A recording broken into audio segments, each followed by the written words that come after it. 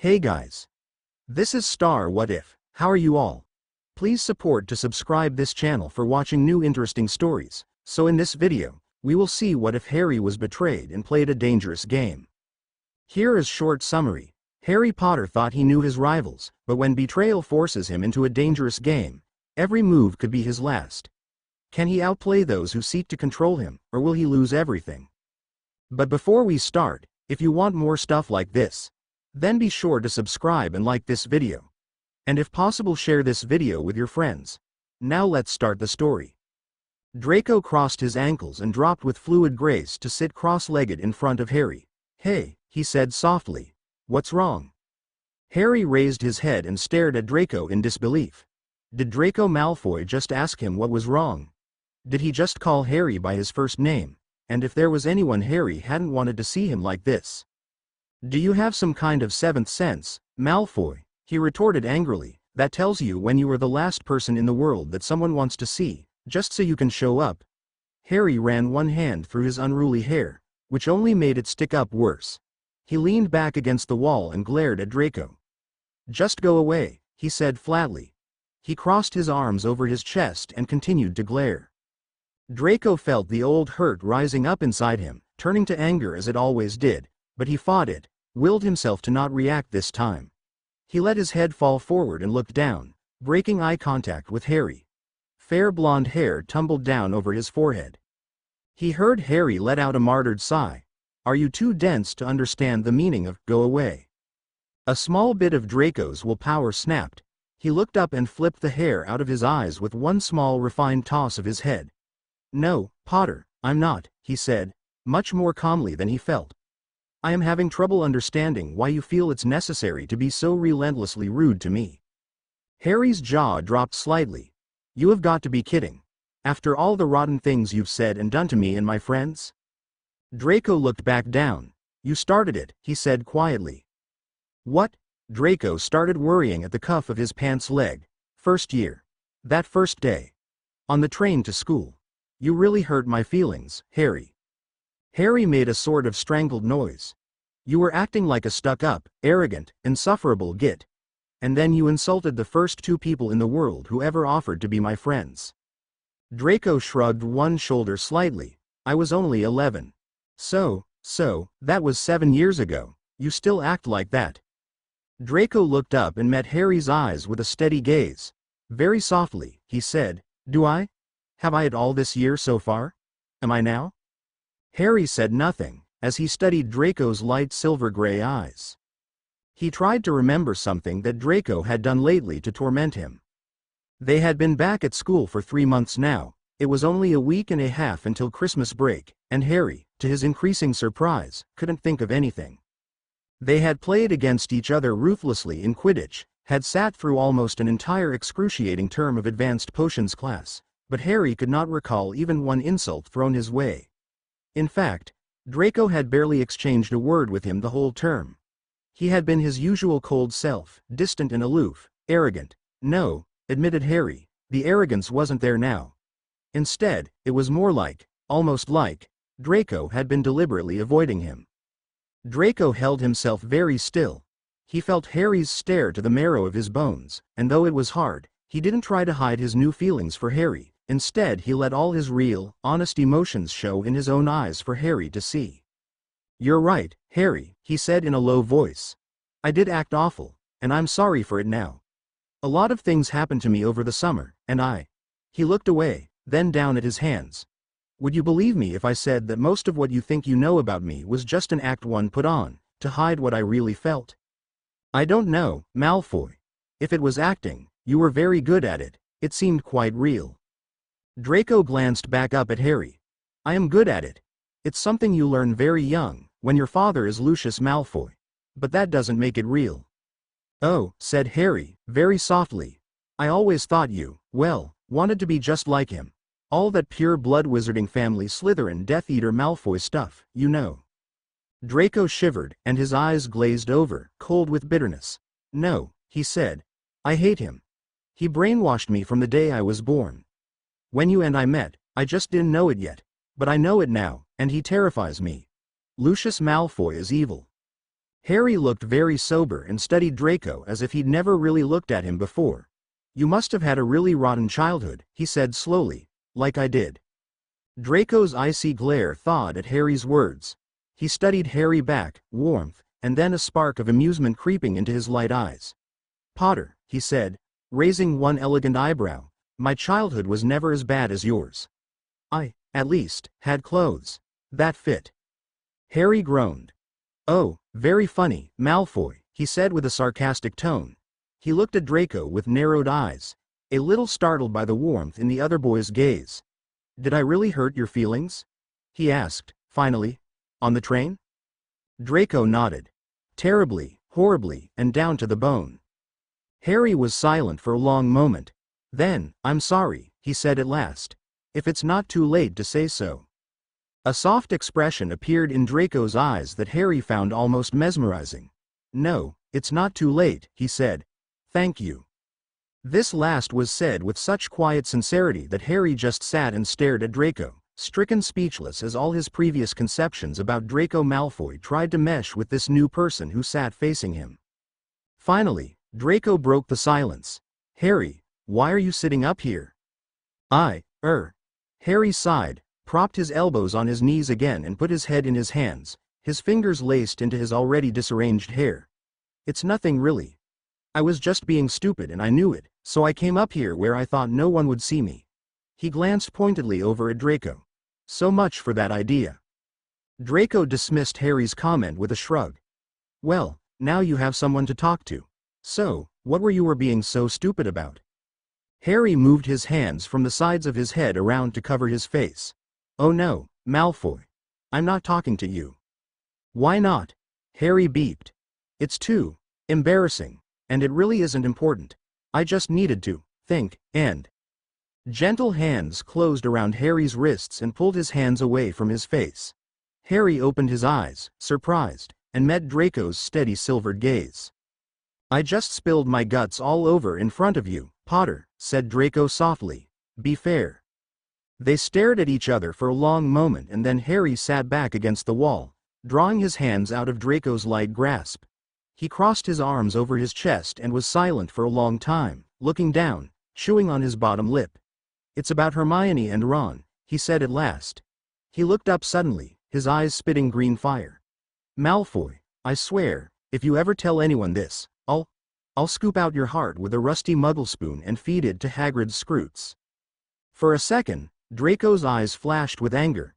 "You don't have to threaten me, Harry," he said.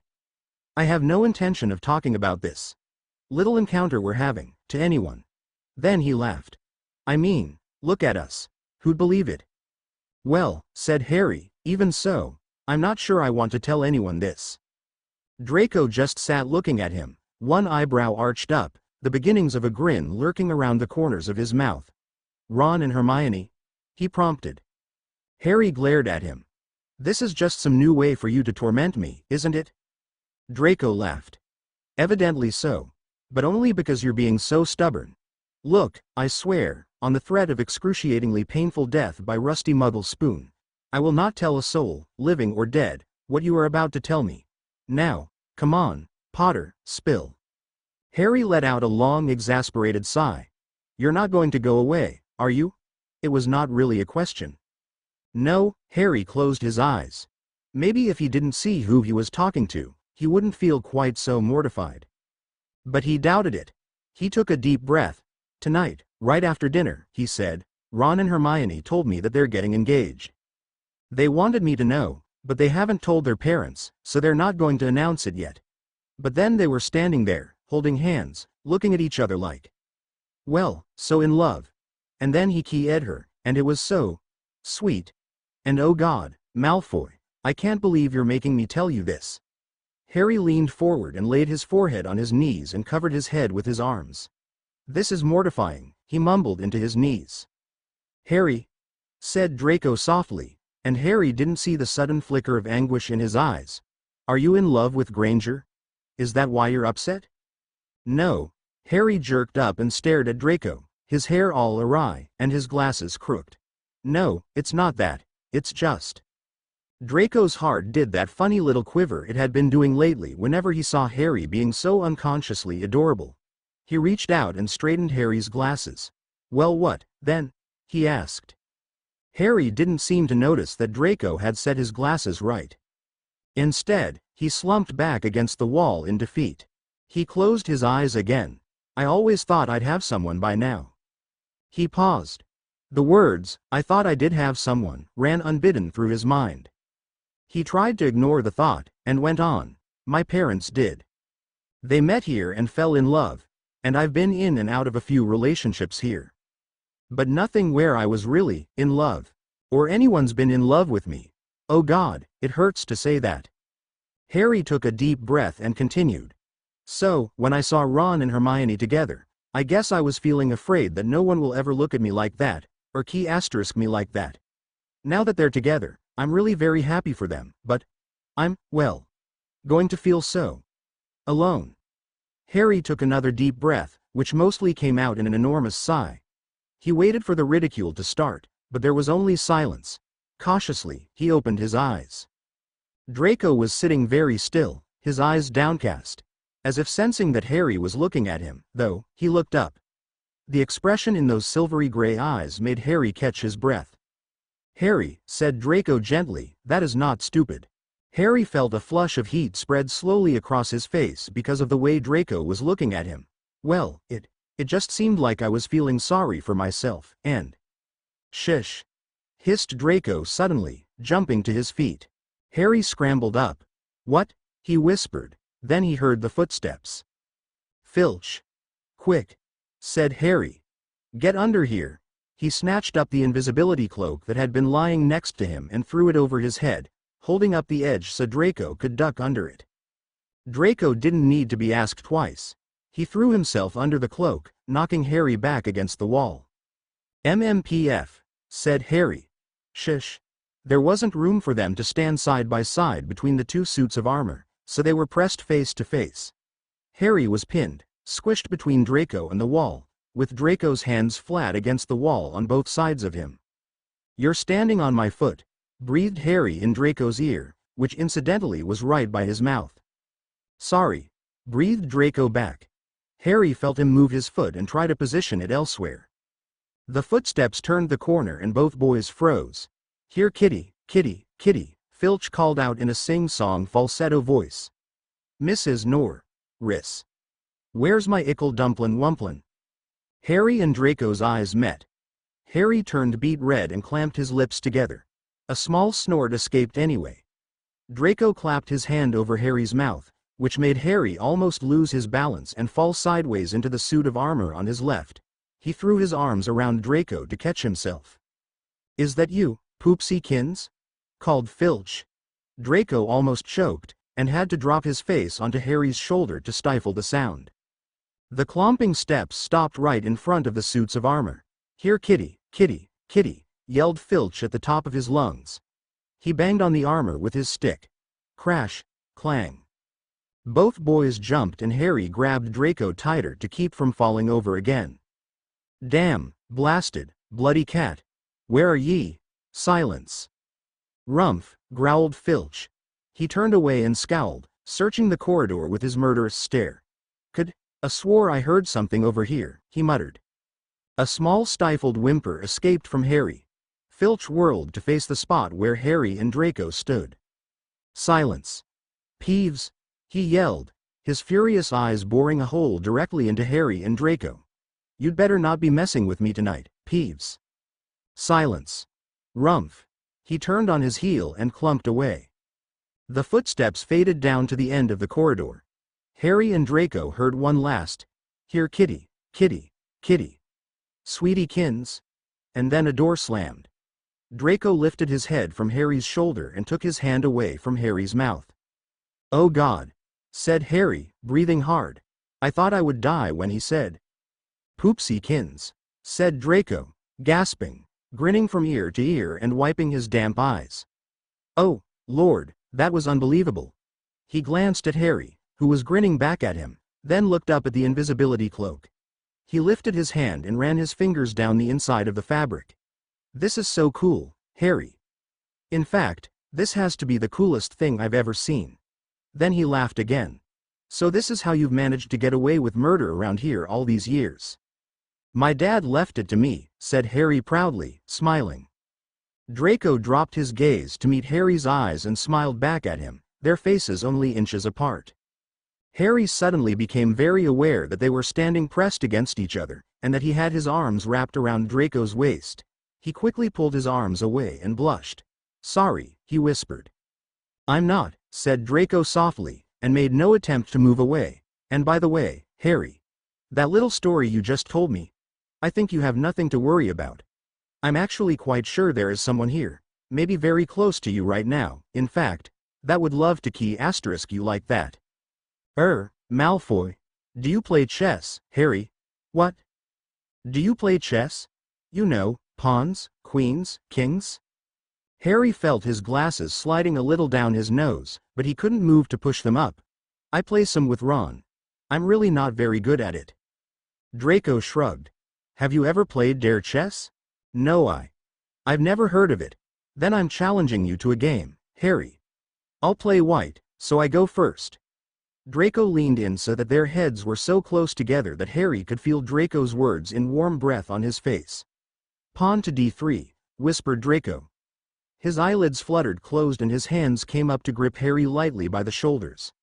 Then he keyed Harry on the mouth, an exquisitely gentle, achingly slow, but only for a moment, feather-soft key. Harry thought his heart would stop from shock. Draco pulled away and looked Harry in the eyes. Harry's heart almost did stop. "Consider that my opening move," said Draco, his voice still a whisper. "You can tell me tomorrow if you accept the challenge." He reached up and trailed one finger down the side of Harry's face. "Your move, Harry." Then he ducked down and slipped out from under the invisibility cloak. Harry's knees gave out and he slid down the wall until he sat abruptly on the floor. He struggled for a moment trying to get the tangled invisibility cloak off. "Wait." He pulled the cloak away. "Malfoy." He pushed his glasses back up straight and looked around. What the bloody hell was that? But he was alone in the corridor. Draco had vanished. Draco lay on top of his bed, still dressed, one arm draped over his eyes so that all that could be seen of his face was a smile. Oh God, he thought, that had been so perfect. Every single moment of it. No matter what else happened in his life, he would have this memory. Of Harry confiding in him, of laughing at Filch together, of the way Harry's arms felt around his waist, of that key. That key asterisk, where for one very brief, yet very long incredible moment, time had seemed to stop, and Draco had lost himself in the taste of Harry's warm, soft mouth. That key asterisk had been inspired. And Dare Chess, something he had made up right then on the spot, that had been inspired, too. It didn't matter what Harry might do tomorrow. Draco fully expected to pay dearly for the delicious pleasure he'd had tonight, fully expected Harry to be furious, to still hate him, to reject, ridicule, and tear his heart to pieces. But it didn't matter. That was tomorrow. Tonight he had experienced perfection, and he thought he could make the memory of that feeling last a very long time. He sighed. It was, as he had said, Harry's move. He would just have to wait and see what happened. He expected he would have to go back to avoiding Harry, pretending nothing happened, that he felt nothing. Would the memory of tonight make that easier, give him something real to hold on to for comfort when he felt that aching loneliness that kept him awake nights? Or, now that he had actually touched Harry, actually knew how perfect Harry's body felt against his own, would it make it just that much harder to pretend? Either way, Draco knew he would have to walk away from it eventually, one way or another. He and Harry could never really have a relationship. There was no future for them together. His father. Harry crept back to his dorm room under the invisibility cloak, got undressed and into bed, then pulled the covers up completely over his head. He lay rigid under the blankets, hands balled into fists, eyes squeezed shut, biting down on his lower lip. How could he have fallen for all that sincerity crap? The only explanation was a very simple one. Draco Malfoy was very good at playing him for an utter fool. Malfoy had tricked him again, had humiliated him, and had oh bloody hell keyed him, making a complete mockery of what Harry had confided in him. Poor Harry Potter, crying in the hallway because he was afraid nobody loved him, wishing someone would key asterisk him. Harry had no doubt that the story would be all over Slytherin House by morning, and by breakfast he would be the laughing stock of the school. It was simply too awful. He could just picture Malfoy telling the Slytherins how he had made Harry's wish come true. And the most appalling part of it, the most horrible, terrible, hideous truth of it all was that no one had ever keyed him quite like that before. Not even.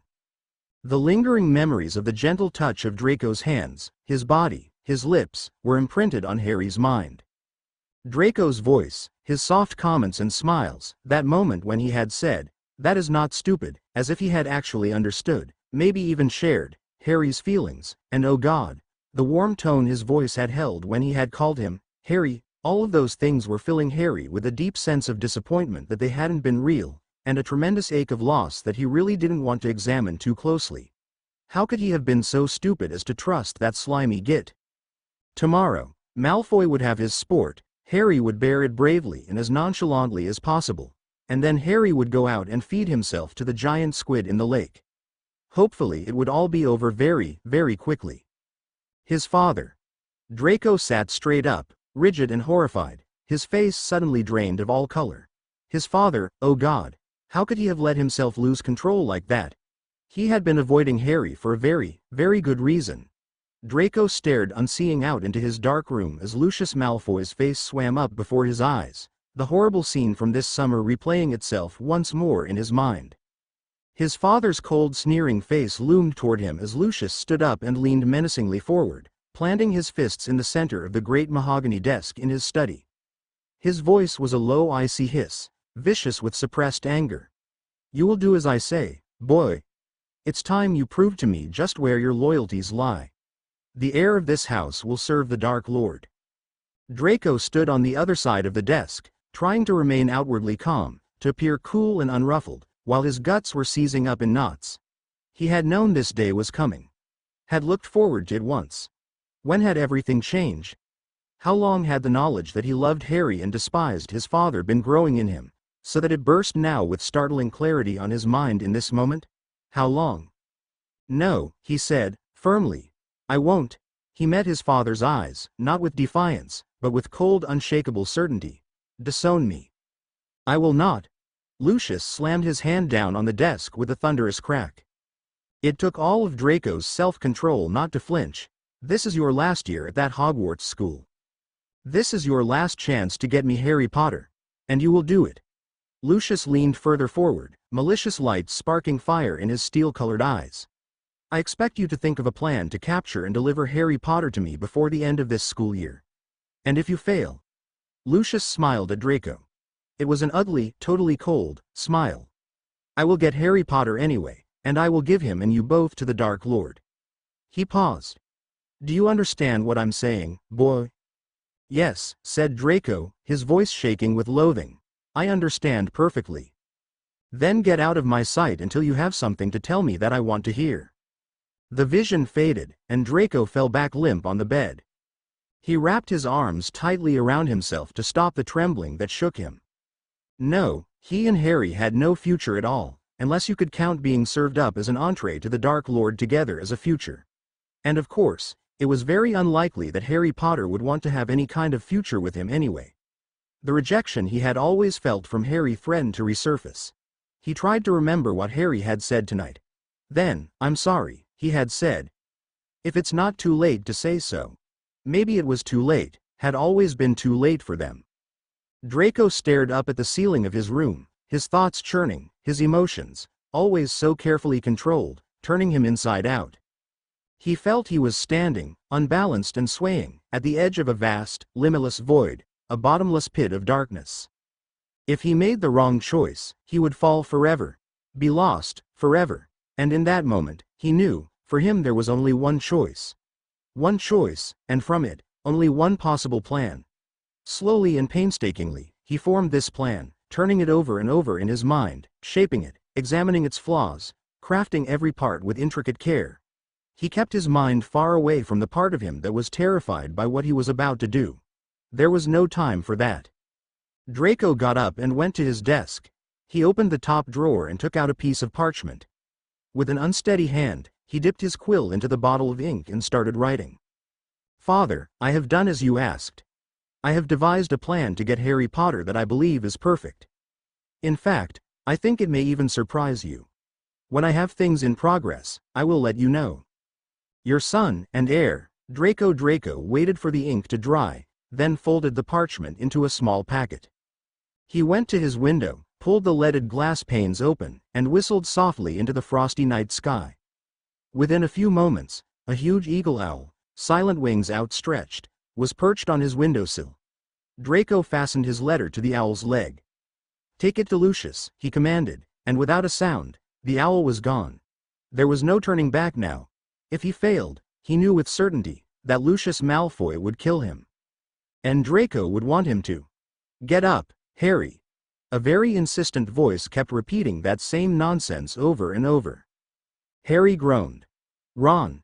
Hey, come on, it's getting late." Harry moved slowly and managed to sit up. He felt like hell.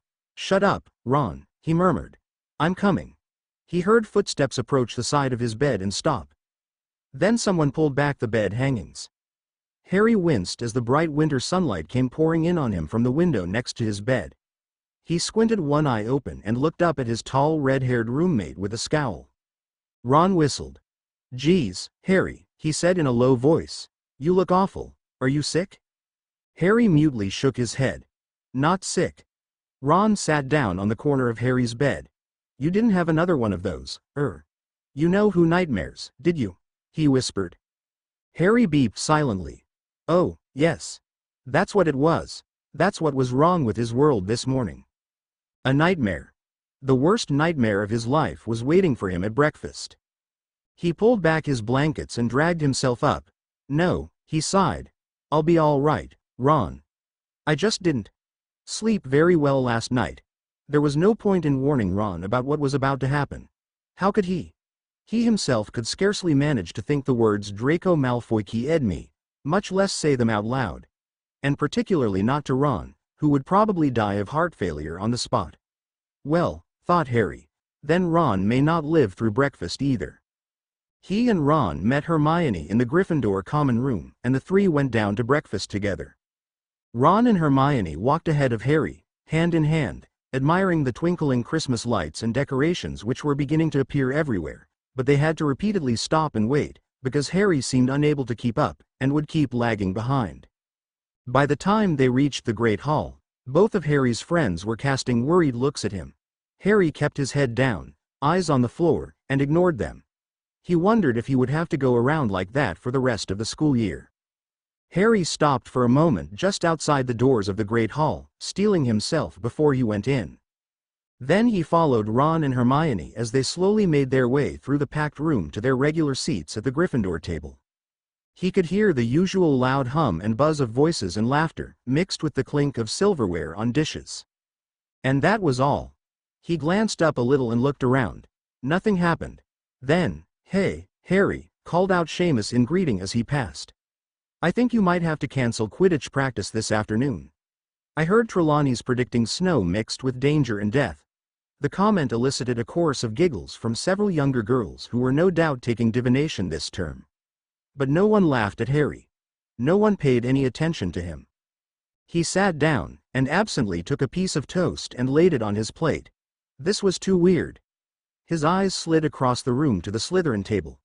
Draco was there, sitting calmly, most of his face hidden behind his copy of the Daily Prophet, just as if nothing in the world extraordinary had happened.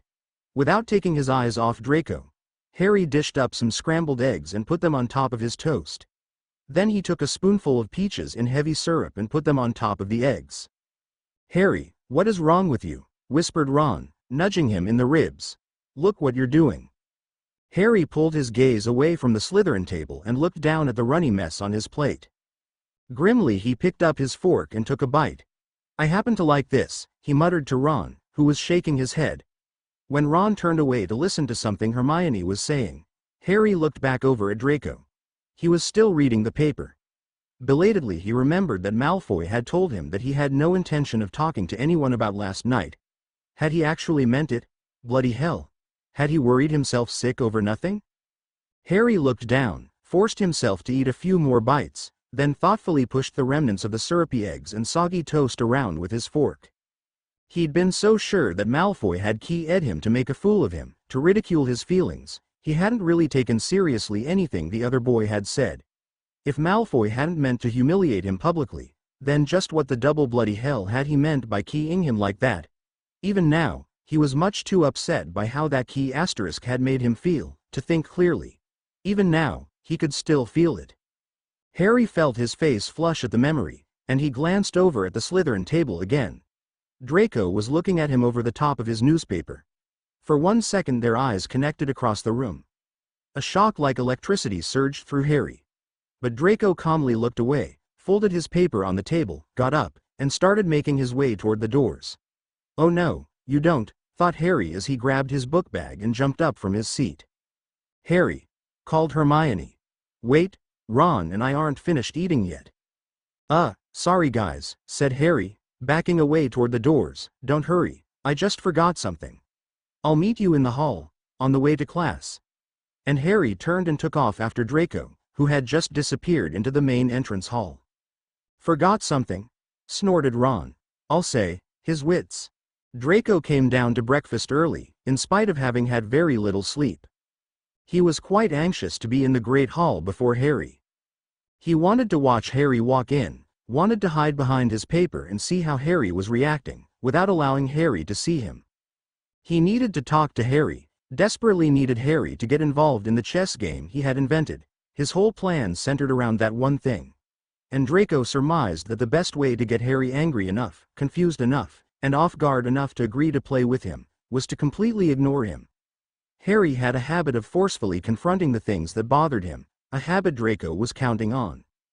If Harry was at all unsettled by that key asterisk, or, "Be still my heart," had liked it, Draco knew it would drive Harry crazy if he pretended it hadn't happened.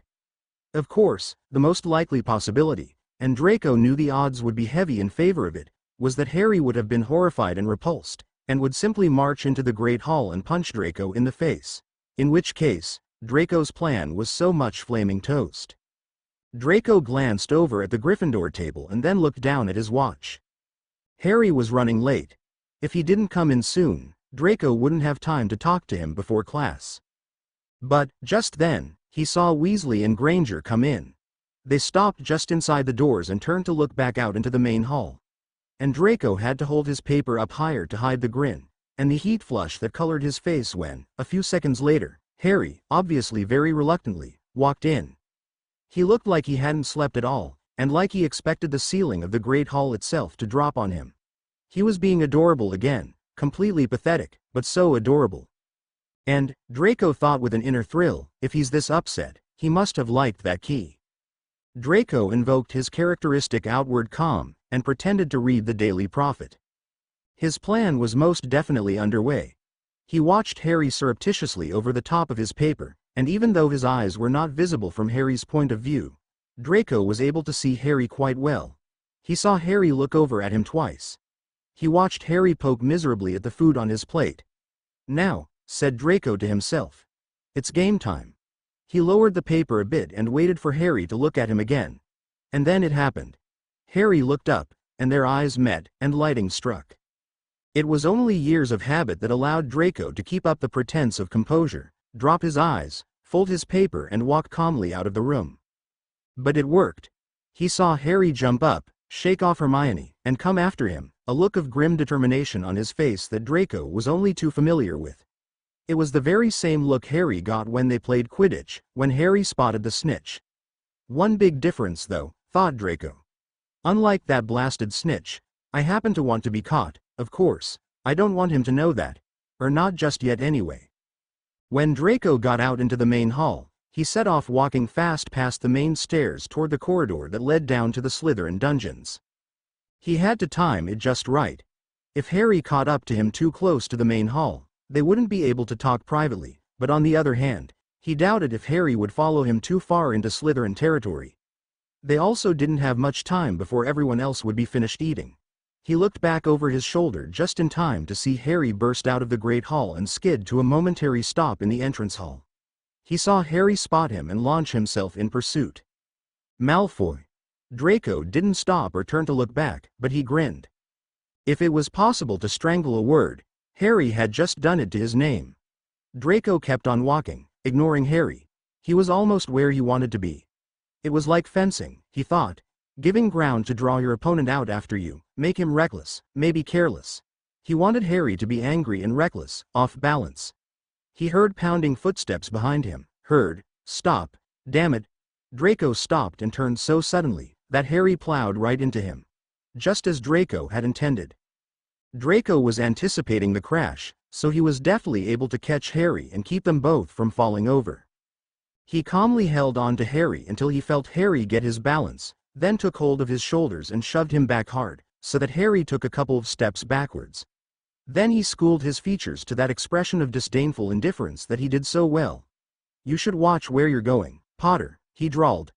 If I'd been one of the first years, I'd be roadkill right now. Harry crashed into Draco and felt the other boy's arms go around him, steady him, then slide up to his shoulders. Like last night. He was completely unprepared when Draco shoved him away. He stumbled back a couple of steps, then looked up at Draco in confusion, to see that oh so familiar and loathsome expression that he despised on Draco's face. You should watch where you're going, Potter, Draco drawled. If I'd been one of the first years, I'd be roadkill right now. Harry was suddenly furious. Furious and hurt. He took a step forward, back toward Draco, his hands clenched into fists at his sides. Stop that, he raged, enunciating each word, but still keeping his voice down. I'm not stupid. Everything you've done this morning was perfectly calculated to make me come running out here after you. So you can just cut that "not interested" crap right now. And to Harry's amazement, Draco did. Within the blink of an eye, the mask was gone. In its place were warm gray eyes and an apologetic smile. Sorry, said Draco. Harry still frowned at him, though he was somewhat mollified by the change in expression and the apology. You got me out here, Malfoy. Now you have some explaining to do, and I'm expecting honesty. You either be straight with me, or I walk away right now. Draco's smile widened a bit. Oh damn, Potter, he said in a low, amused voice, being straight with you isn't what I had in mind at all. But, he said, louder, I do promise I'll try to be honest with you. Okay, then, said Harry slowly, uncertainly. He had the unmistakable feeling that he had just missed something important, but his attention was much too intent on one other very important question for him to try to figure it out. I just want to know one thing, Malfoy, he said, looking Draco straight in the eyes. What the hell did you do last night? Said Draco, thoughtfully, returning the emerald gaze with perfect calm. I seem to recall challenging you to a chess game, Harry. I even made the first move. He arched one eyebrow up. You haven't told me if you're going to accept that challenge. Harry felt his anger rising again. That is not what we're talking about, and you know it. Draco gave a short laugh. Oh, yes it is. It's exactly what we're talking about. Are you going to play, or not?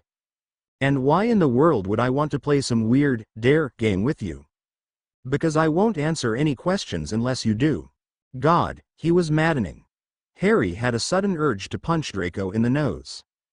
Don't do it, said Draco, quietly, as if he could read Harry's mind. Harry glared at Draco, and realized that his thoughts had probably been very clearly written on his face. I should just walk away, he thought. Walk away now, Harry. But he couldn't. Something wouldn't let him let go. He wanted an answer from that infuriating blonde git. Then explain it, Malfoy, he said in an icy voice. I'm not playing unless I know exactly what I'm getting into here. He paused and narrowed his eyes at Draco. Are there any rules to this game of yours?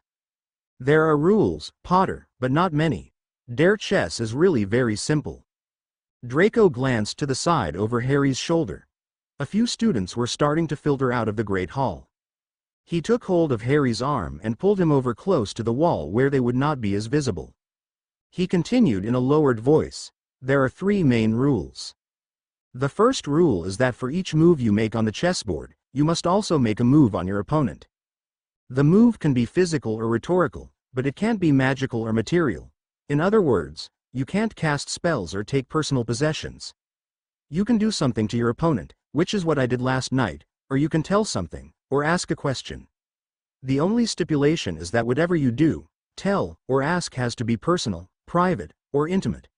Like a secret, or something. End. Wait, said Harry, interrupting. Do you mean, if I play this game with you, I can ask you really private stuff? Yes, said Draco. And do you have to answer? I was just getting to that part, Potter. Second rule, you can't reveal anything that is said during the game to anyone outside the game, and third, if you refuse your opponent's move, then you forfeit the game. Then what happens? Asked Harry. What happens when somebody wins? Then it's winner take all, or nothing, winner's choice. All? Said Harry, eyeing Draco suspiciously. What exactly are we talking about here? Huh? I'm not sleeping with you, Malfoy, if that's what you mean. Draco shrugged. Then maybe you should just stay out of the game, Potter. You know what they say. If you can't stand the heat, don't step in the fire. Maybe this is just too hot for you. Harry snorted. I have nothing to hide, Malfoy. I think I can handle anything you can dish. Harry stopped talking as a couple of Slytherin sixth-year girls walked by. Both of them were eyeing Draco and giggling. Lord, thought Harry, he's probably had girls all over this school. Then Harry grinned, and looked back at Draco.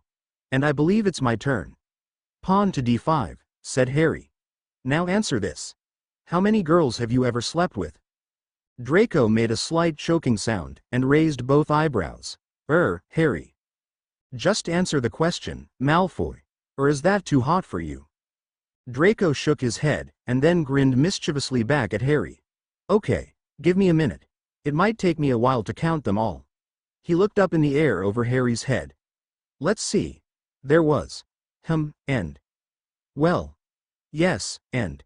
And then there was. Oh, and I can't forget. Draco dropped his eyes back to Harry's. He seemed to be trying not to laugh. Okay, Potter. I have your answer. It's none. It was Harry's turn to make a strangled noise. Come on, Malfoy. You can't possibly expect me to believe you're still a pure. Draco colored slightly, and crossed his arms over his chest. Well, he said. I am. But, I intend for that to change by the end of this game. Oh, give me a break, said Harry, exasperated, and not really registering Draco's last comment. I can't believe you haven't been slithering around in the Slytherin girls' dorm all these years. It's common knowledge they all want you. Draco laughed. And I really can't believe you are as dense as you are, Potter.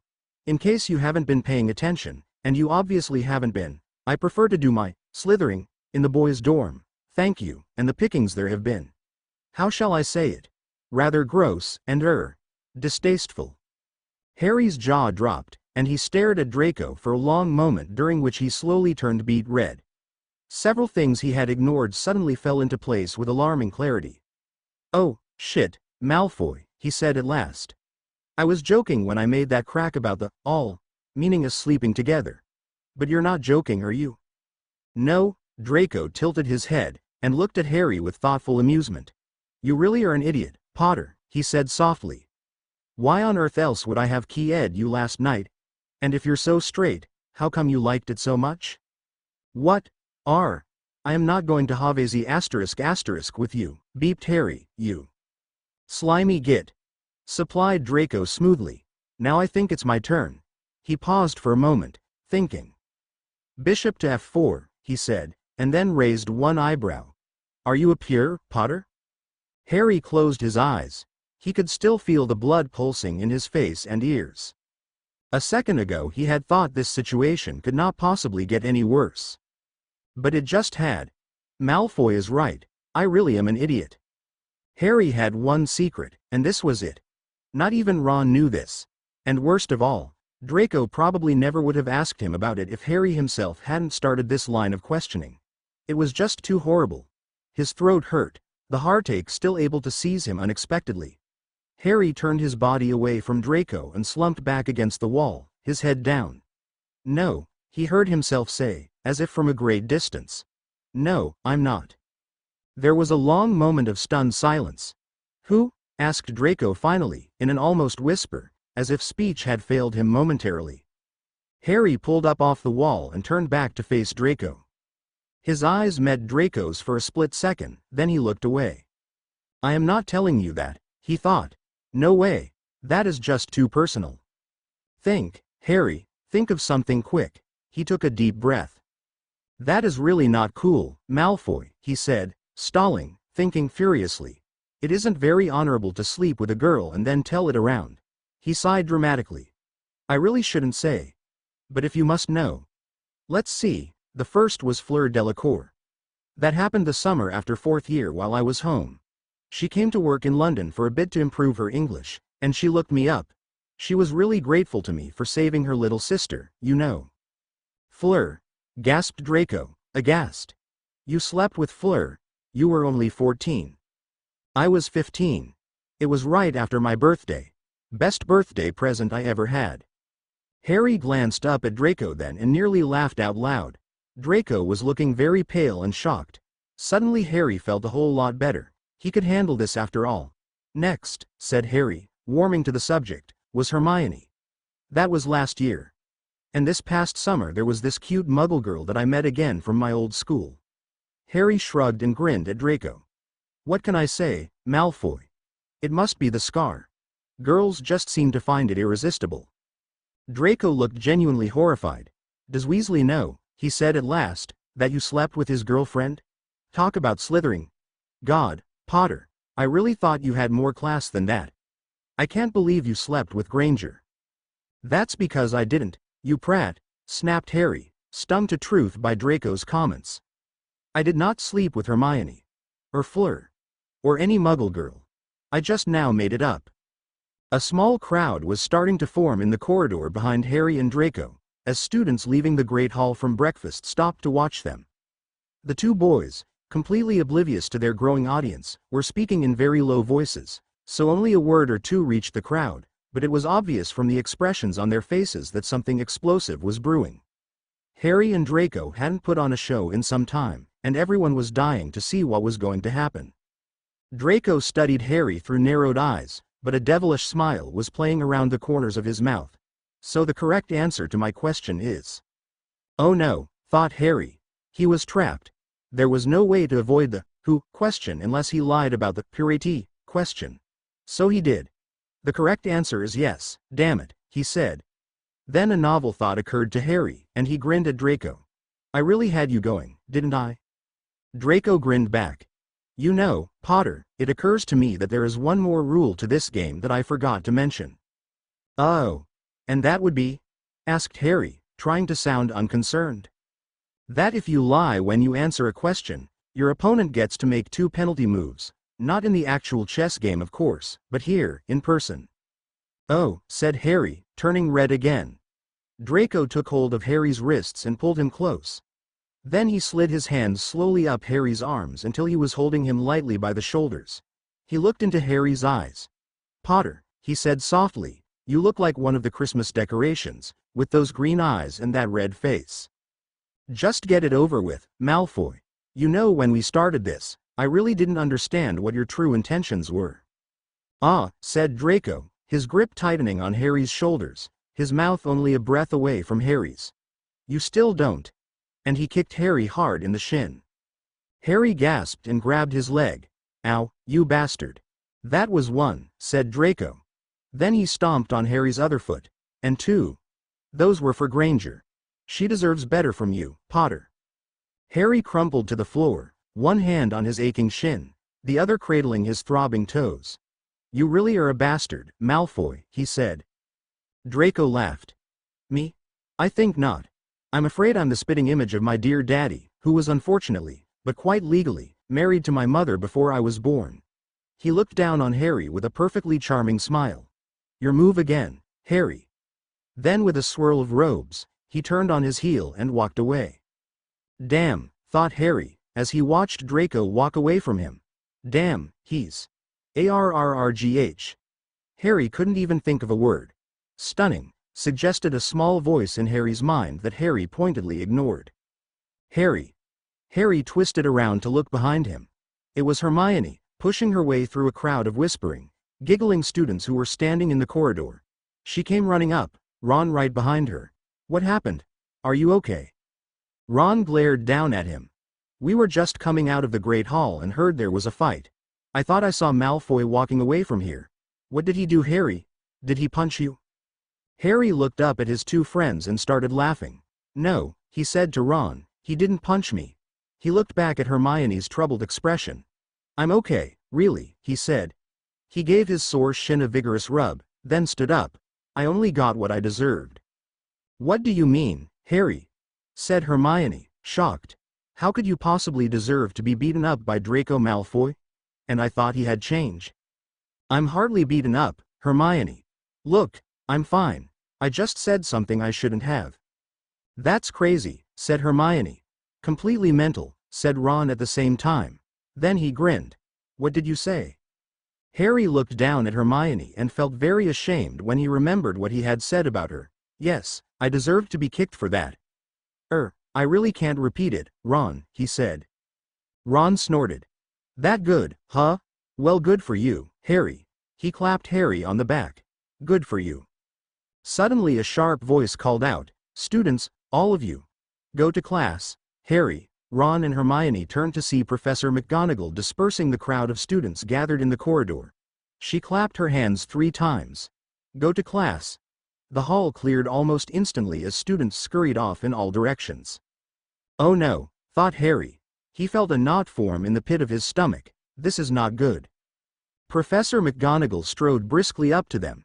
She looked directly at Harry. I am hearing rumors that there has been a fight, Mr. Potter, involving you and Mr. Malfoy. Is that true? Harry thought he might shrivel up under the sternness of that look. No, said Harry. It wasn't a fight. It was. Words failed him. Ron spoke up. We found Harry here on the floor, Professor, and saw Malfoy walking away. I think Malfoy punched him. Ron, shut up, hissed Harry under his breath. Professor McGonagall looked from Harry to Ron, then back to Harry.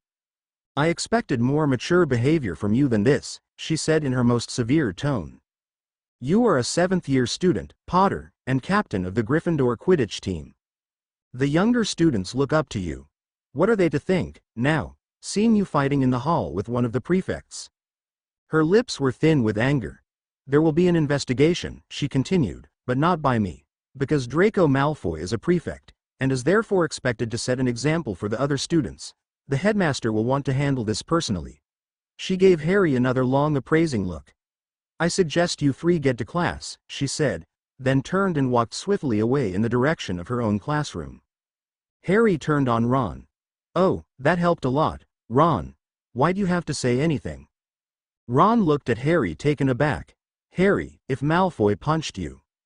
I told you that's not what happened. All right, you two, interrupted Hermione, grabbing their arms. Stop it. If we don't go right now, we're going to be late to potions class. And then we'll all be in trouble with Snape. Ron, Hermione, and Harry barely got in the door and to their seats before Snape swept into the potions classroom. He gave them all a severe look, then turned on Harry. Mr. Potter, said Snape, in a silky sneering tone. There seems to be a rumor going around that you've been seen brawling in the hall. I do hope for your sake that isn't true. There was a snicker from the Slytherin side of the room. Sprawling was what I heard, said an anonymous loud whisper that elicited a round of muffled giggles. Harry didn't say anything. He had learned from long experience not to respond to Snape's jibes. He just kept his eyes down until Snape turned away and went up to his desk. Then he glanced up to where Draco was sitting in the first seat in the row of tables on his left. Draco had his face buried very conscientiously in his advanced potions text. Harry couldn't tell if he was laughing or not. Out of the corner of his eye, though, he could see that Ron was turning purple, and seemed to be puffing up in a very frightening way, as Snape very pointedly ignored Malfoy's involvement in the morning's incident. Snape opened the potions text on his desk, then turned around and faced the class with narrowed eyes. Very well, Potter. Since you won't discuss this morning's rumor, perhaps you'd like to explain to the class what the ingredients for today's potion are. There was a silence that lasted several heartbeats, broken only by stifled tittering from one of the Slytherins. Sir? Said Harry in a very unsteady voice. What the hell was today's potion? The ingredients were clearly listed in last night's reading assignment, Potter. Oh God, thought Harry. He'd been too involved with Ron and Hermione's announcement, and then too upset last night to do all his homework. Everyone in the class turned around to look at him, except Draco, who seemed to be ignoring everything, and was busily writing on a piece of parchment on his desk. Harry glanced quickly over at Ron and Hermione, who were sitting together in the row on Harry's right, and who were looking stricken and extremely guilty respectively. Evidently they hadn't read the assignment either, which shocked Harry even more. Well, not that Ron hadn't read it. Very slowly, Snape began walking back toward Harry's desk. "We're waiting, Mr. Potter," said Snape with a delighted sneer. Yes sir," said Harry, stalling, his voice still shaking. A motion at the front of the row on Harry's left caught his eye. Draco had turned around for the first time to look back at him. Harry's gaze shot over to Draco and their eyes met. Draco seemed to be trying very hard to keep a straight face, and when Harry looked at him, he raised one eyebrow and stealthily slid a piece of parchment out from behind the drape of his sleeve. On it, in big block letters, were written a list of potion ingredients. No one else could see it because everyone had their backs to Draco in order to watch Harry. Harry didn't stop to question if Draco might be setting him up with the wrong answers. He sat straight up and read as fast as he could. Harry barely finished reading as Snape reached his desk. He pulled his eyes away from the list and looked up at the professor. "I think," he said slowly, "the ingredients were, 1. Lizard tongue. A teaspoon of chopped blackcap mushroom gills. 3 toenails of a what?" He glanced back toward Draco, but the list had vanished. 3 toenails of a giant shrew, a pinch of powdered salamander, and 5 drops of strangling ivy sap. Snape was looking down at Harry with increasingly undisguised irritation at each correct answer. Then Harry stopped cold. Snape seemed to be looming over him, waiting. "Oh shit," thought Harry, "what was the rest of it? What was the last ingredient? 6 something to do with butter. And 6 butterfly wings?" said Harry hopefully. Snape's eyes lit up, and he smiled a nasty smile. "Wrong, Potter. 5 points from Gryffindor for coming to class unprepared." Harry gulped and looked back at Draco. In the same second, Snape spun around and also looked at Draco. "Mr. Malfoy," he called out smugly. For a split second, Harry saw on Draco's face that he thought they'd been caught, then Draco's expression smoothed out. "Sir, please tell us the correct final ingredient." 6 bottles of butterbeer, sir," said Draco with a straight face. Snickers broke out all over the room. Even Harry laughed. Snape looked for a moment like Mad-Eye Moody, his eyes bulging in different directions. He glared at Draco. Well, said Snape, viciously. "I expected you to know the answer, Malfoy." Snape turned in a circle in the room, giving every student a cold stare.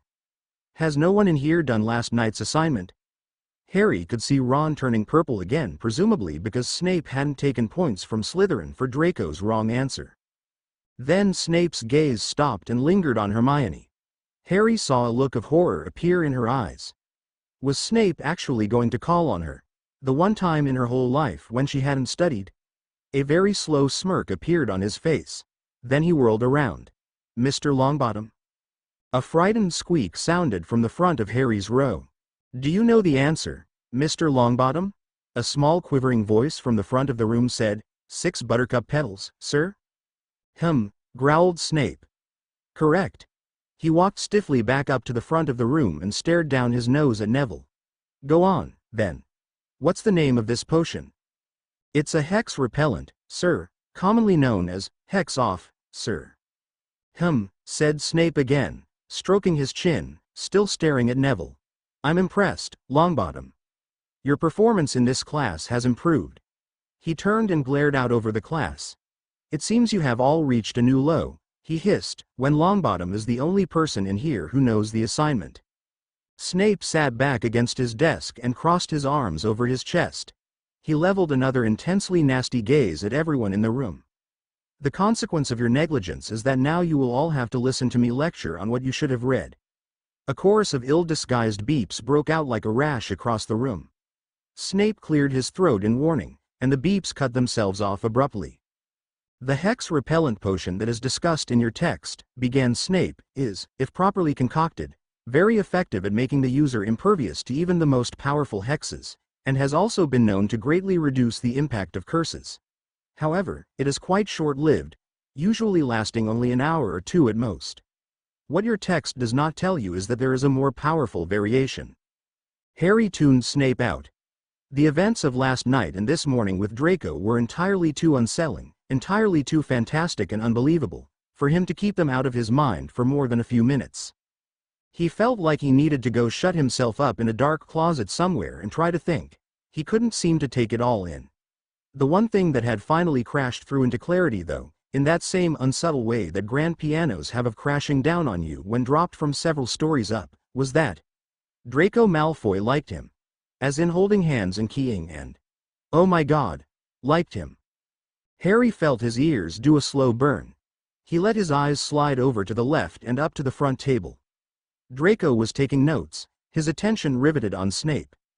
Harry looked back over at Snape and tuned in to the lecture again for a moment, just to see what Draco found so fascinating.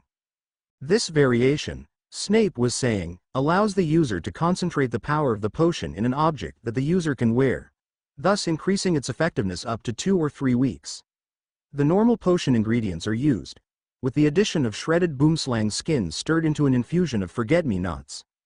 These last 2 ingredients are not available to students, so I have a few samples here on my desk for you to study. The object is to be soaked for 24 to 48 hours. Harry looked back at Draco, and an entirely new idea occurred to him, that Draco was good at potions. Somehow Harry had always thought that Draco made a point of knowing the right answers in this class just to show Harry up, and to be insufferably irritating, but maybe it was because Draco studied, and was really interested in this potions stuff. Harry watched Draco, noticing the way he was taking careful notes, the way he was actually listening to Snape, the way his brows were furrowed a little in concentration, the way his hair looked so soft and silky and Harry choked, jerked his gaze back to Snape, and tried to pretend that he was paying attention. Snape was asking, "Who can tell me a practical application of the hex repellent potion?" One of the Slytherin girls raised her hand. "If you use it before you have a wizard's duel, the other wizard can't hex you." Harry heard a familiar snort, and then heard Ron mutter, "I think that's called cheating." Snape spun around, and speared Ron with a narrowed stare. "No, Mr. Weasley," he said in an unpleasantly condescending tone, "it's called using an intelligent precaution, something you wouldn't be expected to understand." There was another rash of sniggering from the Slytherin section of the room. Harry let his mind drift away again, though he kept his eyes on Snape, to at least keep up the pretense of paying attention. One thing was bothering Harry immensely. He might as well let himself think about it. Draco had key-ed him last night. No, not just key-ed him, had key-ed him like that. And then had said to Harry this morning, "If you're so straight, how come you liked it so much?" That one statement, made so certainly, was tying Harry into knots. "I know I'm straight," he told himself. "For God's sake, I've even slept with a girl. And thought we were in love." But Harry couldn't explain why he had never felt the way that one key asterisk last night had made him feel.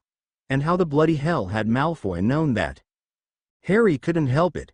He let his gaze slide back over to Draco. Draco had stopped writing and was now staring into space as if deep in thought. Harry's eyes took in the perfect profile, the abstracted half-smile, the lock of hair that fell behind Draco's ear and curled against his neck. Harry's attention was suddenly fixed by that spot, just below Draco's ear, that was framed by that lock of soft blonde hair. It looked somehow quite inexplicably adorable, so very compelling and key-able. "Mr. Potter." Harry jerked upright. Snape was staring at him, his black eyes glittering. "I asked you a question, Potter, but you haven't heard a word, have you?" Harry felt nauseous.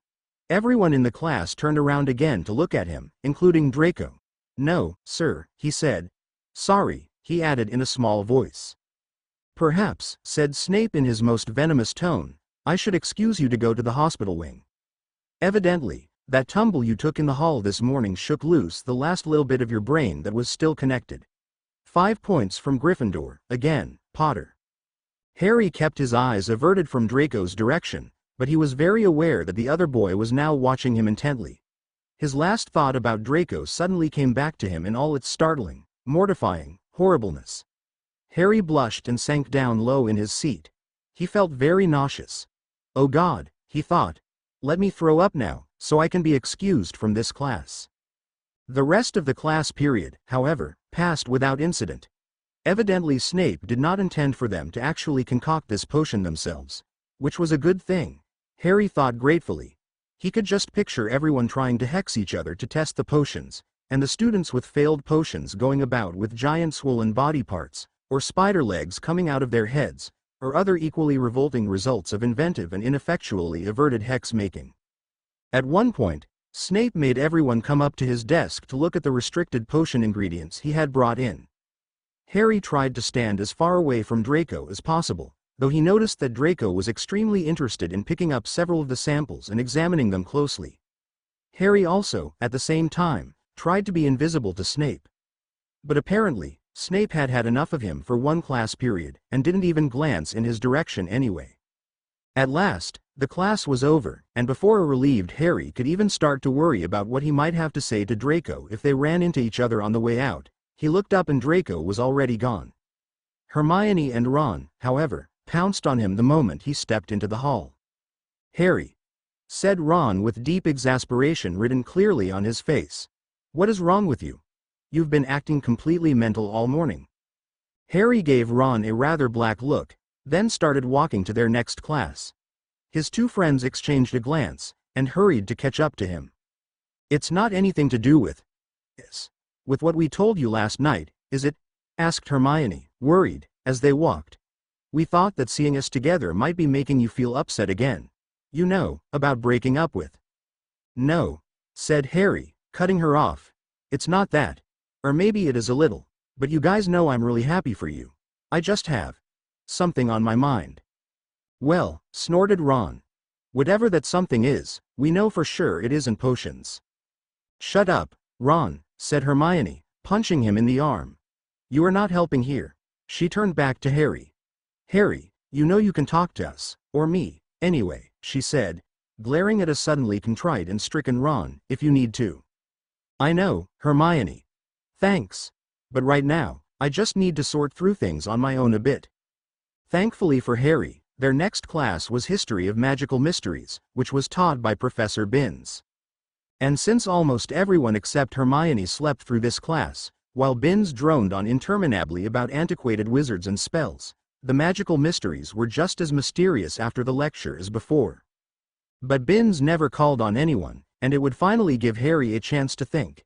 Advanced Potions, which for 7th years, met every day, was the only class he had this term with Draco, so now that that was over, Harry wouldn't have to see him again until tomorrow. And that was certainly a relief, wasn't it? Well, that was the very thing Harry wanted to think about. What did he want to do about Malfoy?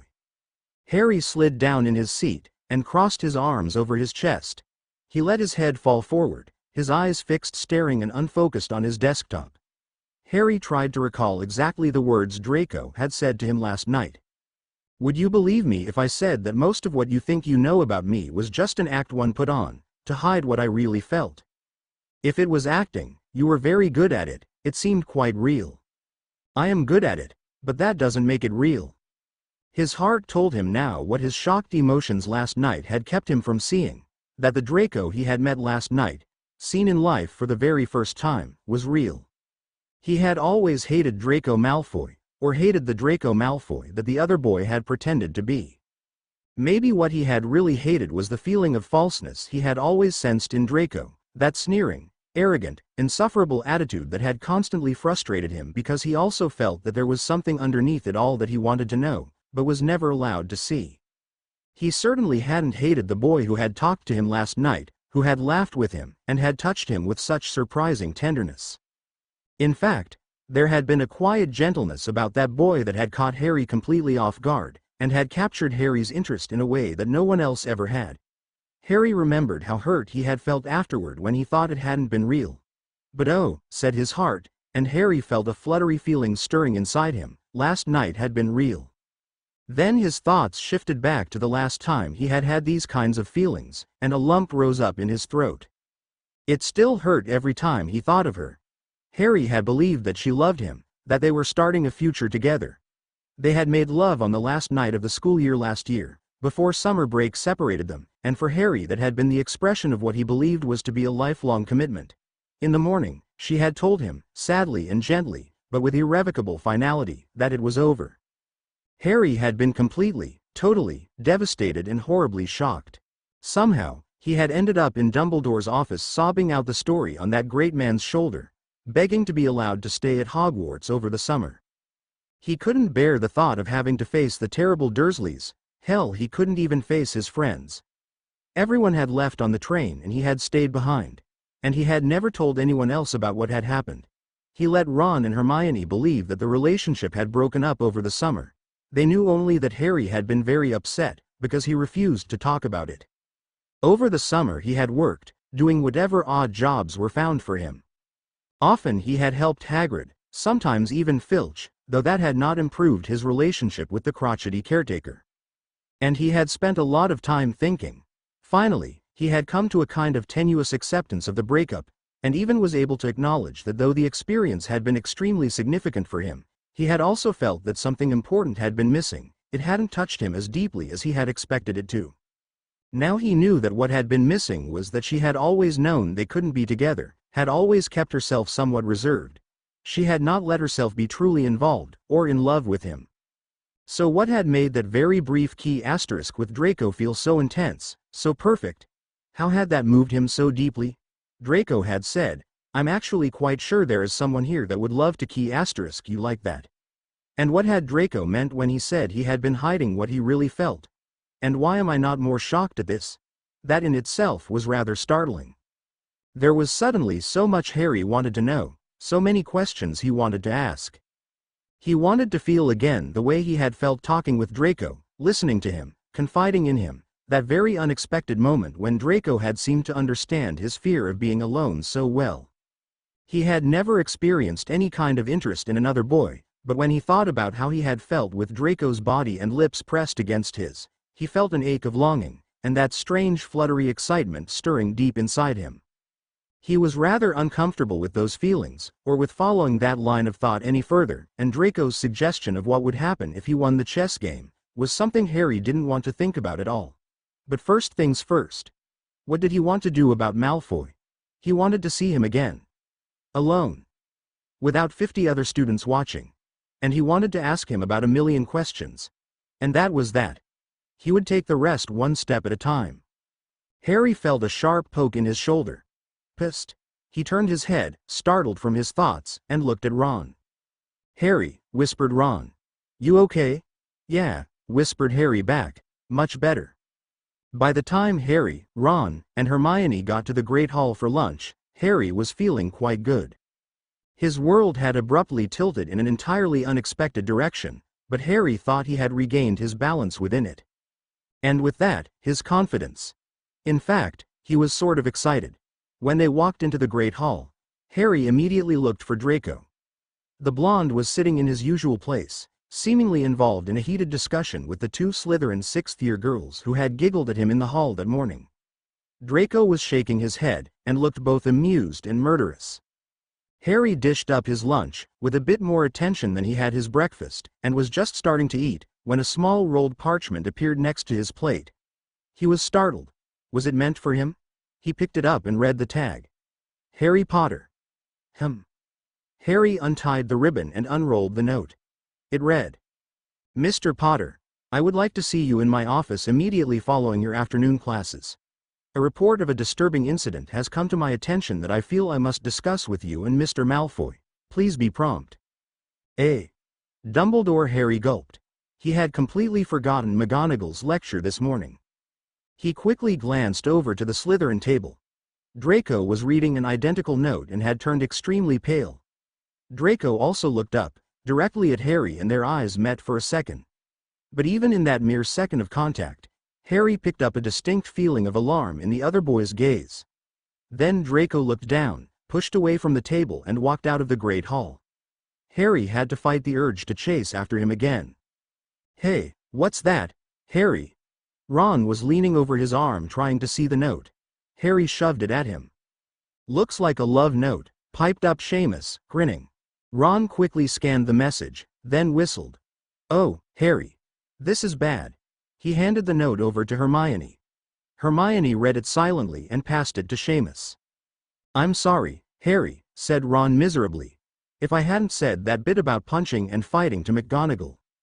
Never mind me, Ron, said Harry in a hard voice. I don't think I'll get in much trouble. But what about Malfoy? He's a prefect. What if Dumbledore expels him? It would be my fault. Ron looked at Harry for a minute as if he had grown two heads, with antennae. You're worried about Malfoy? Yes, said Harry.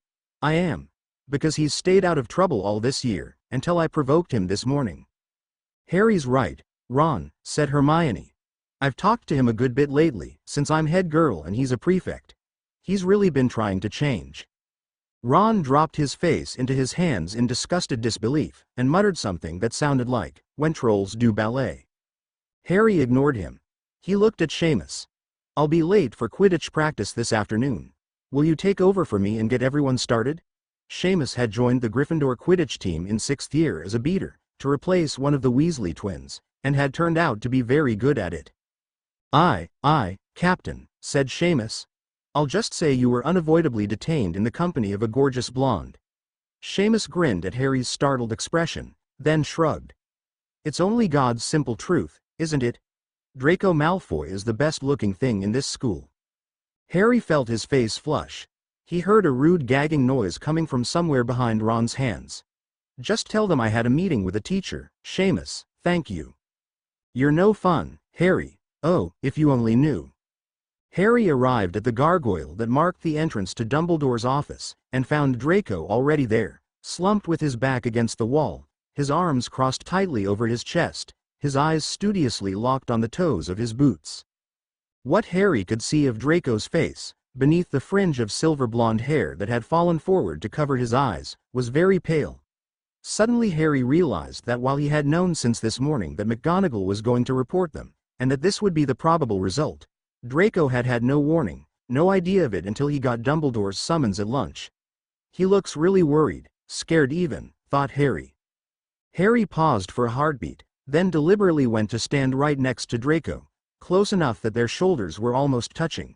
He leaned back against the wall, and folded his arms across his chest too, but his face was turned toward Draco so that he could watch the other boy.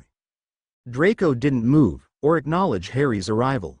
Harry wasn't sure what to say, how to respond to a scared and silent Malfoy. All the Draco Malfoy responses that he had relied on for so long that they were nearly automatic, were beyond inappropriate, vastly wrong. What on earth did you say to someone who had been your enemy and then let you know that their feelings had changed?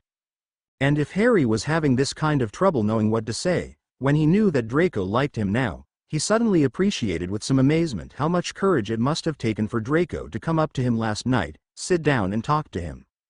Draco had risked the very rejection that had hurt him in the first place, and had allowed Harry to see his real self.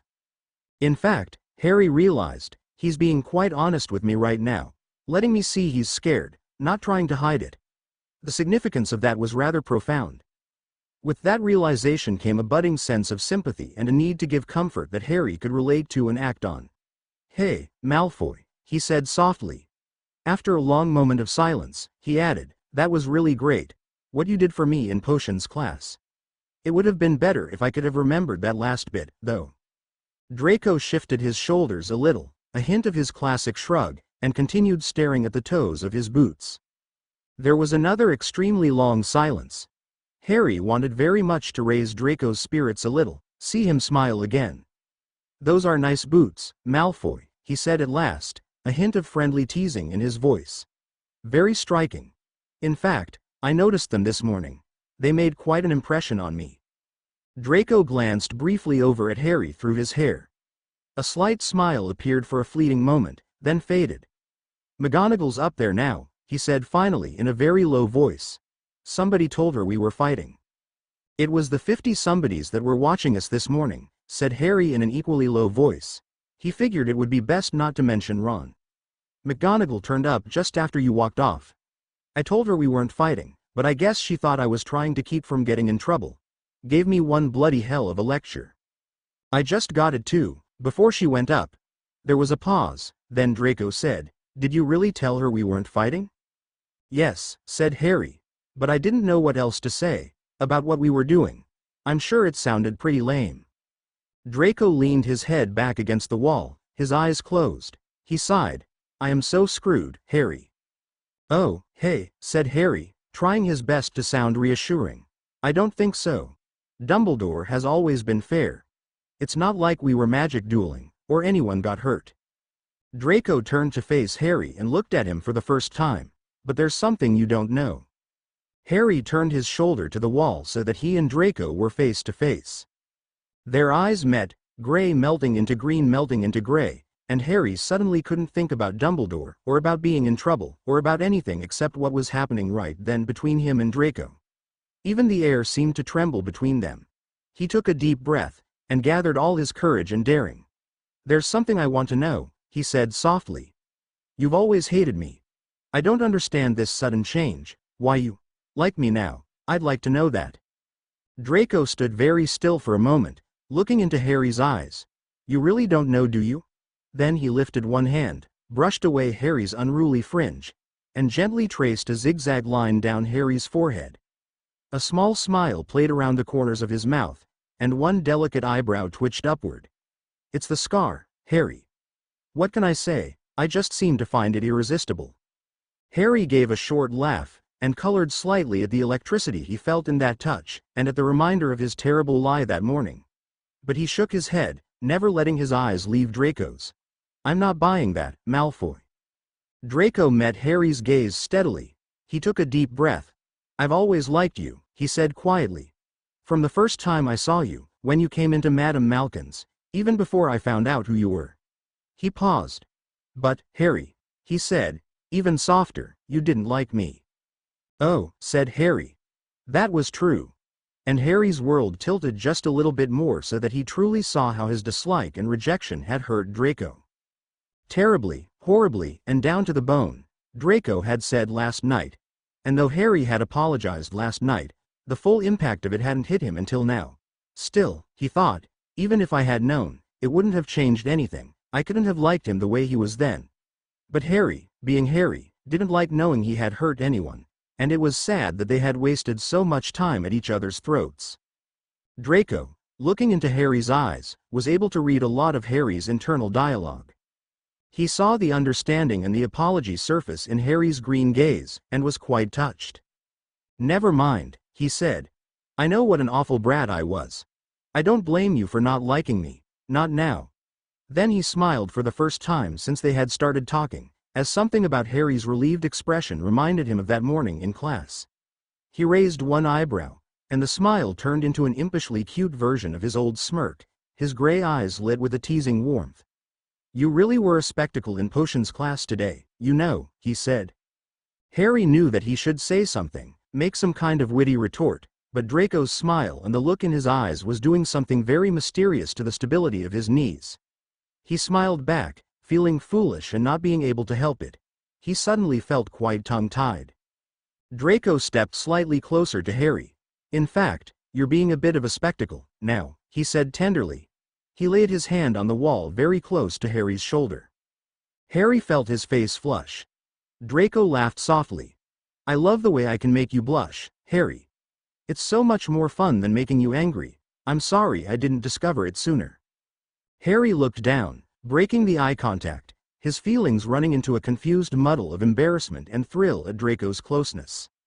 He was desperately trying to think of something to say to shift the conversation back onto safer ground. Draco's earlier mention of potions class made Harry remember the thought he'd had during class about Draco's success in potions. I've never done very well in potions class. But you're really good at it, he said, and then he added, I just can't seem to get it, sometimes. I'm really interested in it, replied Draco with some enthusiasm. And Snape is one of the best potions masters there is. He knows the most amazing stuff. Draco laughed as Harry looked up at that with a very pained and skeptical expression. I know. Sometimes he can be a real ass.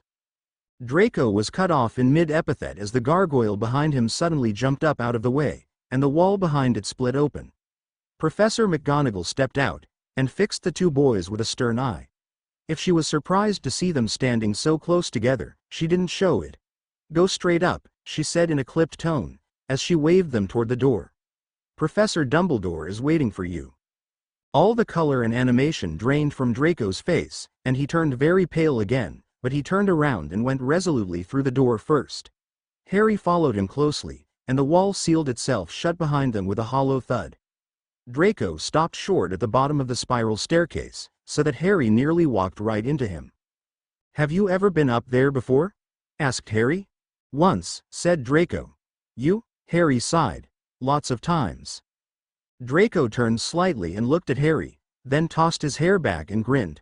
"Cool office, isn't it?" "Awesome," said Harry. But Harry wasn't sure if he meant Dumbledore's office or Draco, because somehow, even though Harry knew Draco was scared, between 1 second and the next, the other boy had regained his seemingly unshakable poise and confidence. "How does he do that?" marveled Harry. Draco turned away and stepped onto the moving stairs. Harry waited a moment, then stepped on also, and it wasn't until he was almost to the top that Harry remembered what Draco had said down below in the corridor. "What is the something I don't know?" he wondered, but it was too late to ask, because Draco was already lifting the brass griffin knocker on Dumbledore's door. Draco tapped twice with the knocker, and the large oak door swung open, just as Harry got to the top of the stairs. "Mr. Malfoy." "Mr. Potter," said Dumbledore, nodding at each of them in turn from his seat in the great chair behind the desk. His voice was grave, and he gazed sternly at them over the top of his half-moon glasses, as they came to stand in front of him.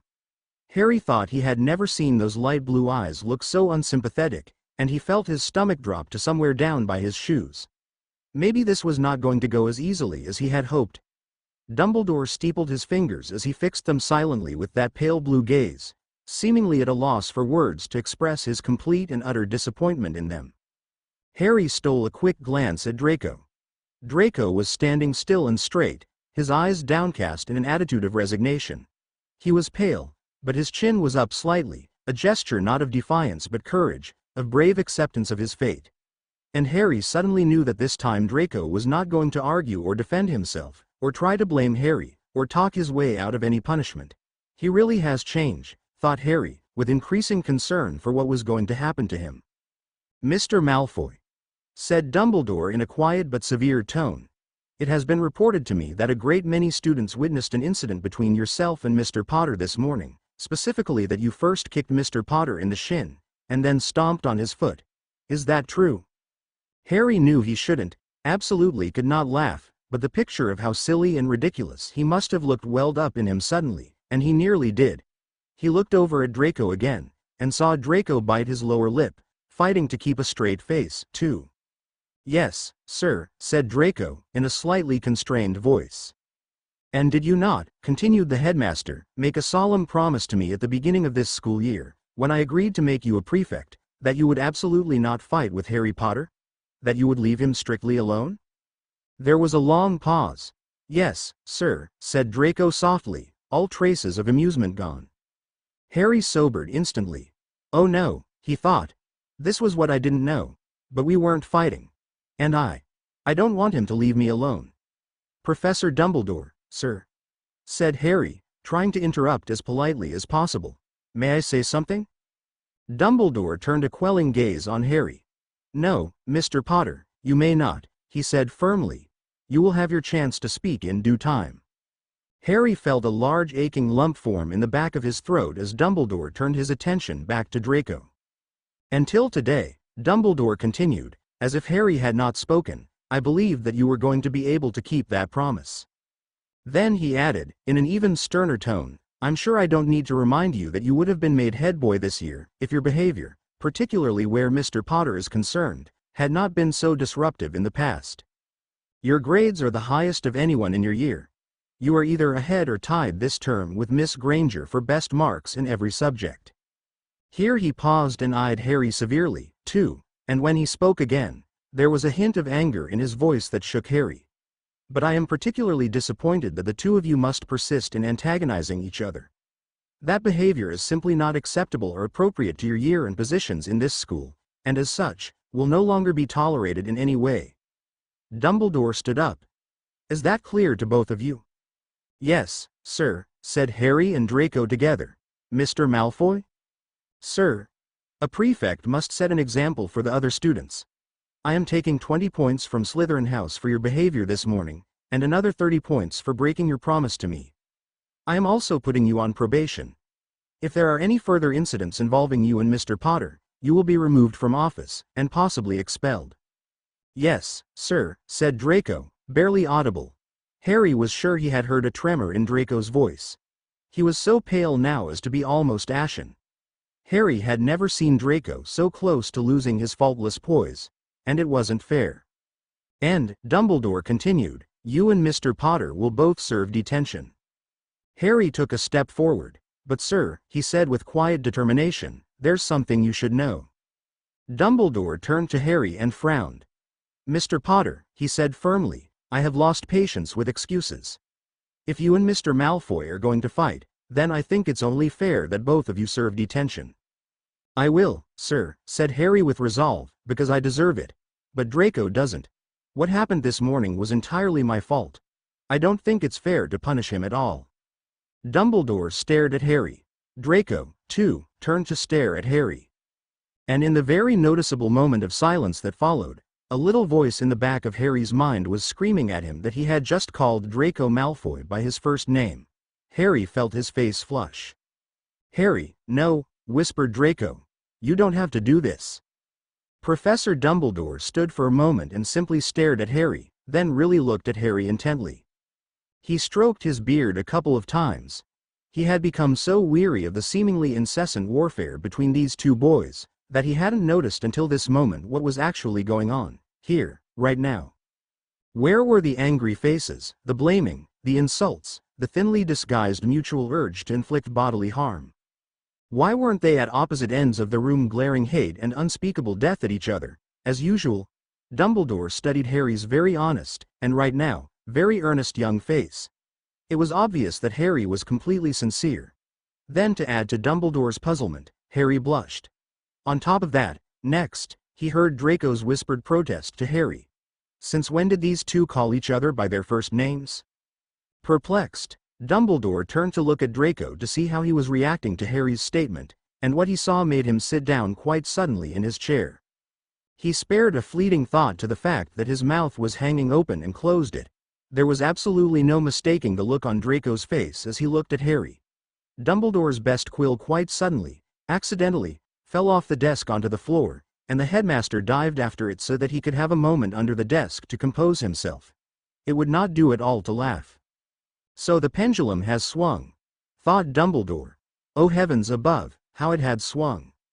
He'd always wondered if there was something else lurking behind the intensity of the reactions these two had to each other, beneath their unceasing and relentless inability to leave each other alone. And it looked like Draco, at least, had discovered that there was. But what about Harry? This development would definitely bear watching. Dumbledore came back up a moment later with the wayward quill, and what he hoped was a straight face. He turned to Harry again, and cleared his throat slightly. I see, he said, as evenly as he could manage. Perhaps you should explain that, Harry. I tried to explain to Professor McGonagall this morning, said Harry, very seriously, that we weren't fighting. I know it must have looked that way, but it wasn't. Suddenly Harry blushed again, and looked slightly startled. Go on, Harry, said Dumbledore, struggling again to keep his face stern-looking. If you weren't fighting, what were you doing? Playing a game, said Harry, who seemed to be getting redder by the minute. Dumbledore saw him glance swiftly at Draco, who he now noticed had moved so that he was standing so close to Harry that their shoulders were almost touching, were touching, and who was staring at the wall behind Dumbledore with a faintly bemused and abstracted expression. This is getting very funny, thought Dumbledore. No, can't think funny. A game? Prompted Dumbledore to Harry, in a slightly choked voice. Oh my stars and whiskers. Are they holding hands? A crystal paperweight suddenly rolled off Dumbledore's desk, and he had to fish around under the desk for several minutes before he could find it and restore it to its proper position. When he came back up, Draco had moved slightly away from Harry. Sorry, said Dumbledore, his mustaches twitching. Sometimes these things have a mind of their own. But, you were saying, Harry, that you and Draco were playing a game? Yes, sir, said Harry, unhappily.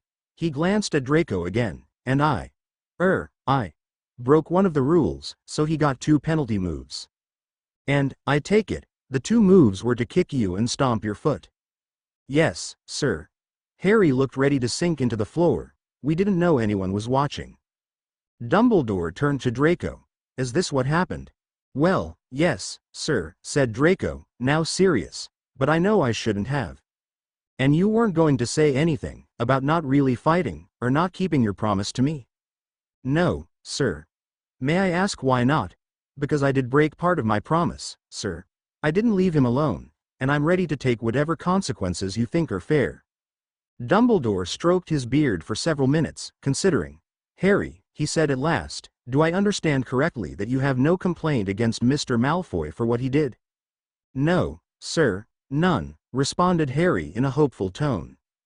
Well, said Dumbledore, it did look like a fight, so you will understand if I have to do something that looks like a punishment? Both boys nodded agreement. Then 20 points will be taken from both Slytherin and Gryffindor.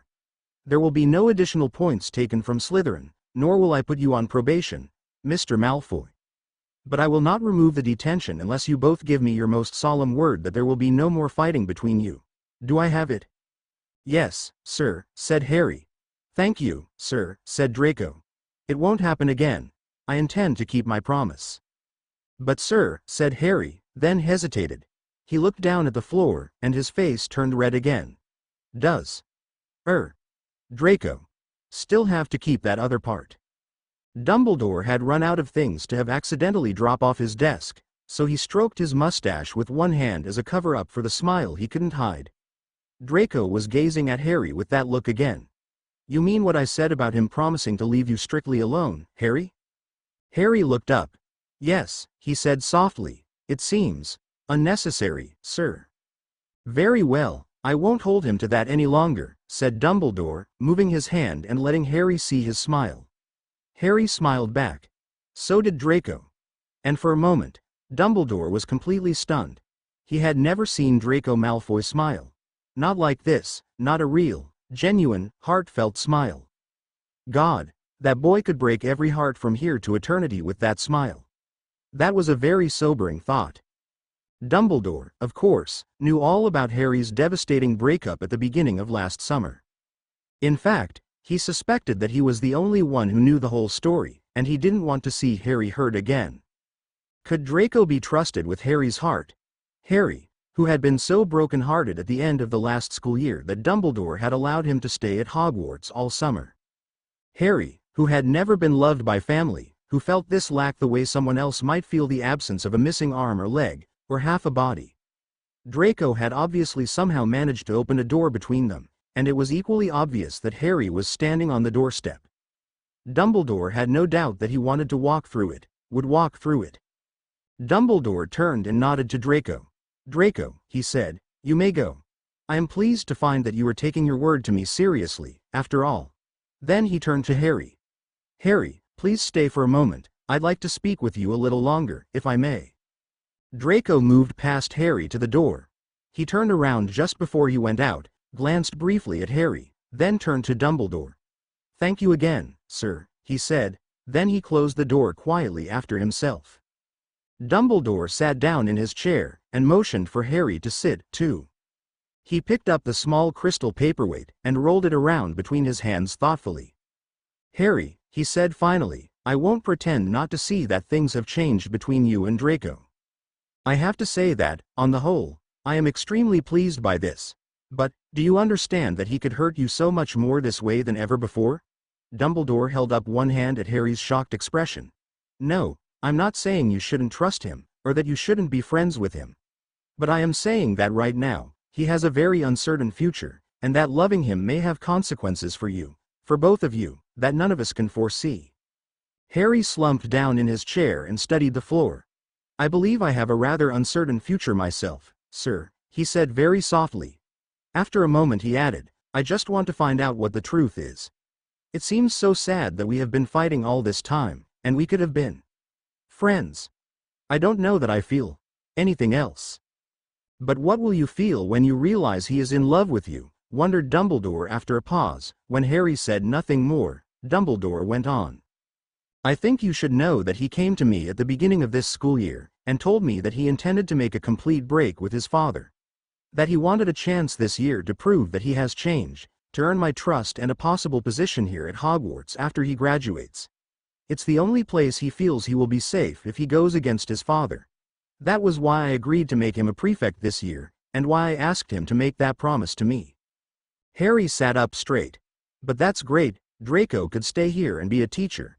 You said his grades are really good." "Harry," said Dumbledore gently, "I believe that Draco would be a very fine teacher, and I'm considering that quite seriously, but that's not the point. We have no idea what Lucius Malfoy will do when Draco openly defies him. There could be terrible and dangerous consequences, for him, and for you. I just want you to be careful, Harry. I don't want to see you get hurt again." Harry stood up slowly. "I understand, sir. Thank you. But something is happening between us, and I can't explain it. But..." Harry looked down. "I don't think I want to stop it." "No," said Dumbledore with a rueful smile, "of course, you don't." He sighed, then chuckled and winked. "Be off with you then. I'm sure your new friend is waiting for you." Harry smiled, and Dumbledore waved him toward the door. "And Harry," he said, as Harry was nearly out the door, "it's good to see your smile again." Dumbledore watched Harry close the door and pulled at his beard thoughtfully.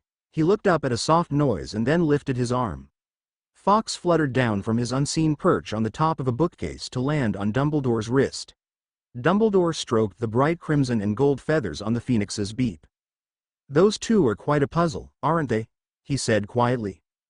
They were the two most powerful young wizards he had ever seen, almost perfectly matched in ability.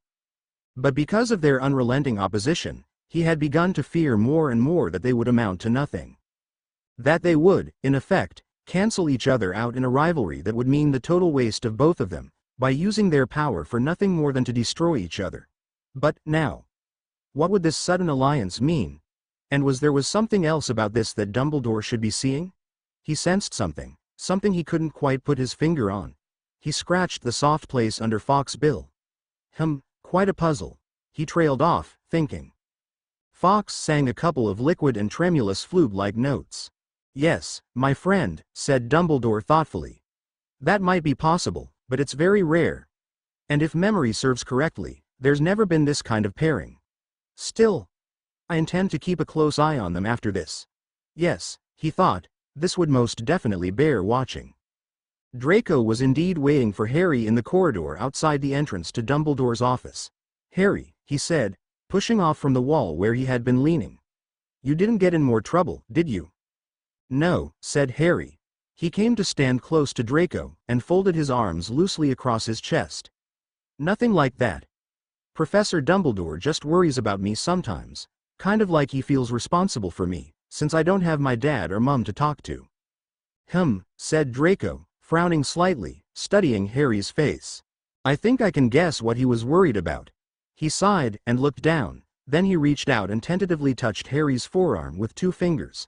"Thanks for what you did in there," he said softly. "That was the most awesome thing anyone's ever done for me." He let his hand drop away. Then he looked up and met Harry's eyes again. "I think you should listen to Dumbledore, Harry, so if you want out of this game, it's okay, I'd understand." Looking in Draco's eyes, Harry could see the sad disappointment in them, that told him how very much Draco wanted him to play. But Draco was offering Harry an out anyway. A very honorable thing to do, thought Harry, surprised again at the changes he was seeing in Draco. He smiled. "Well," he said, slowly, "since you brought it up, I did want to talk to you about that. I really can't play chess in my head.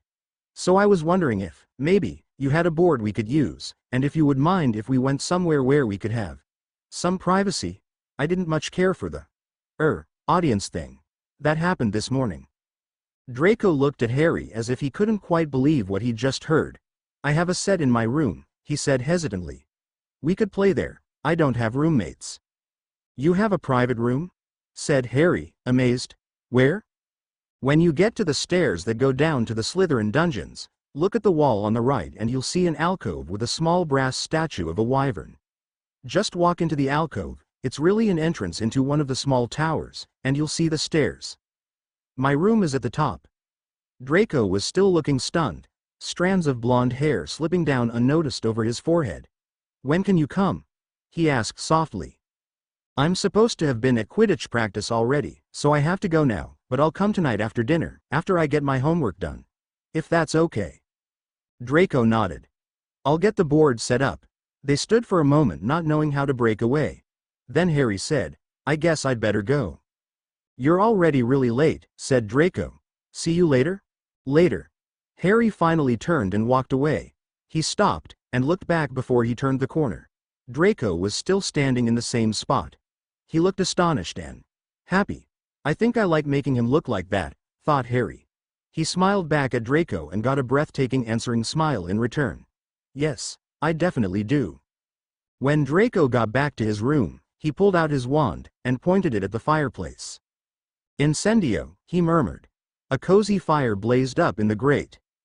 He went immediately to his desk and opened one of the bottom drawers. Then he dug around in the pocket of his robe, and eventually fished out 2 small packets. One contained shredded boomslang skin, and the other forget-me-nots, that he had lifted from Snape's desk that morning in potions class. He hid them both in the drawer and closed it. Then he changed out of his school clothes and last, because he was saving the best for last, went and opened his window, and climbed up onto the deep window ledge. He sat curled up, with his knees drawn up, his arms wrapped around his knees, his back against the wall, and looked out. When he had been given this room, and first seen the view from his window, he had been thrilled.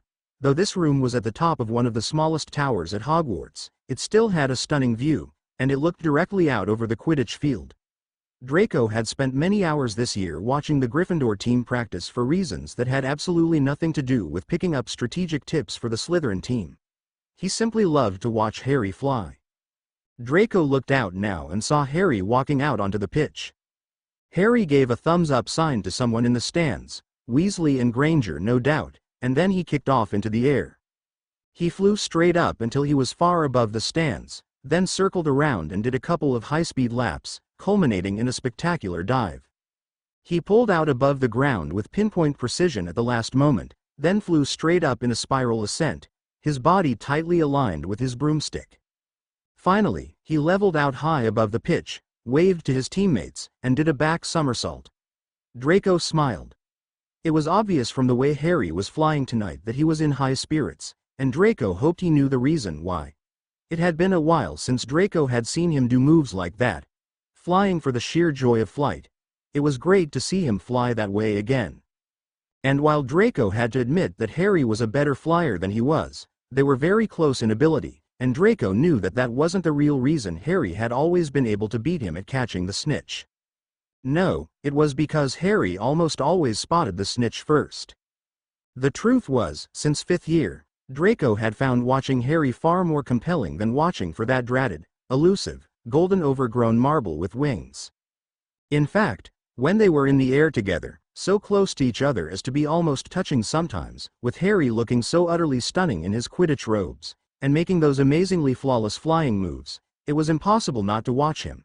Sooner or later, Draco's mind would wander, no matter how hard he tried to pay attention, and he would find himself staring entranced at Harry, oblivious to the game, lost in rapt contemplation of poetry on a broomstick. It was something he had found profoundly embarrassing when it first started, when he still thought he wanted more than anything to beat Harry Potter. It was something he had kept as an absolute secret. Now he could laugh at himself. He knew what he really wanted now. He wanted to fly with Harry, not against him. In fact, he thought as he sat watching out the window, he didn't want to fly against Harry ever again, not after today. Draco made up his mind then and there to quit the Slytherin team. The Slytherins would have to find a new seeker, they would have had to next year anyway. He fervently wished he could quit everything to do with Slytherin. He had been walking a fine line since the start of this school year, especially with Crabbe and Goyle, keeping his distance, yet not letting it show openly that he wanted nothing more to do with them. He had finally managed to convince his 2 former bodyguards that hanging out with a prefect would ruin their bad boy image. He'd driven his point home by taking house points and giving them both detention when they had set off a dung bomb under Pansy Parkinson's bed. He had never let them know how fabulously funny he'd thought it had been to see Pansy standing outside her door, shrieking like a banshee in her baby doll nightie, positively reeking of dung, or how hard he had laughed after he got back to his room. No, he'd been horribly stern with all of them, including Pansy. What was important to him now was his schoolwork, getting the grades he needed to impress Professor Dumbledore, and seeing to his duties as prefect, because if he lost his place here at Hogwarts, the consequences were unthinkable. And then there was Harry. Harry was the most important thing of all. He watched Harry execute a perfectly beautiful backwards loop and effortlessly pluck the practice snitch out of the air on the down roll. God, he was incredible. And Draco wanted him in every way there was to want. He jumped down out of the window, even though the practice session would go on for a little longer. He had a room to straighten and a chess game to set up before dinner, and after that, homework to do. Suddenly a shadow darkened the still open window and Draco turned back, slightly startled. His father's eagle owl had just landed on the ledge, and was closing its enormous wings, as it stepped through the window. "Hello, Lucifer," said Draco, his voice dripping with scorn. "How's Daddy?" He took the message from the huge bird and opened it. "Draco, it's about time you came to your senses, and have finally done as I asked. We will discuss your plan when you come home for the holidays. I will expect a detailed progress report." L.M. Draco went to his desk and pulled out parchment and his quill. He thought for several moments, then wrote. "Father, my plan is proceeding even better than expected. Please send me the silver dragon ring from the carved wooden box on my bedroom dresser. I intend to give it to Potter as a Christmas gift, appropriately spelled, of course. I will see you next week." D.M. Draco fastened his message to Lucifer's leg, and sent the owl back. Hopefully, his father would get the ring to him right away. It was getting dark outside now, and the air coming in the open window was growing bitterly cold. Draco looked out one last time to see that the Gryffindors were coming in, but it was too dark to pick Harry out from the group. He smiled. Very soon, he would get to see Harry, not out there this time, but in here, in his own room. He reached out and pulled the window closed, then, still smiling to himself, went to look in his trunk for his chess set. Even working as fast as he could, it was well after 8 o'clock before Harry finished his homework, and was able to sneak out of the Gryffindor common room. Ron and Hermione were off somewhere having some private time together, and Dean, Neville, and Seamus were concentrating on a major project they had due next Monday for advanced herbology, so no one questioned Harry when he simply walked over to the portrait hole and stepped out. He had no intention of telling anyone where he was going anyway. If they missed him before he got back, well, he'd figure that out later. He walked quickly through the halls and down the flights of stairs. He was both excited and nervous at the same time. "Oh come on, Potter," he said to himself, "admit it. You're scared as hell."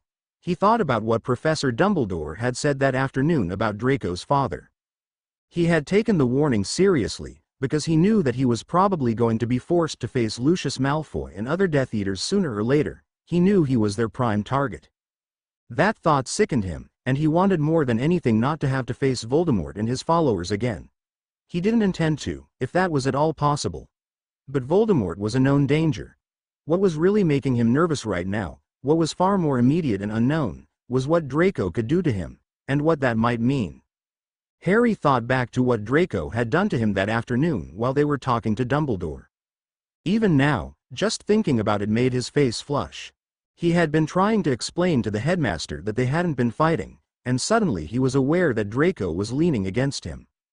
Then Draco's fingertips had found his under the sleeve of his robe, and Draco had let his fingers travel, oh so softly, and oh so slowly, up the inside length of Harry's fingers, up over his palm to his wrist, and back down again. Then he had slipped his fingers between Harry's and held hands with him for the briefest moment. Thank goodness that paperweight had rolled off Dumbledore's desk. At least, maybe Dumbledore hadn't noticed what Draco was doing. The whole thing couldn't have taken more than a few seconds, but Harry was nearly reduced to a quivering mass of incoherent jelly before Draco gave his hand a squeeze, and stepped away. No one but Draco Malfoy had ever been able to elicit these intensely emotional reactions from him with just a look, or a word, and now a touch, or, oh God, a key. That had to mean something important, and nervous or not, he did want to find out what. Things had changed so fast between them, and so completely, that yesterday's reality seemed like a lifetime ago, and so, on top of being nervous, Harry also felt confused and apprehensive. Did he really trust Draco now? How could he, in one day, erase 6 years of ill treatment and distrust from his mind, and yet that's exactly what he seemed to be doing. This still might turn out to be some kind of deceitful trick, but he'd seen very convincing evidence that Draco really had changed. Somehow Harry was very sure, he just knew in a way that he couldn't explain, that it wasn't a trick, that the change he was seeing in Draco was real. His heart was asking him to believe in Draco, to forgive him and trust him. But, should he? Thinking about it just led him back in circles to unanswered questions. With Draco was the only place he would be able to find the answers, and so he went. Harry had no trouble finding the alcove that was the entrance to the tower stairs up to Draco's room. Funny that he had never noticed it before, but a lot of Hogwarts Castle's architecture was like that. You never saw it unless you knew it was there. The stairs spiraled up with doors at every level. Harry counted 5 doors before he got to the one at the top. He wondered briefly who lived in all the other rooms, but every coherent thought drained out of his mind when he found himself facing Draco's door. It was now or never. Did he knock, or did he run screaming back to the safety of his cozy little Gryffindor cocoon? Well, weren't Gryffindors supposed to be brave? Harry decided he didn't like cocoons. He took a deep breath and knocked. After a couple of seconds, Harry heard quiet footsteps, the door opened, and then he was looking into that breathtaking pair of light gray eyes that seemed to kindle when they saw him, that sent a matching spark leaping up inside him in response. "Hey, Harry," said Draco, softly. And he stepped aside to let Harry come in, then closed the door behind him. They looked at each other for a few seconds in a shy and awkward silence. Draco was wearing black jeans and a soft black knit sweater. He was barefooted. Somehow Draco always managed to make the simplest clothes look elegant, while Harry was still wearing his school shirt and vest with a pair of old jeans and his usual sneakers, an outfit he had never felt self-conscious in, until this moment. Draco glanced over at his desk and then back to Harry. "I have 3 more arithmancy problems to do," he said apologetically.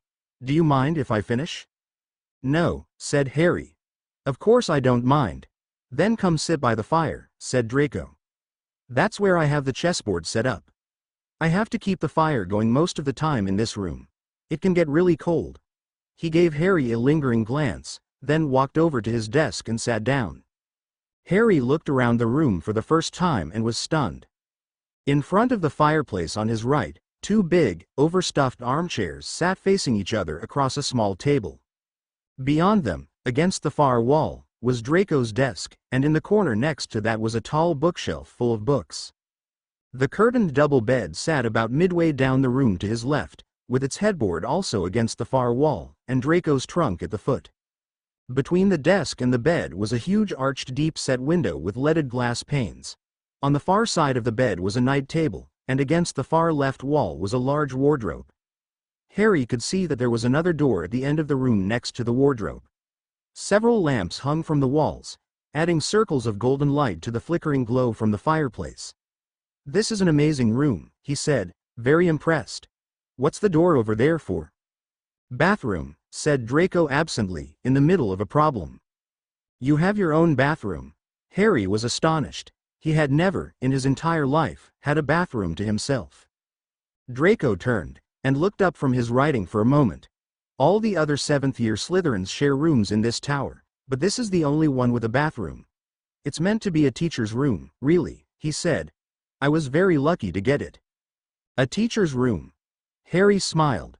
Then Dumbledore meant for Draco to stay next year, had had enough faith in him at the beginning of this year, to give him his teacher's room now.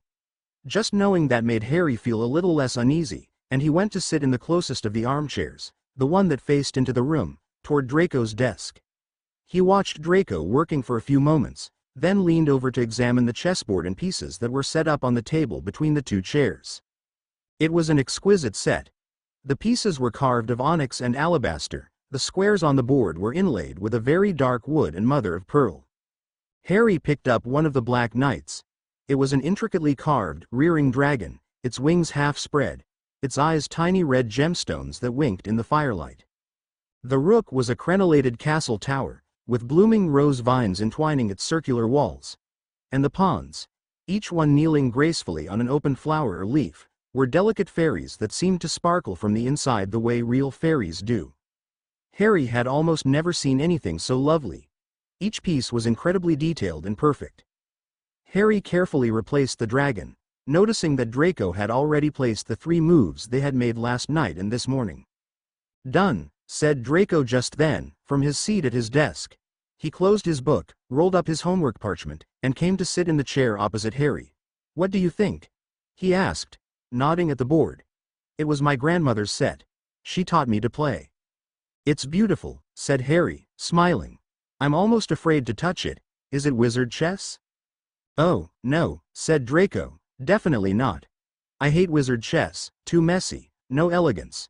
You have to move these pieces yourself." He curled up into the chair, pulling his bare feet under him to one side. Harry kicked off his worn sneakers and pulled his feet up into his chair too, but sat cross-legged with his knees sticking out over the arms of the chair, his elbows on his knees, chin resting in his hands. "And speaking of moving, it's your turn, Harry," said Draco, quietly. Harry glanced at Draco. Draco was at risk, now. He looked nervous, his hands were twined together in his lap. Harry could do anything, ask anything. Harry looked down and studied the chessboard. He knew his next move on the board, but the question he wanted to ask was going to be far more embarrassing for himself than for Draco. Even so, it was what he wanted to know. He stared at the board as if contemplating his move, letting that be a camouflage for the fact that he was trying to think how to word this first question, the one that had plagued him all day. He ran his fingers through his hair and sighed.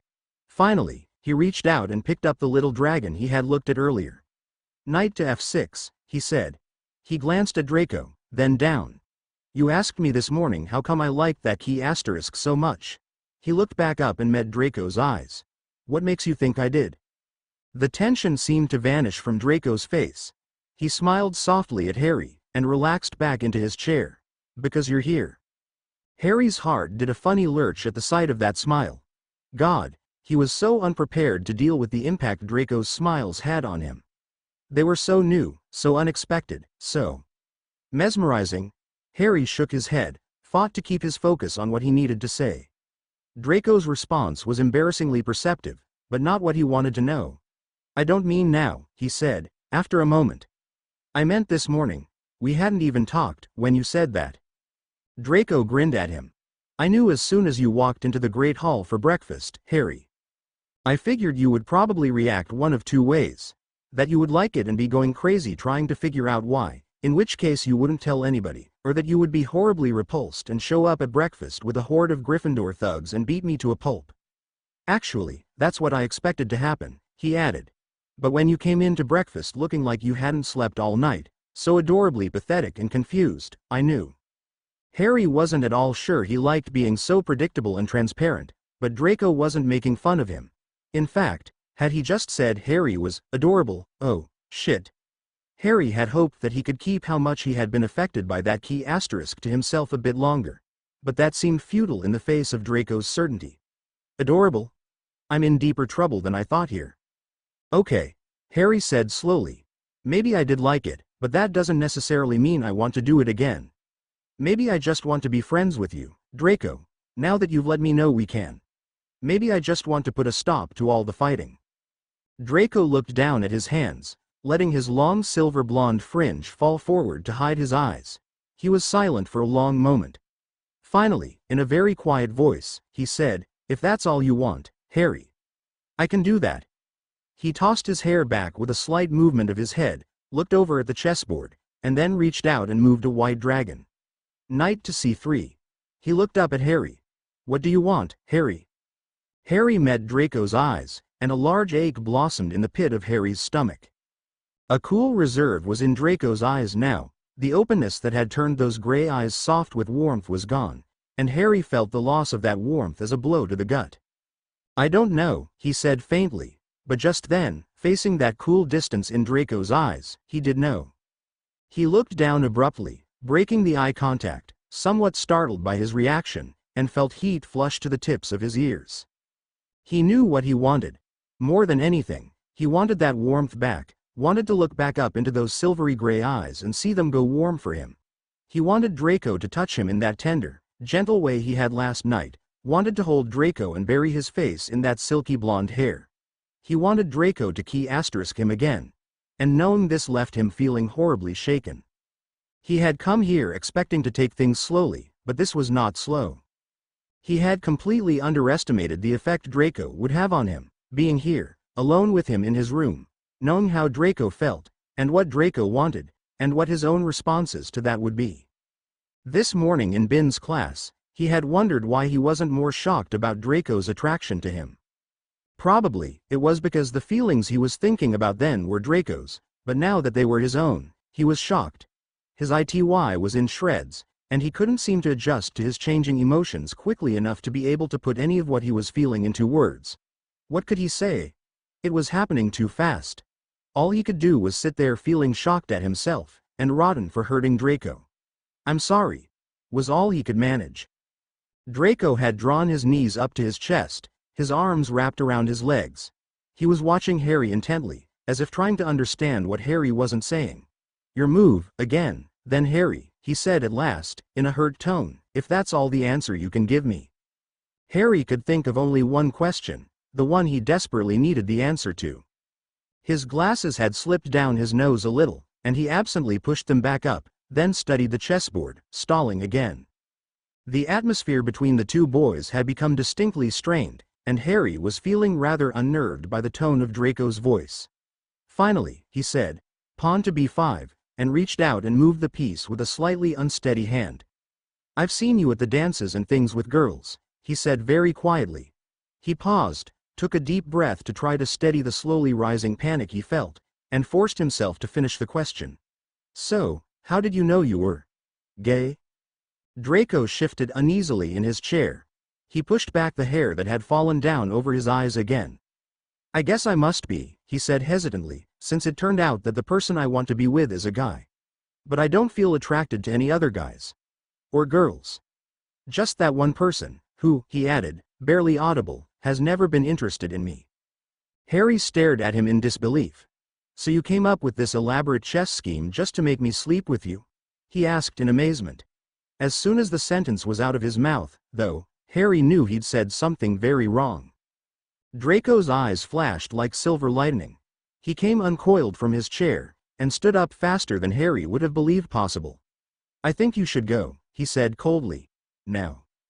"Draco, no." Draco stepped swiftly over to Harry, grabbed him by the arm and hauled him out of the chair. "Just get out."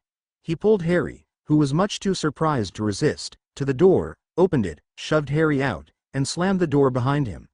A few seconds later, the door opened, and Harry's shoes came hurtling out, one of which hit Harry squarely in the middle of his back. "Ow!" Harry turned around just as the door slammed shut for the second time. He found himself standing at the top of the spiral stairs, in the dark, freezing cold tower, facing the door that had just been slammed in his face. Numbly, he picked up his shoes. And faced the door again. Damn and double bloody hell. What just happened? He tried to calm down and think back. Draco had been resolutely honest and open with him, even when it so obviously hurt. And Harry had just sat there and allowed confusion to make him a coward, had hurt Draco even more with his silence. Then had made him angry on top of that, though he wasn't entirely sure why Draco had reacted like he had. He thought back through what Draco had last said, and was mortified. "Oh God. He just told me that he's never wanted anyone but me, and I totally missed that." He groaned inside. Get master strikes again. But still, Harry didn't think that was why Draco had thrown him out. Now what? He thought. He turned his head and looked down the long winding stairs, then back at that closed door. There was no way he was going back to his dormitory. He wanted back in that room with Draco. Everything he wanted right now was behind that door. He rubbed his hand through his hair and sighed. "I have to go back in there to talk to him, that's what." He took the step that put him up beside the door and laid his head against it. From just on the other side he heard something that sounded suspiciously like a muffled beep. Harry was horrified. "Draco," he said, in as loud a voice as he dared. He knocked softly. "Draco, please let me back in." He waited a moment listening. He knocked again. "I'm sorry." He shivered slightly. "Damn, it's freezing out here, I don't want to leave." The door rattled slightly as if someone who had been leaning against it had moved. Harry tapped on the door again. "Draco? I want to talk to you, and I'm not going to go away. I'm going to stand outside your door all night if I have to." He shivered again, then leaned his forehead against the door, and sighed pitifully. It's freezing out here. If you don't let me in soon, there will be nothing left of me but an ugly block of frozen git. He paused to listen again. He could almost sense Draco on the other side of the door. Draco, he said, and this time he made his voice as serious as he could. I need to tell you something. That you're wrong. What you said about me not being interested, it isn't true. Suddenly there was the sound of footsteps on the stairs behind him. Well, well, said a smug, sneering voice. If it isn't Harry Potter. How fascinating. Harry whirled around, to stand with his back pressed up against Draco's door, clutching his shoes to his chest with one hand. He found himself face to face with Pansy Parkinson dressed in nothing but a filmy nightgown. Oh, dear God. So this is what the Ice King has been holding out for all this time, said Pansy, her voice dripping with barely concealed contempt. Then her eyes narrowed speculatively and she smiled at Harry in a mischievous, seductive way that made his skin crawl. She stepped closer to him and her voice turned to pure syrup. Or did he throw you out, too? She asked softly, looking up at him through lowered lashes. She placed one hand on the doorframe by Harry's shoulder. Her fingers started to tiptoe towards his collarbone. Harry gulped, and edged away. You know, I wouldn't throw you out if you ever came to visit me, she purred. She leaned forward until her pouting lips were only inches from Harry's. Harry jerked back and his head banged sharply against the door. Draco. He screamed silently. Open this door now. Suddenly, as if in answer, he felt empty air behind him where the door had been, and a hand grabbed the back of his shirt and pulled hard. Harry stumbled backwards into Draco's room and was unceremoniously shoved to one side. He watched stunned as Draco leaned out the door, wand in hand, and said, Obliviate Quint Minutus. Then Draco quickly pulled his hand back in and held his wand behind his back. Pansy, said Draco in a flat, annoyed tone, as if he'd just opened the door to her knock. What are you doing here? You know I don't like to be disturbed in the evenings when I'm studying. He looked her up and down and frowned, disgusted. For God's sake, you're not even properly dressed. I'm sorry, Draco, said Pansy in a very altered, subdued voice. I'm not sure. I can't remember why I came up here. Something about doors slamming, and voices. Maybe. Everything seems perfectly quiet to me, said Draco firmly. Go on back downstairs now, before you catch pneumonia or something. There's a good girl. Go back to your room. Yes, that's it. Down the stairs. Good night. He shut the door, and sighed heavily. He looked sideways at Harry. You, he said, flatly, were almost in a lot of trouble. Harry slumped back against the wall next to the door, his eyes closed, glasses slightly askew, and bit his lower lip. He was freezing, had just been badly unnerved, and he wasn't sure if Draco was still angry. Maybe he should leave after all. But then he felt warmth, not touching, but very close, and his glasses were gently straightened. His shoes were lifted out of his frozen grasp, and he heard them drop to the floor. You okay? Said a low voice near his face. Harry opened his eyes, and Draco was standing so close to him that he startled slightly.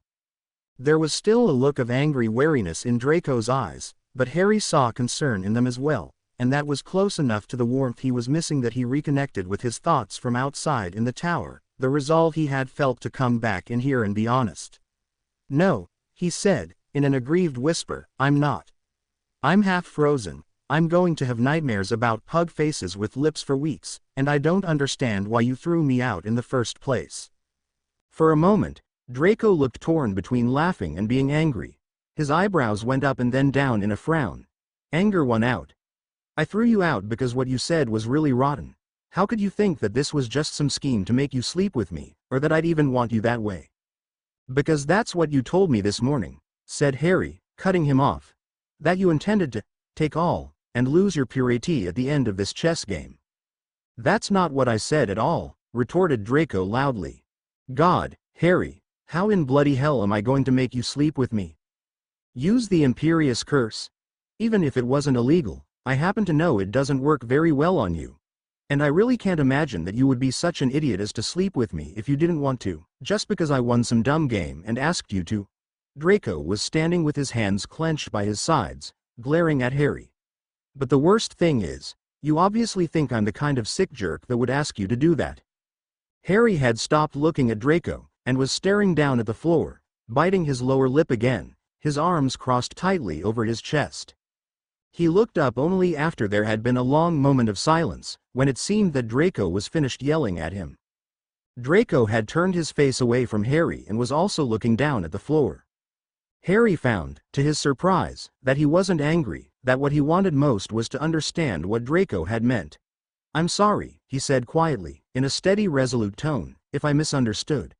But I don't really know you at all, Draco. The person I used to know was a jerk. This morning, when I said I didn't believe you were a peer, you said that you intended for that to change by the end of the game. And I can't think of what else you might have meant by that." Draco moved only to cross his arms over his chest, but didn't say anything. He seemed locked in an inner battle with his own anger and hurt feelings. Watching him, Harry felt a very strong urge to reach out and touch him, to stop the hurt. The distance between them made him ache inside. He wanted to pull Draco against him, and hold him, so that there was no distance between them anymore. And this time that feeling didn't shock him quite so much, it felt somehow acceptable. Still, there was a large gulf between thinking it might be okay and actually doing it, so he waited, hoping Draco would say something. But finally, when the silence had stretched out for what felt like a very long time, he asked quite sadly, "Do you still want me to leave?" Draco looked up quickly.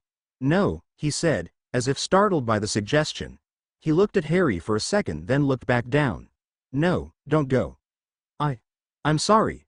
I can't believe I just yelled at you like that." Harry took a deep breath of relief, and the tension in his gut relaxed a bit. "Forget it," he said. Then he went on, in a gently teasing tone, "I can stand up to a lot worse than that from you, Malfoy." He saw a hint of a smile appear on Draco's face. "So," he said, trying to coax more of that captivating smile from Draco, "I take it then, that I was wrong when I thought you were planning to throw me to the floor, rip off my clothes, and have wild meaningless say *** with me if you won this game?" He had hoped to make Draco laugh, and was completely surprised by Draco's very different reaction. "Oh hell, Harry," said Draco softly, and he blushed to the roots of his hair. "That's not what I meant at all," he continued seriously. He took a deep breath. "Maybe because I was trying to tease you, goad you into playing, and I was embarrassed about the purity thing, it came across like that. Obviously, you haven't had a very high opinion of my morals since you thought I was sleeping with the entire Slytherin girls' dorm, but they all call me what Pansy said." Draco paused, and then continued in an even softer voice.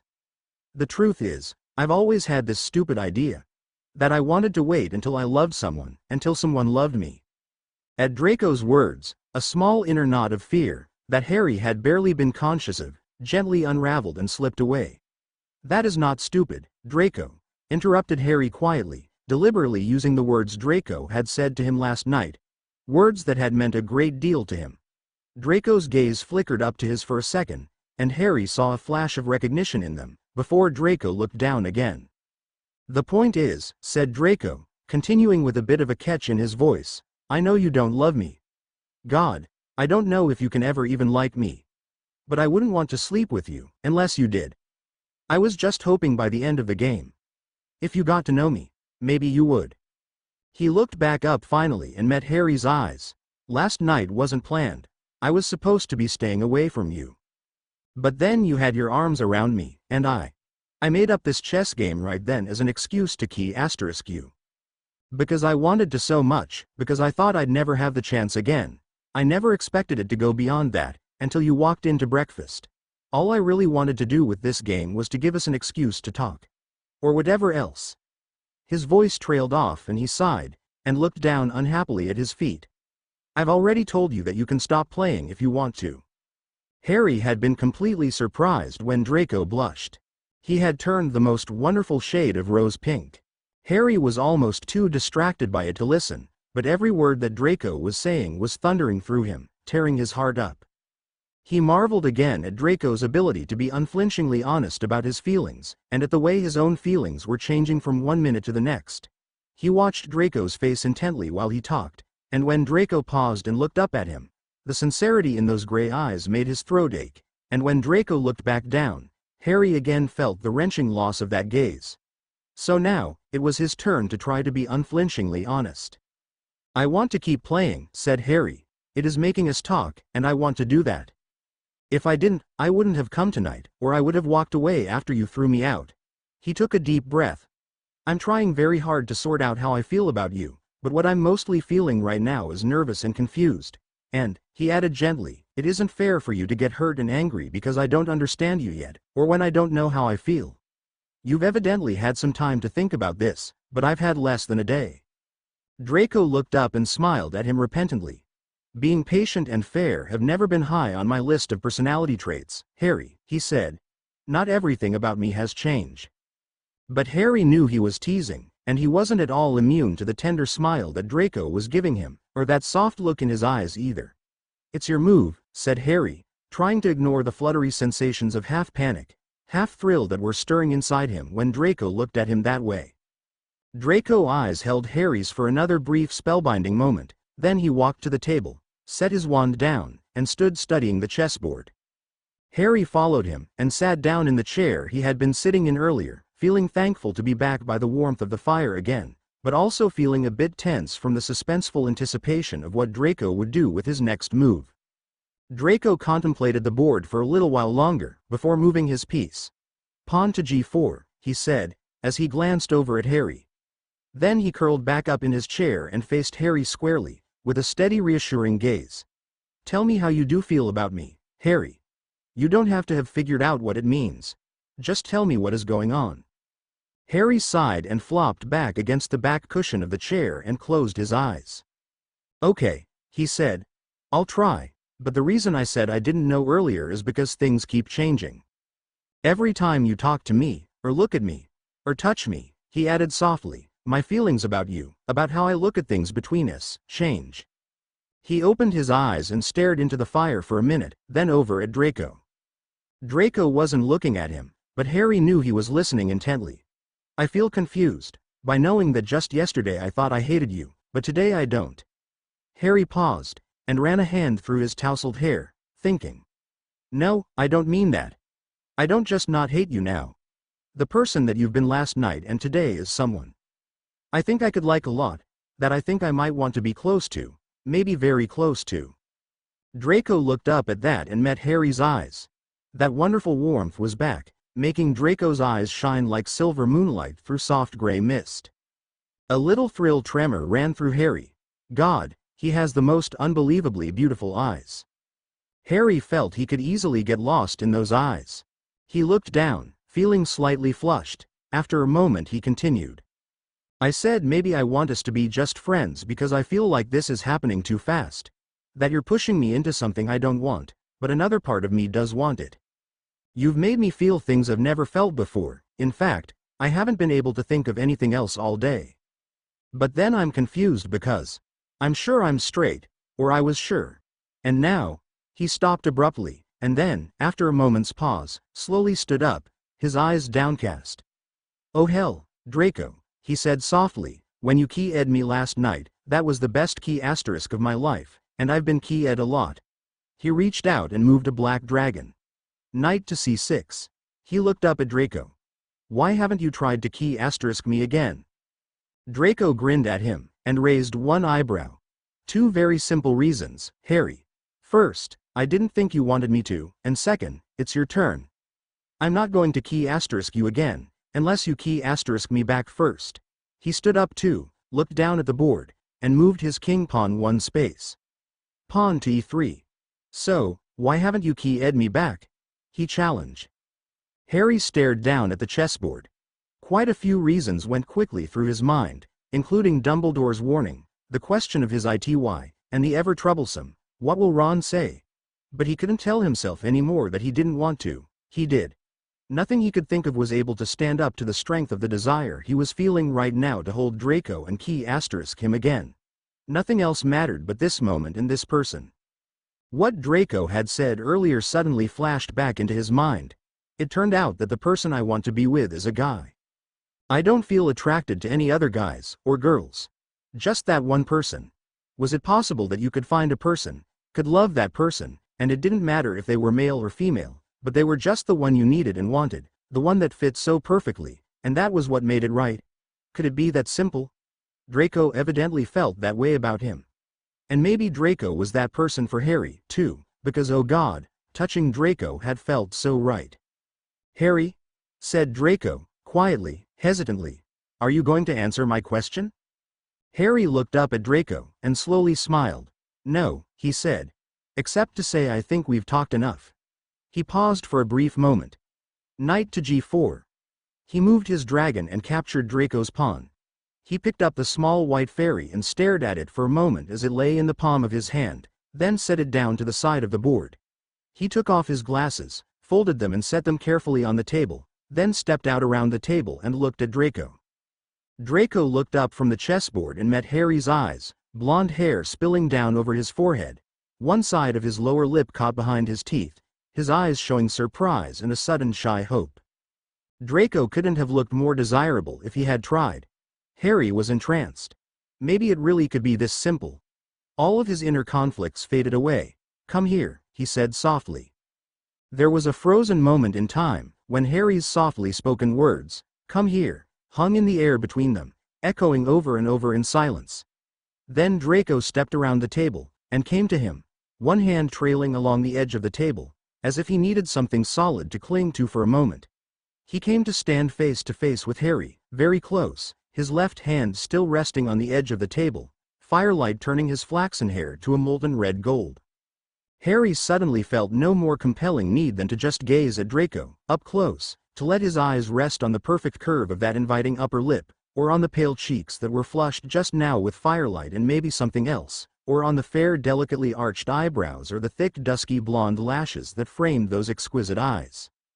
Harry saw that Draco was studying his face too, and he gave one brief distracted thought to whether Draco could possibly find him as attractive as he was finding Draco, because he was coming just now to the startling realization that Draco Malfoy was very beautiful to look at. Not in a feminine sense, but in the sense that Harry felt he could stare at the perfect features and soft-hued colors of Draco's face all night long. Then Harry's eyes traveled up to the pale, fire-burnished blonde fringe falling over Draco's forehead, and his longing to look turned into wanting to touch. And so he did.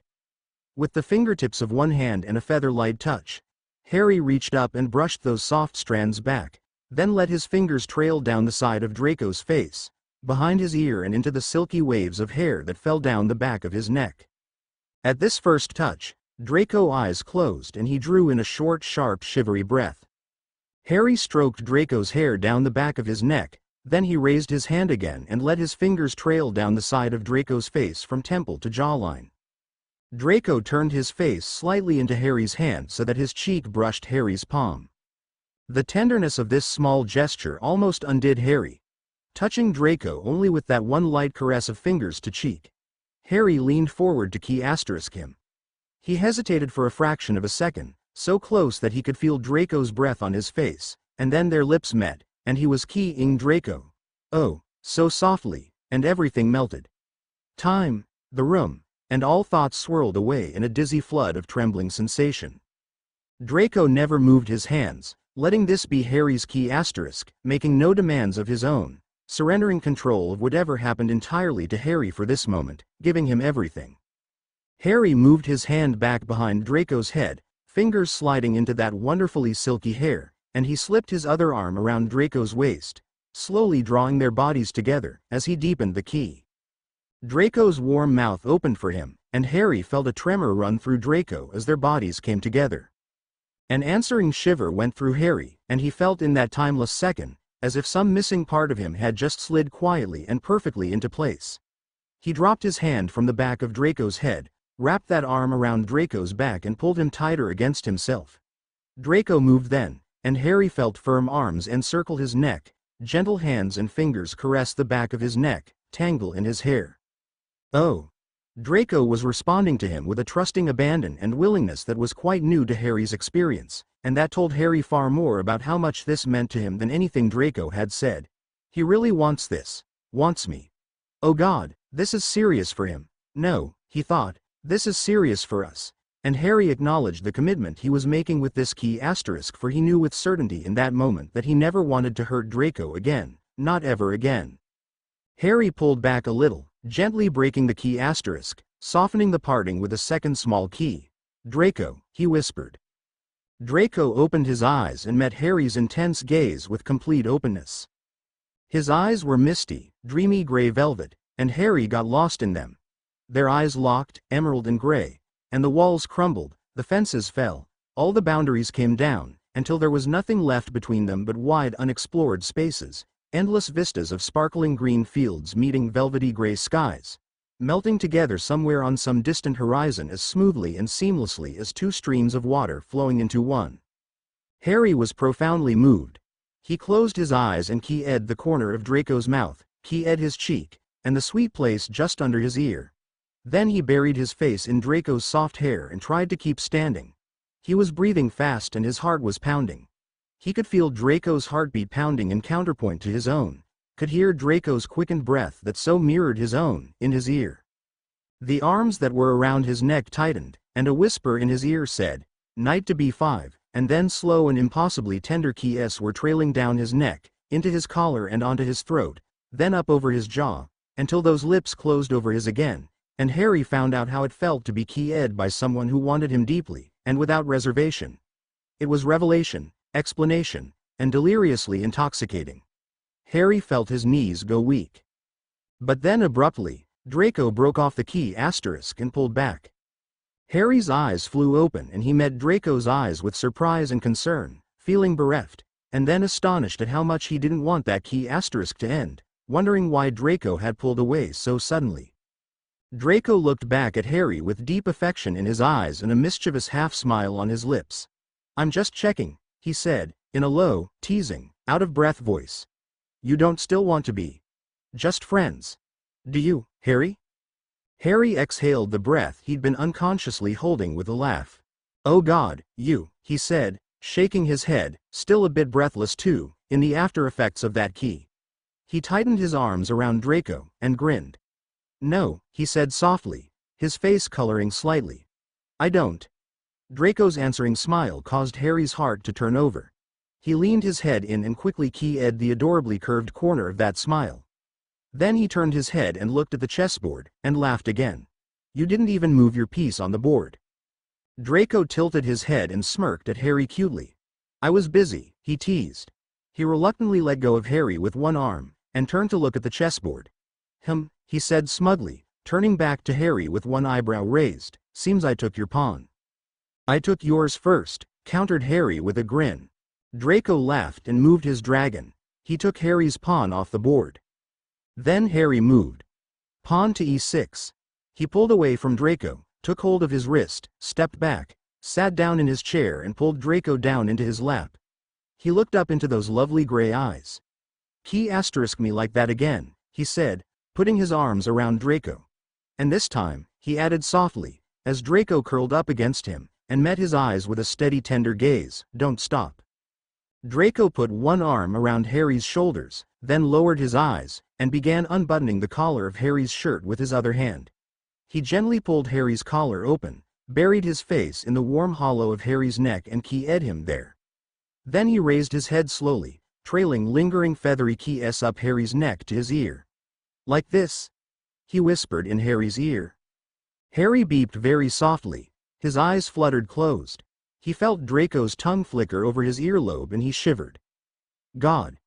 Yes," he breathed. He wrapped his arms tighter around Draco and pulled him closer. But then Draco lifted his head to look at Harry, this time quite soberly. "Harry?" He waited until Harry opened his eyes and looked back at him. He held Harry's eyes in an intent, searching gaze for a moment, before he spoke again. "You know, this isn't a game to me at all." "I know," said Harry quietly, seriously, returning Draco's searching look with complete sincerity. "And the only game I'm playing with you is chess." He laid his hand against Draco's face and ran his thumb lightly over Draco's cheekbone. "This is the most real thing I've ever felt." Harry saw something kindle deep in Draco's eyes for a second, just before they closed, and Draco's mouth came down on his with a trembling intensity that sent waves of shivery tremors through Harry, and blotted out all thought. Nothing was said for a long time after that except what was said with warm keys and sighs, soft beeps and tender heart-stopping touches. But at last Draco laid his head on Harry's shoulder, with his face against Harry's neck, and they just held each other, Harry with one arm around Draco, stroking Draco's hair with his other hand, and that alone was so much. Harry sat with his eyes closed, holding Draco, soaking in the warmth and comfort he felt. The fire had burned low, but crackled pleasantly. He could feel Draco's breath on his neck, and the gentle idle caresses of Draco's hands. He felt he could have stayed like this and never moved again, but awareness of the time finally surfaced in his thoughts, and he stirred and sighed. "I'll have to go soon," he whispered. "I know," said Draco. Neither of them moved. Then after a bit, Harry bent his head and keyed the top of Draco's nose. "I should probably go now," he said. Draco slowly uncurled and sat up. He looked dreamy, half asleep. His hair was adorably disarrayed. "What are you going to tell your roommates?" he asked, suddenly looking uneasy. "As little as possible," said Harry. "At least for now. What do you want me to say?" Draco looked down, thinking. "I don't expect you to keep secrets from your friends, Harry," he said, after a moment. "But I think the fewer people who know about this, the better." "I agree," said Harry, well, this is really new for me, and we both know it's going to cause a huge stir. I don't want to deal with a lot of outside pressure yet. So, I won't even tell my friends until we both agree it's okay." Then Harry looked suddenly alarmed. "But what about Pansy? Is she going to remember anything? And what did you do to her, anyway?" "Memory charm," said Draco.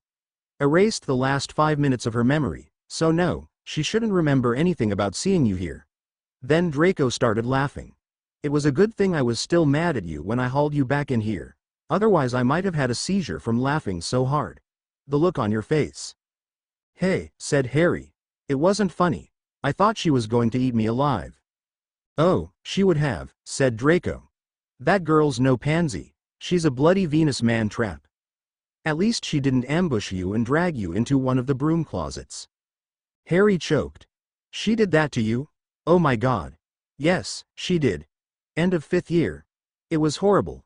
Actually, that may have been a defining moment in my life. The reason I jumped the fence, so to speak." Then Draco laughed again at Harry's appalled expression. "She never really laid a hand on me, though," he said. "When I realized what she intended, I punched her in the nose and ran like hell." "You didn't," said Harry. Then he started to laugh. "Yes, I guess you would. She's mostly left me alone since then, except for that bloody nickname." Draco grinned and shrugged, then stood up, stretching. "I figured it was either her nose, which was no great beauty to start with, or I'd have to jump out of one of the towers later, and that would have been such a waste, and so much messier." He held out a hand to Harry. Harry laughed and took Draco's hand, and let Draco pull him up from the chair. "You know I don't want you to go," said Draco softly, keeping hold of Harry's hand. His eyes were the deep soft gray of summer rain clouds, full of hope and longing. Harry felt the heat rush to his face. "I really do have to get back. It's late. And my roommates," he stammered, suddenly at a loss for words. "I know," said Draco with a wistful smile. He released Harry's hand with a gentle squeeze.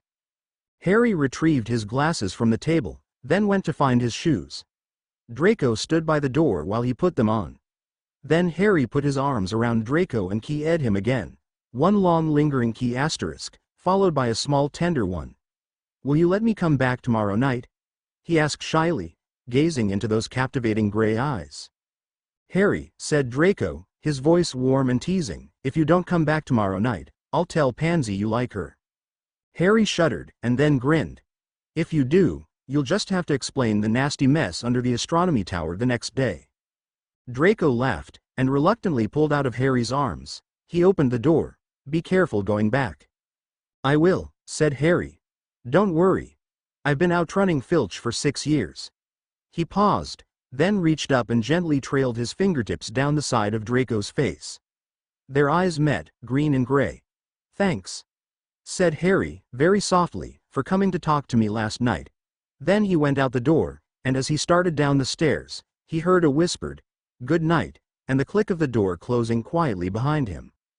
Draco closed the door behind Harry, then leaned back against it with his eyes closed, exactly the way he had earlier, after he had thrown Harry's shoes out and slammed the door. But the feeling then had been quite different. Then, with the slamming of the door, Draco's surge of anger was overlaid almost instantly with regret. With the feeling that he had just made a huge mistake. Had he really just thrown Harry out? After wanting him to be here so much, how could he have done something so stupid? Harry was probably all the way down the tower by now. Was it too late to go after him? Would Harry even consider coming back? Draco had put his hands over his face and beeped. Even if he was angry, he wanted Harry back. Then, incredibly, Harry had called his name through the door. He hadn't gone at all. Draco had been too stunned to respond at first. After a moment, he had pushed away from the door and turned to face it, completely transfixed by surprise, as he listened to Harry asking to be let back in. Then Harry had said, "I need to tell you something. That you're wrong. What you said about me not being interested, it isn't true," and Draco had reached for the door handle. But before he could open the door, he had heard Pansy's voice, and had frozen for a half-second in alarm. Then he had run to find his wand. And he had gotten Harry back. But then, oh damn his temper, he'd almost screwed everything up again. He'd been mortified that he'd yelled at Harry. But Harry had been wonderful, had teased him, and let him explain. And had stayed. Had been everything Draco had longed for. Now, leaning back against his door, Draco suddenly noticed that the deep ache of longing that had been with him for months was gone. Lingering only faintly now as a sweet reminder of Harry's absence, and how much Draco wanted to be with him again. In its place was a feeling that he'd never, ever felt before. It was the most wonderful, swirly kind of mixture of cozy warmth inside his heart, and a light-headed dizzy feeling. It was probably happiness, or contentment, or something equally cliched. So he really didn't want to put a name to it. He just wanted to enjoy feeling it. He pushed away from the door and walked past his bed to his wardrobe. He opened the drawer at the bottom and pulled out a brown packing box, which he carried back to the fireplace. He knelt in front of the fire, set the box down, and then stared for a moment into the flickering flames while a flood of memories and sensations rushed over him. Draco could still feel Harry's light touches, hear his voice, his words, could still taste the velvety soft inside of his mouth. More than anything, Draco wanted to lose himself in this rush of feeling, wanted to relive the memory of the perfect way he and Harry had felt together. But, he was tired, had not slept much at all the night before, and it was late. And there was something important he had to do tonight before he could go to bed. He forced himself to concentrate. He would have to save thinking about Harry for later. Draco opened the packing box and pulled out another box that was labeled Portable Potions Kit. He had gotten it by owl order a few weeks ago, mostly for curiosity's sake, but it was perfect for what he wanted to do now. He opened the kit and unpacked a small pewter cauldron, size 0.67, a length of chain with a hook at both ends, a pair of tongs, some cutting and stirring implements, a sieve, and a funnel, all appropriately small, plus several sizes of bottles and jars with lids, and another box which was labeled 50 standard potion ingredients. This last box contained tiny individual packets and vials of everything from aardvark bile to powdered zombie toes. Draco smiled to himself, quite pleased by the set, and found he was no longer sleepy. Between this kit, his own class supplies, and what he had stolen from Snape's desk that morning, he should have everything he needed. He jumped up and went to his desk to get his notes from that morning's class, his potions class supplies, and to retrieve the stolen ingredients from the drawer where he had hidden them. He carried them all back to the fireplace, and dropped down with artless grace to sit cross-legged on the floor. He unrolled his parchment and reread it. He had taken very careful notes this morning from Snape's lecture on the advanced variation of the hex-repellent potion. It might be a little tricky, because it had to be done in 2 steps, but he thought he could use one of the bottles from his new kit to make the infusion of forget-me-nots. He sorted through all the ingredient packets, pulling out what he needed and packing the rest away. He used the chain to hang the little cauldron by its handle from the flue in his fireplace, so that it dropped down over the fire, and then began mixing the ingredients. He had to go fill one of the small bottles with water from the bathroom tap, then he set that at the edge of the fire to boil. When it did, he put in the forget-me-nots, waited the proper length of time for it to steep, then promptly stirred in the pinch of shredded boomslang skin. He stirred it again, and added this mixture to the ingredients simmering in the cauldron. There was a poof of white smoke and the liquid in the cauldron turned a clear blue. Draco stared at it closely, hoping it was supposed to do that. Snape hadn't mentioned any color changes. He found the tongs, clamped them under the curved lip of the cauldron, and lifted it off the hook. Then he strained the contents into one of the jars and screwed on the lid. He held the jar up and inspected the blue liquid with a critical eye. This absolutely had to be right. There could be no mistakes. He set the jar down, sighed, and wiped the sweat off his forehead with the back of one hand. Then, he yawned. He was very tired now. The lack of sleep from the night before was catching up to him, and being so close to the fire had made him hot and sticky. He got up and started clearing everything away. He washed out his little cauldron in the bathroom sink, then packed the kit back into its box and put it away in his wardrobe drawer, leaving no trace whatsoever of what he had done. He hid the jar of blue liquid in his medicine cabinet. Now, if his father would send the ring soon. He took a very quick shower, and finally, dropped gratefully into bed. Only then did he let himself think of Harry again. This night would be etched in his memory forever. Especially that moment when Harry had taken off his glasses and stepped around the table. Harry had smiled at him in a way that made him feel suddenly breathless with surprise and hope, and Draco had known then that Harry was going to key asterisk him. Harry had said, "Come here," in that soft way, and the room, or maybe the whole world, had shifted crazily under his feet so that he felt he had to hold on to the edge of the table to keep from falling. Draco had gone to him, and found he had to hold on tighter to the edge of the table. He had never seen Harry with his glasses off. Harry in glasses was cute, attractive, often adorably so. Even the glasses themselves had attained cute status in Draco's mind, as had Harry's invariably messy hair, simply because they were part of Harry. But without glasses, Harry was, well, flat out stunning. His eyes were an unbelievably pure green, sparkling like bright-colored glass, or gemstones, not hard, but warm and brilliant, reflecting light into everything they touched. And those long black lashes. Draco's heart had skipped several beats. Harry had touched him so gently, and keyed him so sweetly, and all Draco had wanted in that trembling moment was to give Harry everything. Then Harry had said his name in that odd whisper, and he had opened his eyes to look into Harry's eyes, and been lost in the expression in those emerald eyes. It was the achingly moving reality of what he had always dreamed of seeing in those eyes. He had been lost, willingly and gladly, in some timeless place where it was impossible to tell where one of them stopped and the other started, lost in the depths of those brilliantly warm green eyes, his heart given over without question. But the moment that had caused the total meltdown in Draco's heart was when Harry had pulled him down into his lap, and had held him so close, and had said, "This is the most real thing I've ever felt." Draco hadn't believed that anything could ever touch him as deeply or as eloquently as that one sentence had. And it had been Harry who had asked if they could see each other again. That meant so much. It meant that Harry wanted him. It was so unexpected. No, tonight had not been what Draco had expected at all. It had been more than he had ever let himself dare hope for, but most certainly not what he had expected. He had expected accusations about past wrongs, questions about his father and Death Eaters, and how much dark magic he knew, things he had steeled himself to answer as honestly as possible. But Harry had acted like none of that mattered. Instead, Harry had turned him inside out with his soft tentative touches, sweet words and keys, and filled him up with the most incredible new feelings. Draco turned over on his side, and exhaled a ragged heart-torn breath. No, this was not what he had expected at all. A Harry who reciprocated his feelings had not been part of his plan. It had been too inconceivable. It was the one thing he had not considered, and now. He rolled onto his stomach and buried his face in his pillow. He felt a depth of regret that he had never known before. Because even with these incredibly wonderful new feelings he was experiencing, still, at the very center of it all, lived the terrifying knowledge of what he had planned for his father. And that meant he had very little time left to be with Harry, to love him. More than anything, Draco wanted Harry to know that he loved him, before the inevitable ending came.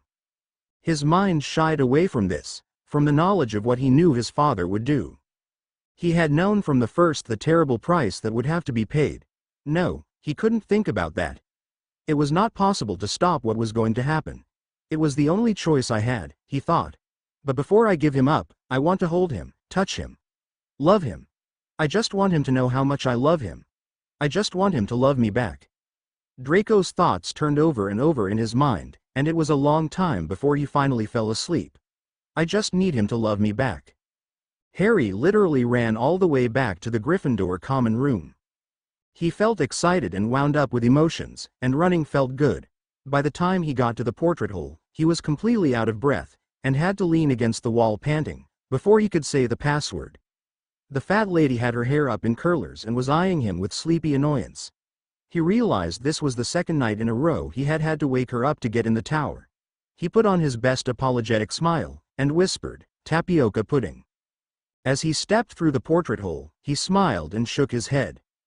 They had decided to let Neville think of the passwords this year, because he always had so much trouble remembering them. This one was actually the most complicated one they'd had so far, because Neville's passwords had turned out to be a list of his favorite desserts, and the early ones had simply been things like cake, and pie, and cookie. Ice cream had been his first venture into a two-word password. Harry grinned as he bolted up the stairs to his dorm room 2 at a time. They had all teased Neville, but nobody really minded. He opened the door to his room as quietly as possible and peeked in. It was dark, everyone was in bed, hopefully asleep. Harry took a moment to slow his breathing, then slipped through the door. He tiptoed toward his bed. He heard all 4 of his roommates sit up in bed simultaneously. Then Dean lit his lamp, and the sudden light caught Harry in the center of the room, only halfway to his bed. Harry looked around at his 4 friends and sighed. "Sorry, guys," he said. "I didn't mean to wake everybody up." He walked the rest of the way across the room and sat down on his bed. "You didn't wake us up, Harry," said Dean. "No," added Seamus, "we were waiting up for you." "Harry, are you all right?" asked Ron. "You've been acting so strange today, and then no one could find you all evening." "Yeah," said Neville. "We were really getting worried, Harry. We thought maybe you know who had kidnapped you." "We did not think that," said Dean. "Well, I did," said Neville, in a small voice. "Ha!" Seamus broke in with a low snicker. "He's been off-keying somebody, that's where he's been." There was a second of startled silence. "Oh, go on, Seamus," said Ron, rising to Harry's defense. "Why would you say something like that?" "Well, just look at him," said Seamus, grinning. "I know that look, he's all rumpled, and pink around the mouth, and his shirt's untucked. In fact, I think his shirt's unbuttoned all the way down, and there. Look, there's the proof." Seamus chuckled.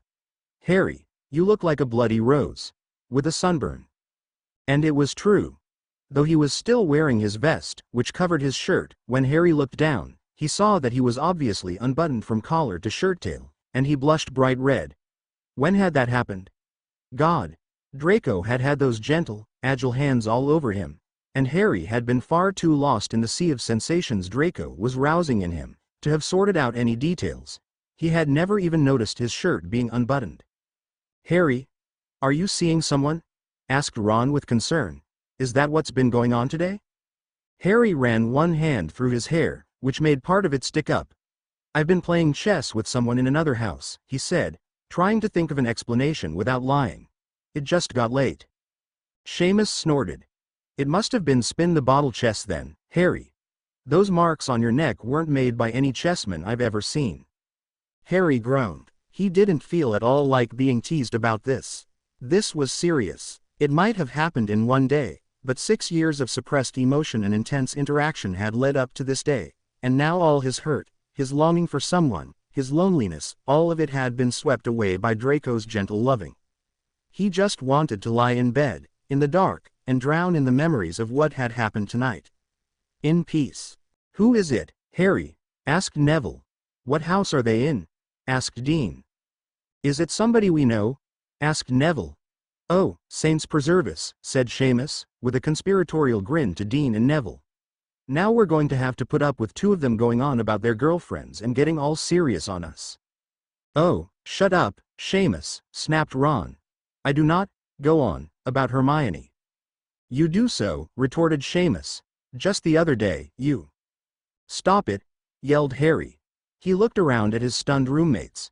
"Yes, I am seeing someone. And it is serious. Very serious," he said more quietly. "I just don't want to talk about it yet, okay?" A subdued chorus of, "Sorry," and "Sorry, Harry," came from several points around the room. Then Seamus spoke up, meekly. Was there keying, Harry? Oh, geez, Seamus, said Harry. Then he sighed. Okay. Yes. Quite a lot, if you must know. And then he had to bite his lip to keep from grinning at the memories this conjured, and he blushed again. I knew it, crowed Seamus. I can spot post-key face a mile away. Won't you give us a hint, Harry? Who's the lucky girl? Okay, that's enough, Seamus, said Ron. Leave him alone. He'll tell us who it is when he's ready. Harry looked gratefully over at Ron. Ron was looking back at him with a very puzzled expression. Right, Harry?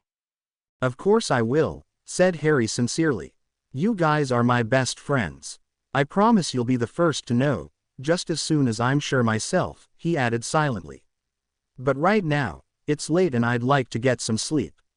He started getting undressed for bed, and Dean put out his lamp. A soft chorus of, "Good night," ran around the dark room, punctuated at the end by a barely audible smooching noise coming from the direction of Seamus' bed, and a loud, "Shush," from Ron's. Harry climbed into bed, feeling a little guilty, and also a little amused. They had all assumed he'd been with a girl, and for now he had no intention of correcting that assumption. It would throw them off for a little while, until he and Draco were ready to tell them the truth. Oh, Draco was such a delicious secret, and being with him tonight had been so incredible. He never would have imagined that they could talk and laugh together as they had last night and tonight.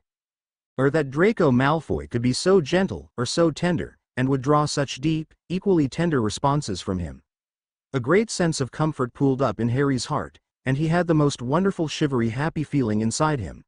He lay awake for a little while, smiling in the dark, letting the memories and the feelings wash over him, and when he fell asleep, he slept better than he had in a long time. Because for the first time in a long time, he was looking forward to tomorrow. The next morning at breakfast, Harry and Draco exchanged several subtle glances and secret smiles from across the Great Hall. But Harry quickly realized that he was going to have to be very careful where he looked, and for how long, because Seamus had him under close surveillance. Seamus was determined to discover the identity of Harry's mystery girlfriend. Harry had some fun after that, letting his gaze linger longingly on several girls he didn't know at the other house tables, and only in between them, on a certain blonde Slytherin. After breakfast, Harry, Ron, and Hermione left the Great Hall together for potions class. They were almost down to the dungeons, when Harry was suddenly, and quite rudely, jostled from behind.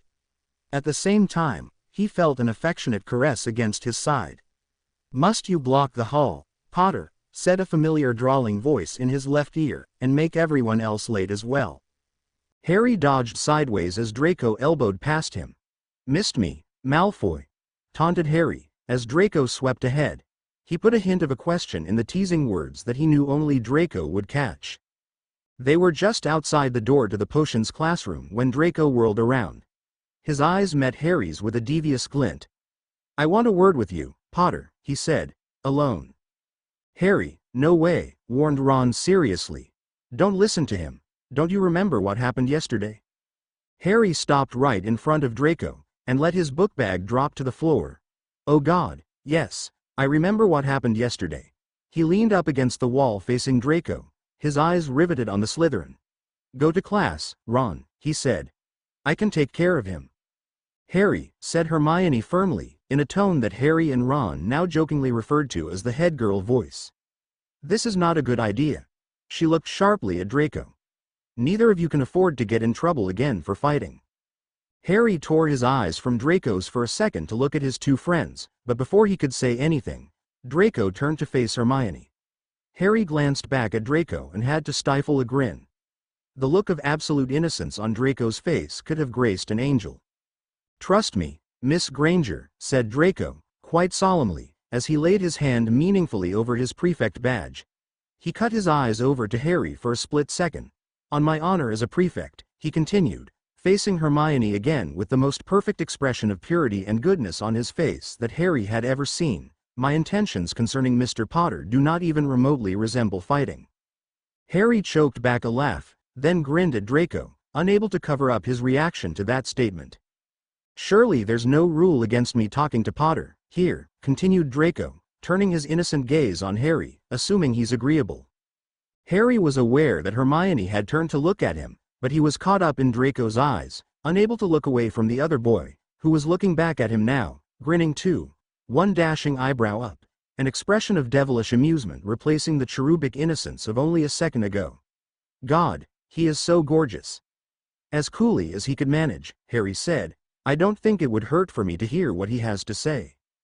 Well, said Hermione, looking from Harry to Draco and back as if they were a puzzle she was trying to work out. If you're sure, Harry. Hermione, interrupted Ron, shocked. You can't tell me you're actually going to believe that prefect honor crap. I'll be fine, said Harry to Hermione, his eyes still locked with Draco's. You and Ron go on to class. And, he said pointedly, you should hurry, or you'll be late. They went, but mostly because Hermione was forcefully pushing a reluctant, protesting Ron into the classroom. As soon as they disappeared through the doorway, Draco dropped his book bag and took the one step toward Harry that closed the gap between them. The impish amusement was gone from Draco's eyes, replaced with mesmerizing promises of warm affection. I had the most wonderful dream last night, Harry, he said softly, as he reached up and lightly rested his hands on Harry's shoulders. He pushed Harry gently back against the wall. You were in my room. He smiled. It seemed very real. It was real, whispered Harry with an answering smile. He leaned back against the wall, feeling suddenly glad for that support. Draco leaned his head forward and nuzzled up against the side of Harry's face. The word, he murmured in Harry's ear, I wanted to say to you is, yes. Harry felt a feathery key asterisk, then teeth lightly teased his ear lobe. He shivered as he wrapped his arms around Draco's waist and pulled their bodies tightly together. Yes, what? He whispered. Draco arched back a little to look in Harry's eyes again. He grinned. Yes, I missed you. Harry laughed quietly. Me too, he said, his eyes locked on gray velvet. He ran his hands up Draco's back, one hand reaching up to tangle in Draco's hair, to pull him into a key. He felt Draco's hands slide up on both sides of his neck to cradle his face just under his jaw. Then their lips met, and Draco seemed to melt into him. Draco tasted like maple syrup and hot chocolate, and Harry got so lost in the tender passion he felt, and in the sweet warm flavor of that key that he never heard the footsteps in the corridor. But Draco suddenly broke away from him and turned his head to look down the hall. Quick, get your books, he whispered urgently. Harry looked down the hall as he reached down for his book bag and gasped. Snape was bearing down on them fast, his eyes narrowed to slits of lethal fury. Within an instant both Harry and Draco had grabbed up their books and vanished into the classroom, with Snape one sweeping, murderous step behind them. As Harry dropped rather frantically into his seat, he was aware that everyone was watching him and Draco rush in. His heart was pounding, he was alarmed by what Snape might say or do, but he also had to bite down on his lower lip to keep from laughing. He had never felt quite so exhilarated.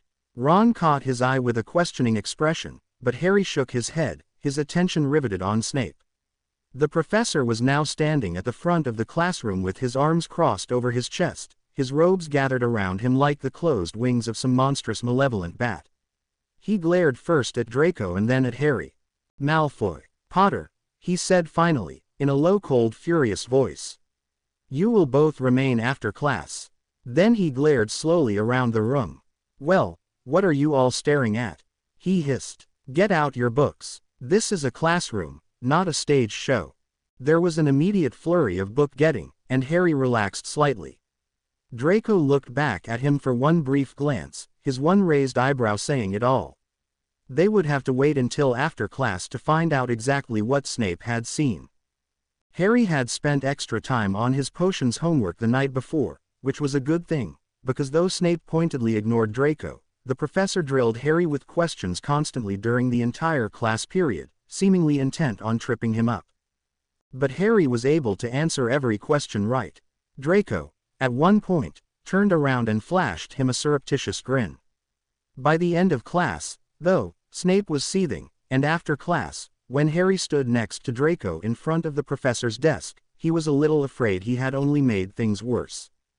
But Snape, standing like a pillar of wrath behind his desk, now completely ignored Harry, and immediately fixed his fierce attention on Draco. He leaned forward, his hands flat on his desk, his black eyes narrowed with anger. "Mr. Malfoy," he raged, "as head of your house, I spoke to Professor Dumbledore about yesterday's incident between you and Mr. Potter, and the headmaster has now made me aware of certain agreements you have with him. Specifically that you would not fight with Mr. Potter. But this morning I find you obviously breaking that promise. Do you not understand the seriousness of this situation? You could be expelled." Snape turned his furious stare on Harry. "And you, Potter, if I find out that you deliberately provoked him." Draco exchanged a puzzled glance with Harry. Could it be that Snape had not actually seen what they were doing? "Sir," he said evenly, "I am taking my promise to Professor Dumbledore quite seriously. I have not been fighting with Potter." "Then how do you explain what I saw this morning?" sputtered Snape, livid with exasperation. "You had him back against the wall, your hands on his throat."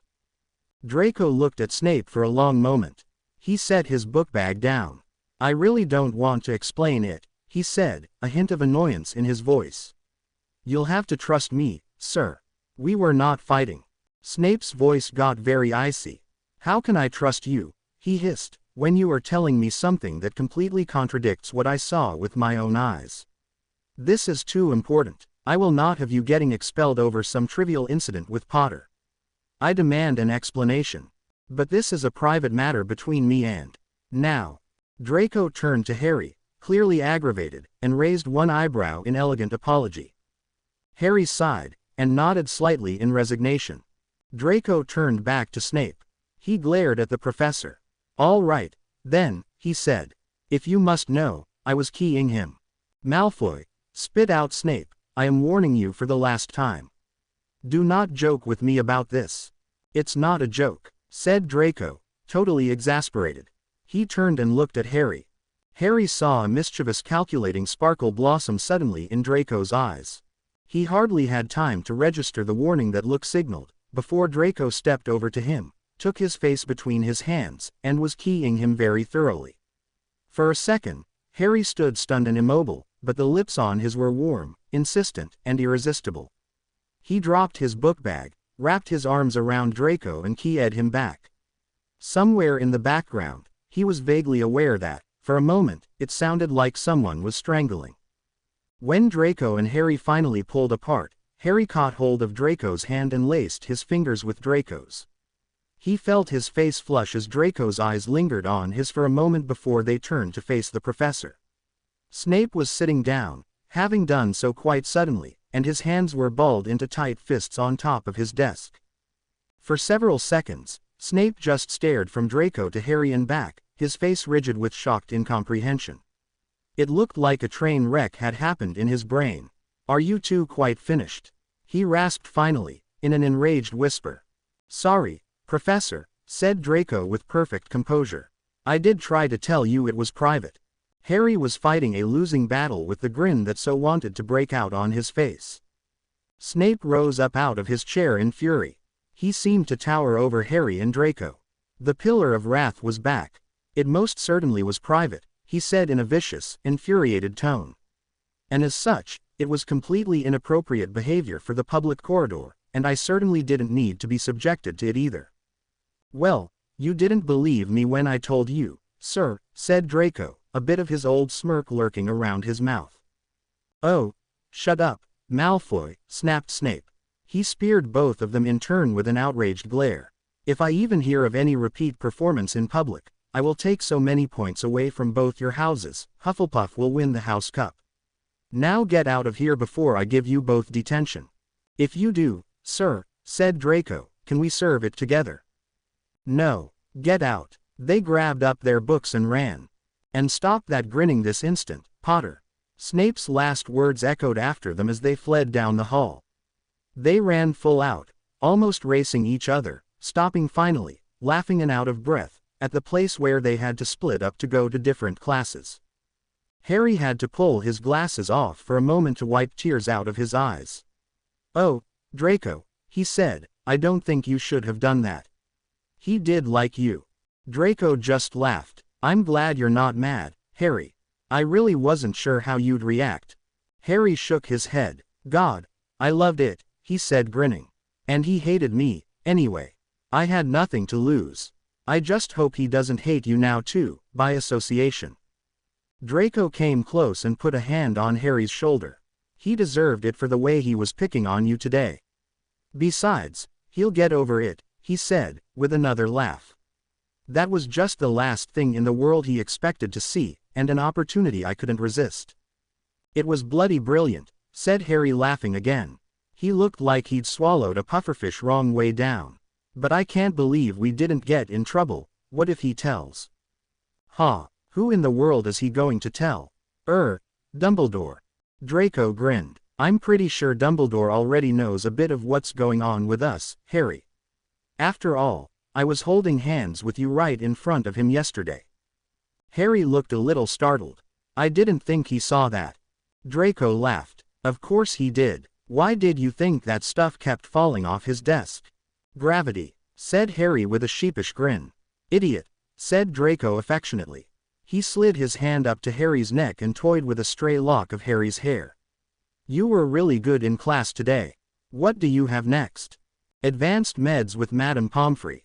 Didn't know there was such a thing, said Draco, a puzzled expression in his gray eyes. Said Harry. Well, there's not actually. I'm the only one in it, and Harry stopped short, suddenly acutely embarrassed. Well, hardly anyone knows about it. Draco raised his eyebrows in surprise. A secret, Harry? No, said Harry quickly. It's just that, I don't usually talk about it much. Draco looked at Harry thoughtfully, then shook his head at Harry's worried expression. Then I promise I won't ask. But, do you like it? I love it, said Harry, relieved at Draco's somewhat unexpected willingness not to press him on it. It's my favorite subject. I even like doing the homework. Said Draco, still regarding Harry intently. Then his eyes softened. Speaking of homework, I was hoping you might come earlier tonight, Harry.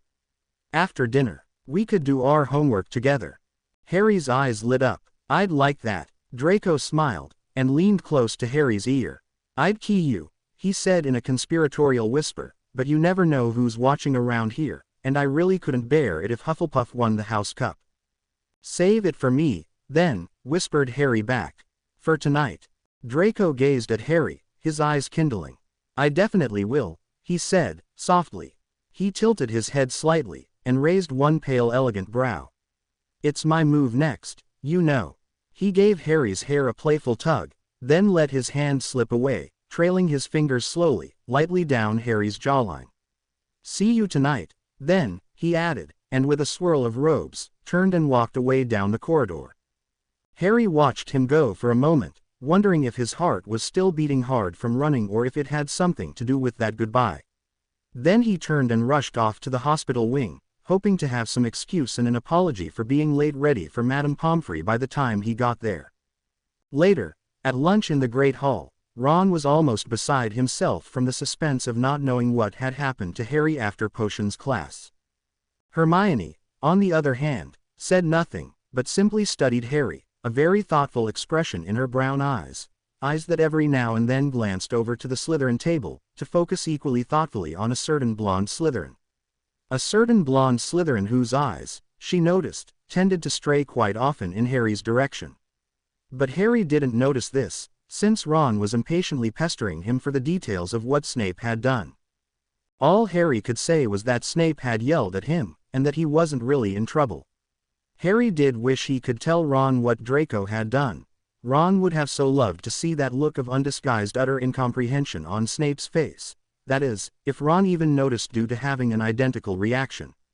No, Ron would just have to miss out on this one. But Harry realized that he wouldn't be able to keep this secret much longer from his best friend.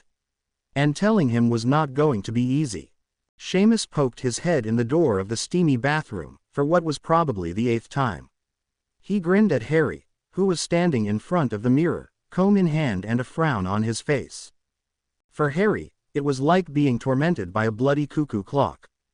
Get out of here, he said, both annoyed and amused. You're not helping. Harry had run upstairs after dinner to take a quick shower, had changed into his nicest shirt and best pair of jeans, and was now standing in front of the mirror, unsuccessfully trying to tame his unruly, just-washed hair. Seamus batted his eyes. "Ooh, Harry, you look so pretty." Harry glared at him, then grabbed up a soaking wet towel and threw it at him.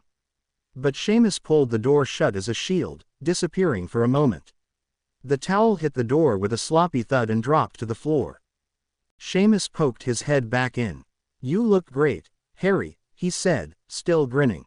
"And you know, if last night was any indication, whatever you do to your hair now is just going to get messed up again anyway."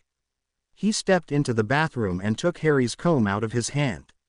"Want me to have a go?" "No," said Harry, snatching the comb away and setting it down on the far side of the sink. He took one last critical look in the mirror, then turned to face his friend. "Okay," he said, grinning slyly back at Seamus, "I guess you're right. It probably is just going to get messed up again. Maybe a lot, and maybe somebody else's hair is going to get messed up, too." Seamus wiggled his eyebrows at Harry suggestively. "And whose hair would that be, Harry?" he coaxed. Harry stepped past Seamus to the door. He paused for a moment, then in one swift motion, he scooped up the sloppy, wet towel and plopped it over Seamus' head. "Yours, you prat." He caught one delightful glimpse of Seamus grappling with the wet towel, rivulets of water running down his neck into his collar, as he took off. He barely made it out the door before the colorful Irish cursing started. He raced up to his room to get his books. He stuffed his invisibility cloak in his book bag too, just in case he might need it on the way back, then hurried down to the common room to go out. He was surprised to see Ron sitting at a table in the deserted common room, studying alone. Harry had already wasted a lot of time getting ready, and he was anxious to go, but he couldn't just walk out without speaking to Ron. So instead of going straight out the portrait hole as he'd intended, he detoured and sat down at the table with his red-haired roommate. "Where's Hermione?" he asked, as Ron looked up. "I didn't expect to see you here by yourself." Ron pushed his book aside and waved his quill toward the girls' dorm rooms. He had a martyred expression on his face. "She's looking at wedding robes in catalogs with my sister and Lavender and Parvati. I thought we were keeping our engagement secret, but if those girls know." He ran one hand through his red hair. "Lord, you've never heard such giggling. I had to get far away." Then he grinned. "Going out again, Harry?" Harry colored slightly, but grinned back. "Yeah, I have a study date." Ron propped his chin in his hand and studied Harry for a moment. "I haven't seen you look like this in a long time. You look happy. Hermione and I have been worried about you, you know. Is it okay if I tell her you're seeing someone?" "Okay. But no one else. We don't want this to get out for a while." "I can't believe you're being so secretive about it, Harry. I mean, can't you at least tell me who it is?" "I won't tell the other guys." Harry sighed and looked down at the table. "I can't yet, Ron. I just need to be sure of what I'm feeling this time." He knew Ron and Hermione were sure of how they felt about each other. You could see it when their eyes met. "Will Draco and I ever look at each other like that?" he wondered. He looked up, hesitated for a moment, then asked, "How did you know you were in love?" "I thought I was before, but I don't want to make the same mistake again." Ron absently stroked the feather of his quill while he considered the question. "Well, how do you feel now?" he said finally. "Compared to before." Harry couldn't keep the smile from his face. "I've never felt anything like this before," he said softly. "This person is smart, and funny, and pretty, well, he is, and so." Harry trailed off. He'd been about to say, "so gentle," but was suddenly struck by the absurdity of describing Draco Malfoy like that to Ron Weasley. Ron laughed at him. "And I take it from the look you had on your face last night, that the keying was pretty good too." "Ron," said Harry in a lowered voice, meeting Ron's teasing blue eyes earnestly.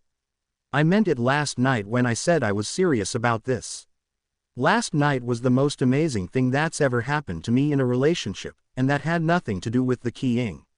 Which was spectacular," he added, blushing in spite of his most fervent wish not to. "You do have it bad, don't you?" said Ron, grinning and shaking his head. "But Harry, when you're in love, you know it. You don't have to think about it."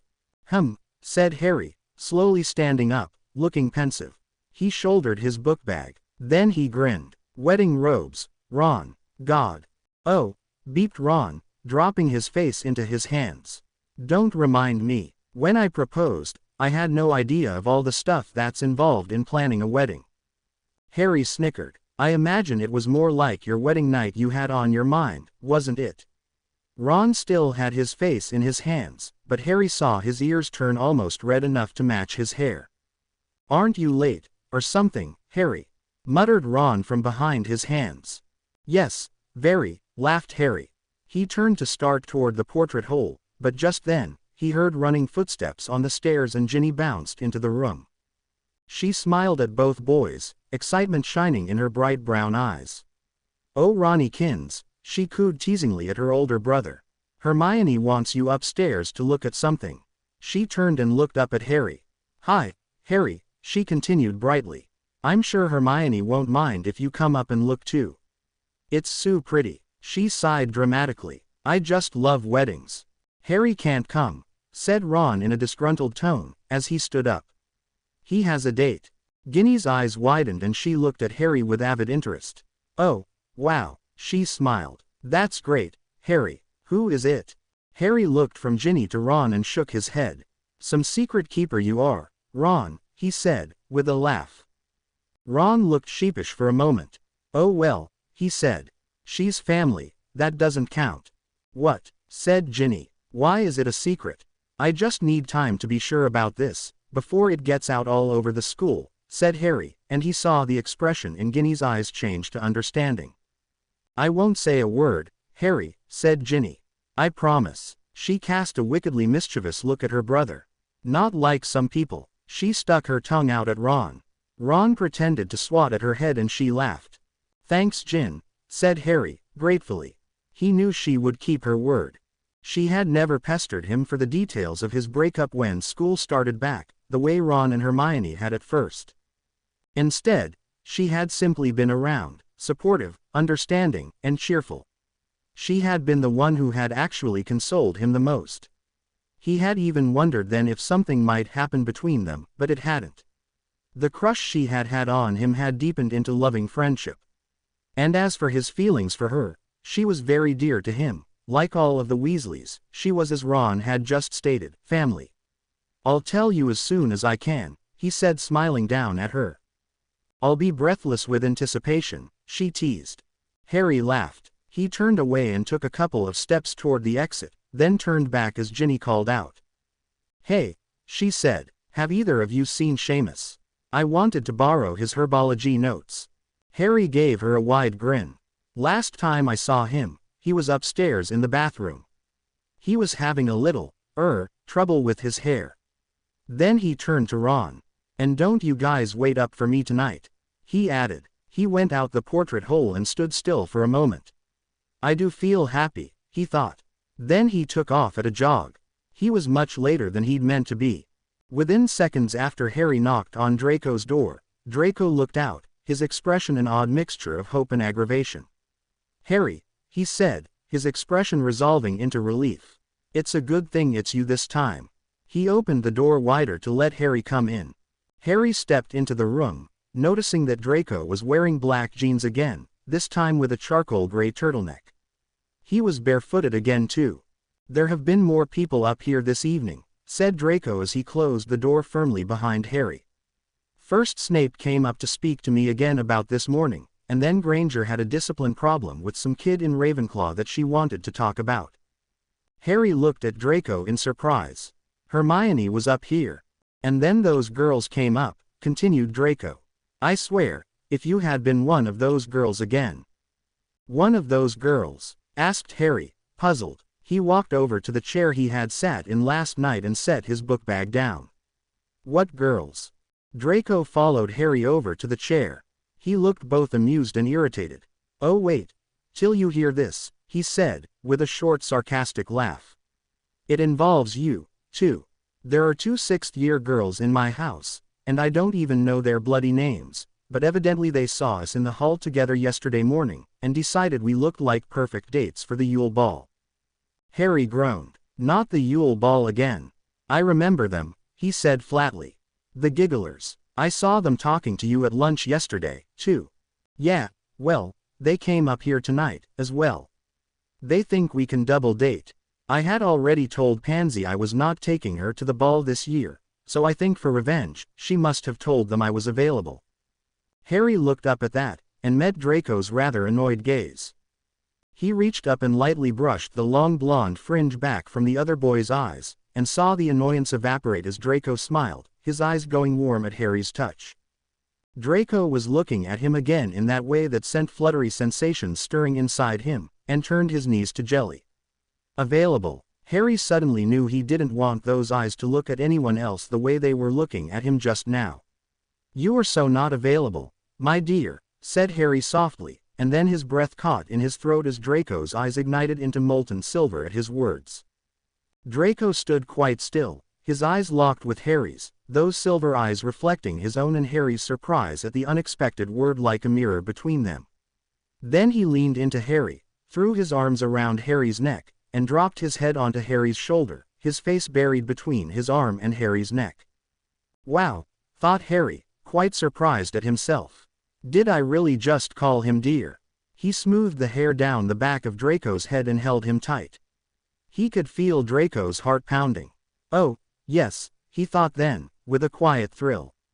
I can turn him into jelly, too. He turned his head and nuzzled into Draco's silky hair. They stood that way for a long moment, then Harry felt, as much as heard, the words that Draco whispered against his skin. Do you have any idea what you just did to me? Yes, Harry whispered back. And I like it, knowing I can do that to you. No one's ever called me that before. Harry rubbed one hand gently up and down Draco's back for a minute, then reached up and ruffled the other boy's hair mischievously. I could call you Poopsykins, if you'd rather, he whispered. There was a second of silence, then a muffled gagging noise in response. Draco lifted his head to look at Harry, unsuccessfully trying to hide a smile with an expression of horrified insult.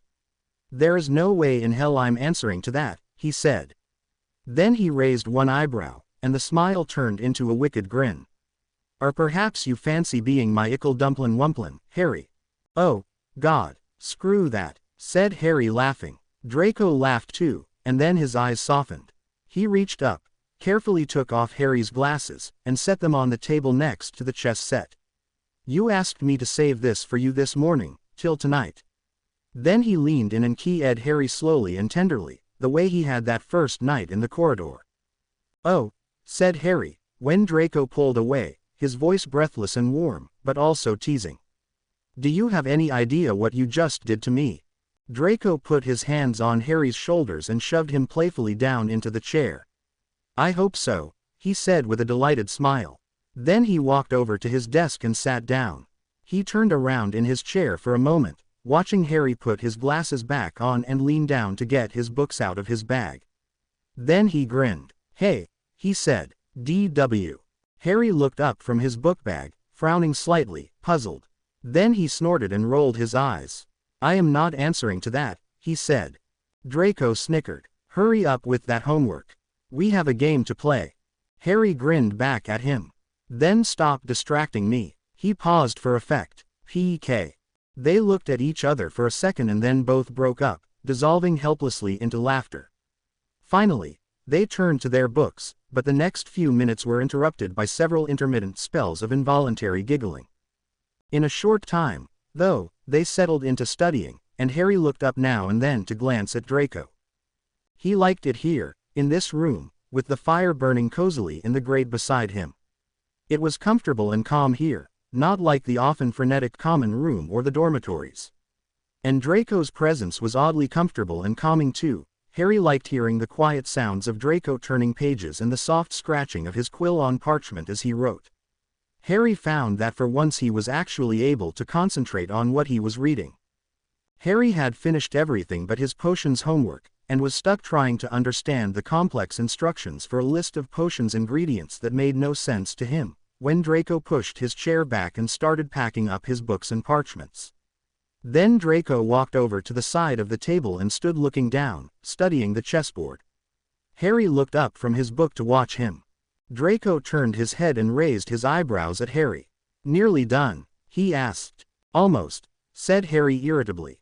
I just have potions left, but I don't get it at all. It's like a puzzle or something. Draco smiled knowingly and came to sit on the arm of Harry's chair. He leaned in to look at Harry's book with him. It's not really a puzzle, he said. It's just that some of the more advanced potions take precautions to be sure you know what you're doing before you can make it.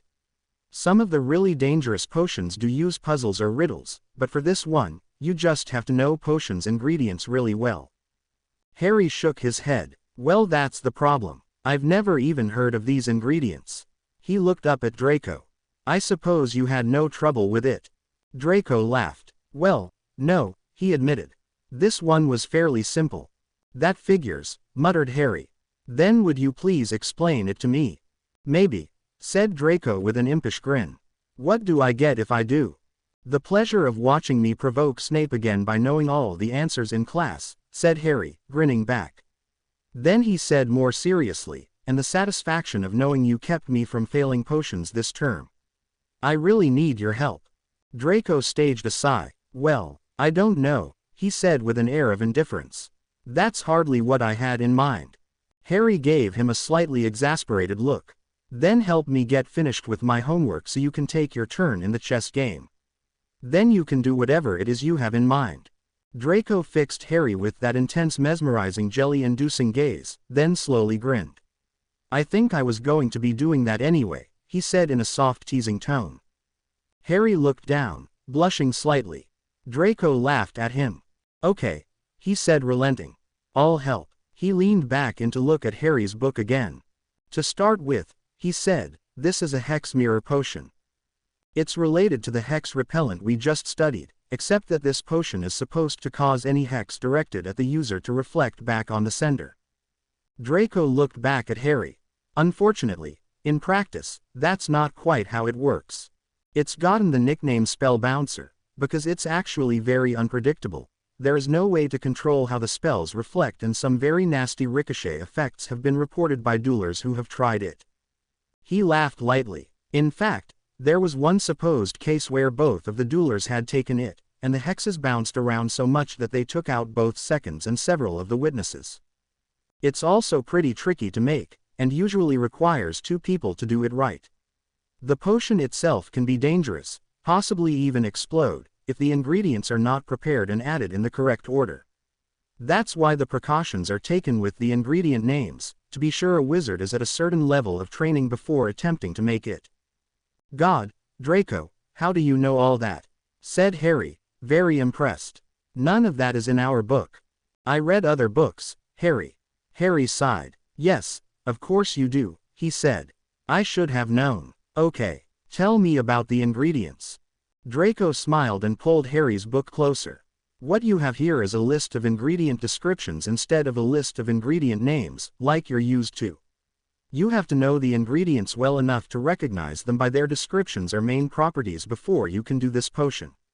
He pointed to a line on the page. For example, when it says spikes of heart's ease, it means foxglove, because that plant blooms in tall spikes and is often used as an ingredient in heart medicines. Said Harry. I did know that, from my meds class. Draco shook his head. Harry, I don't know how you can like magical medicine and not like potions. It's almost the same thing. Meta-wizards have to be good potions masters, or else they have to work very closely with one. It's not the potions part one like, said Harry. And most of what I'm studying is, well, quite different. He bent his head to read the next ingredient on the list. Oh, hey, I think I get this one now. It says optic orb of amphibian. That would be Eye of Newt. He looked back up at Draco with a satisfied grin. Told you it was simple, said Draco, grinning back. He turned around and slid backwards off the arm of the chair down into Harry's lap, scattering Harry's parchments and knocking his book to the floor. Draco. What? I'm not done yet. Sorry. Time's up. What time's up? Asked Harry, smiling, leaning his head back against the chair, looking into teasing gray eyes, amused. The time that I can stand to stay away and not bother you. Draco's arms slid around Harry's neck. I never have been able to leave you alone for long, Harry. Harry chuckled. I've noticed that, he said, putting his arms around Draco's waist. For a moment, Draco didn't reply. Then he said, "No, you didn't. What are you talking about? I always noticed when you were bothering me, you did it quite a lot. I mean, the last 3 months, you didn't notice when I stopped. I left you alone because Dumbledore made me promise to. It felt like hell to me, Harry. I missed you so much I couldn't sleep. But when I asked you about it, in the hall the other night, you had to think. You hadn't noticed." Harry looked seriously at Draco, trying to gauge this sudden shift in mood. Harry saw no anger in the other boy's gaze, only something distant, something a little sad. "I would miss you now," said Harry softly. "Why?" asked Draco. Then he quickly added, "No, don't answer that." He pushed himself away and got up from Harry's lap. He bent down, picked up Harry's potions text and handed it back to him. Then he stepped over to the chessboard and made a move. Pawn to A4. "Finish your homework, Harry. When you're done, there's something we have to talk about." Harry watched Draco walk away, over to his window and open it. Then in one quick graceful motion, Draco put his hands on the sill and jumped up to sit on the ledge. He turned to sit sideways on the ledge, pulled his knees up to his chest, wrapped his arms around his legs and stared out the window. He must do that a lot, thought Harry, recognizing the smooth habit quality of the action. He looked down at his potions book and then retrieved his sheets of parchment from the floor. He looked back at Draco. There was something inexpressibly lonely about the way he was sitting there. Somehow, Harry had never pictured Draco being alone. Hadn't he always had people following him around, especially Crabbe and Goyle? Wasn't he always the center of attention everywhere he went, even if it was negative attention? At least Harry had always thought the Slytherins practically worshipped him. But now, he wondered if any of them had ever really had Draco's attention, had ever touched him. Maybe Draco had always been alone inside, even if surrounded by adoring housemates. "Alone and wanting to be with me," thought Harry. "I missed you so much, I couldn't sleep. But you didn't notice." How was he supposed to finish his homework now? He turned his attention back to his book again anyway, and tried to concentrate. The sooner he got done, the sooner he could find out what this was about. He managed to figure out 4 more of the ingredients before he came to one that completely stumped him. "Draco," he said cautiously. The blonde head turned toward him slightly. "What's night-night liquefying liquid?" asked Harry. "Armadillo bile," said Draco, turning back to look out the window. Said Harry. "I don't get it." "Well, I get that the liquefying liquid is the bile, but not the other part." Draco shrugged one shoulder, and leaned his head back against the wall. "Armadillos are nocturnal animals," he said in so low a tone that Harry had to strain to hear him. "They have protective plating on their bodies, like a knight in armor." "Oh," said Harry. "I see. I guess. Thanks." Draco simply shrugged again and turned back to look out the window. Harry managed to struggle through the rest as best he could, his concentration shattered by Draco's distant behavior. Finally, he rolled up his parchment and put his things back into his book bag. Then, he got up and crossed the room to the window. "I'm done," he said quietly. He leaned against the wall under the window and laid one arm up on the window ledge. Draco pulled his feet back a little to make room for him. "God, he even has pretty feet," thought Harry, and he wanted to touch Draco, to re-establish their closeness, if only in a small way. He reached out tentatively and laid one hand lightly over Draco's bare left foot, surprised to feel how warm it was, even though the air coming in the open window was quite chilly. He felt Draco startle at his touch, but he didn't move away. After a second, one of Draco's pale, slender hands moved from his knee, slid down his shin, and came to rest on top of Harry's hand. And, thought Harry, he has beautiful hands. He's elegant down to his bones.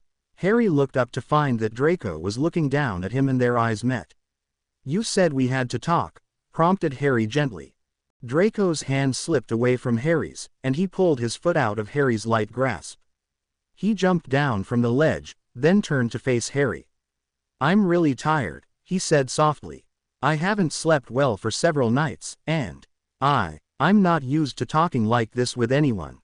It's hard and it hurts. I feel wrung out. He paused for a moment, then continued hesitantly. I thought maybe. Would you mind? Harry closed his eyes, feeling suddenly stung, thinking Draco was going to ask him to leave. If I lie down while we talk? You don't have to. You can sit at the end of the bed if you'd rather. Harry opened his eyes and returned Draco's questioning and somewhat wistful gaze. Draco wasn't asking him to leave. No, I wouldn't mind, said Harry, slowly. Draco turned back to the window and pulled it closed. Then he walked around Harry and went over to his bed. He lay down, scooting over toward the middle, and stretched out on his back, his legs crossed at the ankles, one arm draped loosely across his stomach, the other over his eyes. Harry stood watching him for a moment, then walked over and sat on the edge of the bed at the foot. He wasn't sure what else to do. He toed his shoes off, pulled his feet up under him so that he was sitting crossed-legged on the bed, and waited. Harry, began Draco, in a low voice. I did a lot of thinking. Last night, after you left. What happened last night wasn't what I expected at all. I never expected you to ask me about that key asterisk, or want to be with me that way, not after everything I've done, even if I have changed. I expected you to ask me questions about my father, about the Death Eaters and dark magic. He paused to take a rather ragged breath. I really don't know much. My father didn't entirely trust my loyalty to his interests, because I kept avoiding things he wanted me to do, but whatever you want to know, I'll tell. Oh bloody hell, thought Harry. He was so tired of this subject, of the incessant questions he had to endure from everyone, of the war that had never happened and so hung over them all like a relentless dark cloud, of the way it tainted his future. He was so sick of it all. He closed his eyes and tried to get control over the deep frustration he felt that this should have to come up between them, that it couldn't just be ignored, as he so much wanted to do. Finally he said, I don't want to know any of it, Draco. His voice was low, his tone drained and a little bitter.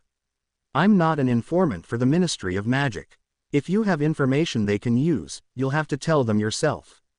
I only want to be left out of it, so you can stop worrying.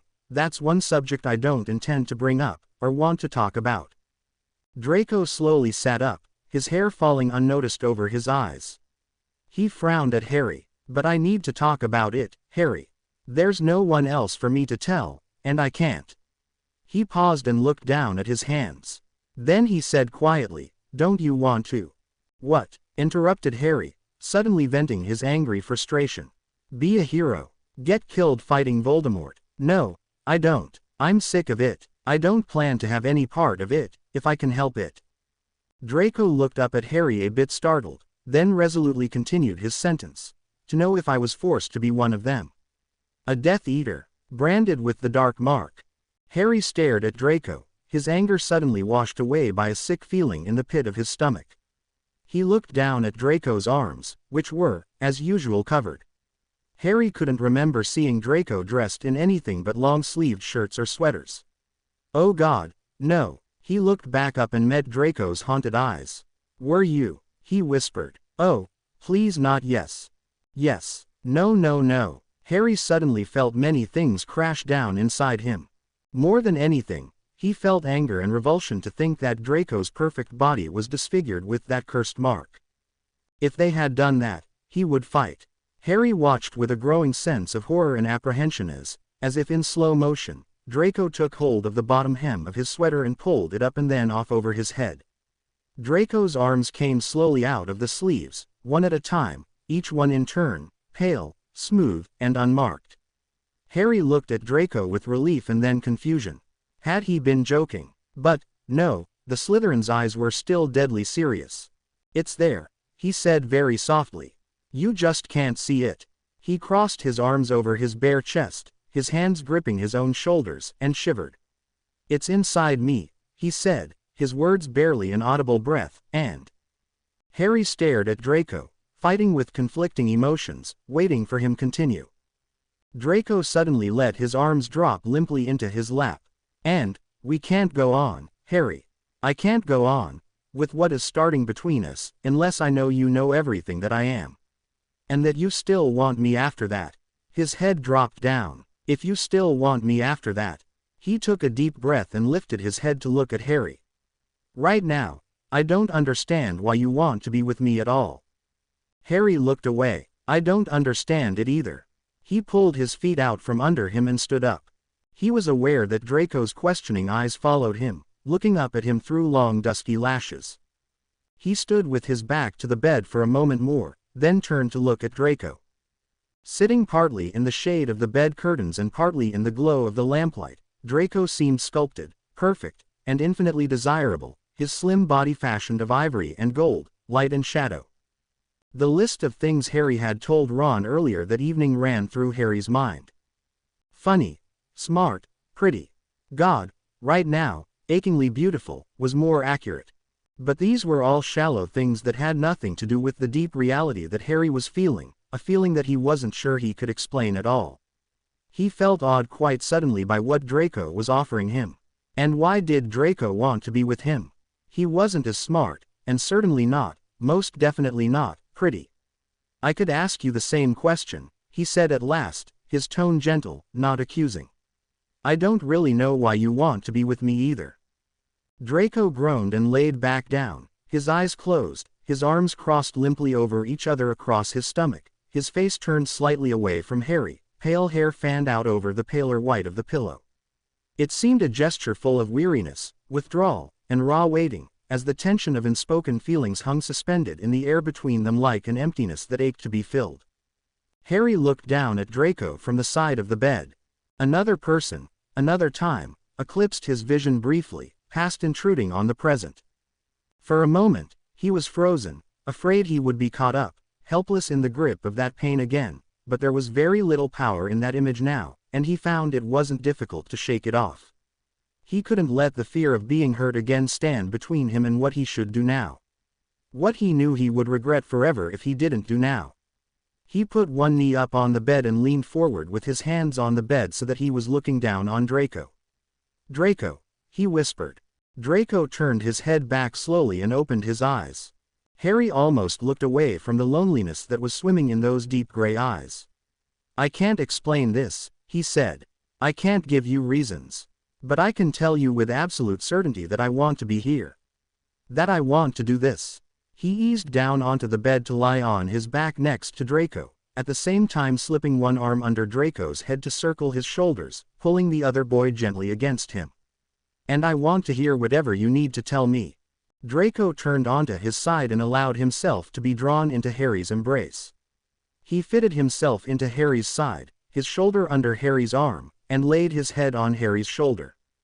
Harry wrapped his arms around Draco, and his breath caught as his hand slid across the bare skin of Draco's back, skin that was warm and satiny soft under his touch. He reached up and smoothed the hair down the back of Draco's head, and felt Draco sigh and relax into him. He felt Draco's hand move to unbutton his shirt, starting at the collar and working down, pressing each button down against him for a second, holding it still until he could work it loose using only one hand. Then that warm hand was sliding inside his shirt, to rest over his collarbone, gentle fingers caressing the curve of his shoulder, the hollow of his throat. "Harry," whispered Draco, "there's something I need to know." Harry turned his head so that his lips brushed Draco's hair. "What's that?" he whispered back. "Last night, you acted like nothing had ever been wrong between us. But we both know I've done and said a lot of very hurtful things. How can you just ignore that? How can you act like they never happened?" Harry was silent for a moment, thinking. Draco was right, he had completely ignored the past between them. "I don't know," he said slowly, "but, somehow, and I guess it was while I was thinking about you in Bin's class yesterday morning, when I finally realized that you had meant that key asterisk, that you had meant everything you had told me that night in the hall, it was like none of that past stuff mattered anymore." Draco shifted slightly, pressing his face into Harry's neck. "I'm just afraid," he said very softly, "that sometime, maybe tomorrow, maybe next week or next year, you'll remember something that I did, and you'll change your mind about me again." Harry hugged him and smiled. "No, I don't think that's going to happen. If I did that, I'd have to change my mind about being with you like this, and... I really like this." Harry tilted his head and laid his cheek against the top of Draco's head. "Actually, it's funny, but this is the only thing that upset me. I was completely freaked out at first, that I was feeling attracted to you. But maybe we've always had these feelings, and we're too young to know what it meant, so we reacted by wanting to beat the crap out of each other. I don't know. I always felt so frustrated with you, because you weren't what I wanted you to be, because I couldn't like you. And I was hurt that you didn't like me.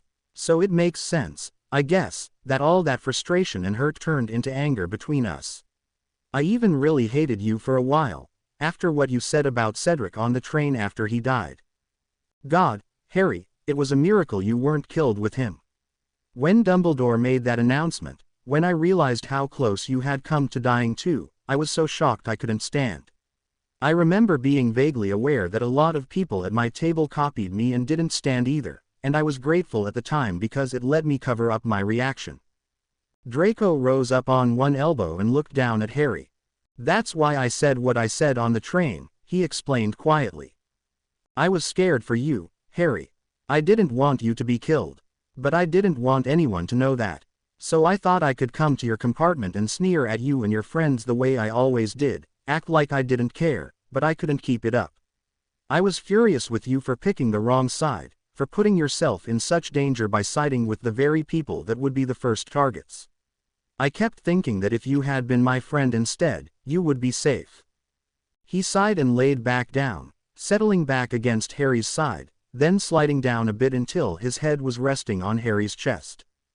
It was after that, over that summer and later, he said after a minute, that I first started to understand that maybe I was feeling more about you than I knew before. It's also when I started seeing my father differently. He changed too, after Voldemort came back, and I started to see that maybe I was the one who had picked the wrong side. Draco moved his hand deeper under Harry's shirt. I had to be careful though, not to let him see that. He was silent for a long moment. It's your move, Harry, he said softly. Harry tightened his arms around Draco and thought for a bit. Bishop to d6, he said finally. Tell me what you meant about the dark mark, why you said you have it inside you. Because it's why I was born, said Draco in a flat, scornful tone. It's the future I've been given no choice in. I was supposed to be the perfect little Lucius Malfoy duplicate, to carry on his life, his plans. My father's sole purpose for my life was to have me become a Death Eater. Ever since I can remember, my father has talked about it, described the ceremony, told me countless times how I would have to act, how I must not dare show fear, or react to the pain. Since Voldemort came back, he's tested me constantly, tried to get me used to pain, so that I wouldn't embarrass him in front of the Dark Lord. What do you mean, Draco? He hit you. Oh no, said Draco, with a sharp bitter laugh. He would never do anything so crude as to actually touch me. Ever had the Cruciatus curse done on you, Harry? Yes, said Harry, numbly. Oh God, Voldemort did, twice. God, Draco, your own father did that to you. A lot more than twice. My father was always too busy to fuss with me much. He allowed me to be spoiled, laughed when I terrorized the house elves. He made sure I knew what was expected of a Malfoy, demanded I make the best grades, but he didn't take much active interest in doing anything with me. But he could also be intolerant and unpredictable, and casting a forbidden curse on me was sometimes his idea of a parlor joke, or he would become enraged over something trivial and cast that on me as punishment. After Voldemort came back, though, he started with the Dark Mark training. And it doesn't matter, Harry, how many times you feel that bloody curse. You can never, ever, get used to it. But what about your mother, Draco? Surely she didn't know, didn't care. I have no idea. To be fair, she probably did care when I was small. I have some bits of memories that are nice. But in the last few years my mother has been, well, indifferent to everything. I know it will sound horrible, and I don't mean it that way, Harry, but sometimes, in the last 2 years I have wished I were you, that it was my parents that were dead instead of yours. Harry couldn't think of anything to say. This was beyond horrible. He lay still, holding Draco as tightly as he could, letting silence, and some distance from what had been said, settle around them. Finally, he whispered, I'm so sorry. He felt Draco's arm tighten against him, a slight hug in response, and he hugged Draco back. Knight to d6, said Draco, after a moment. He pulled his hand out from under Harry's shirt and tugged at the collar. Take this off, he whispered. Harry didn't move for a moment, then he slowly sat up, pulling his arm out from around Draco. Draco sat up too. Harry pulled his shirt tail out and fumbled with the buttons at the bottom of his shirt that Draco had not undone, the trembling in his hands making it difficult to work them loose. Finally, he pulled off the shirt and dropped it to the floor beside the bed. Those two, said Draco, his voice still a whisper, as he lightly touched the frame of Harry's glasses. Harry took them off, folded them, and leaned over the side of the bed to set them carefully on top of his shirt. He sat back up and faced Draco, their eyes meeting, green and silver gray melting together in a shivery hush of anticipation. Draco reached out and took Harry's hand, lacing their fingers together. I've never done anything like this with anyone, he said in a soft odd tone. He lowered his eyes, then laid his other hand on Harry's shoulder, sliding his fingertips very slowly, lightly across the top of Harry's bare shoulder to stroke the hair at the nape of Harry's neck. Harry closed his eyes and let himself be swept away by the tantalizing gentleness of that touch. He clung to the hand he held tightly, as if it were his only anchor in a sea of shifting waves of feeling. He felt the mattress under him shift slightly, felt the warmth of Draco's body so very close to him. Then Draco was leaning against him, and Harry caught his breath as a tremor thrilled through him. Draco pressed a feather-light key just in front of Harry's ear, then he rested his forehead against the side of Harry's head. It feels so good to touch you, Harry, he whispered in Harry's ear. I've never felt anything like this. I haven't either, whispered Harry back. He turned his head and found Draco's mouth with his own in a tender melting crush. The hand Harry held pulled out of his grasp and slid around his waist, while the hand on the back of his neck came up to touch his face, fingers sliding under his ear, over his jaw, warm palm coming to rest against his cheek, claiming him, gently coaxing him deeper into the key.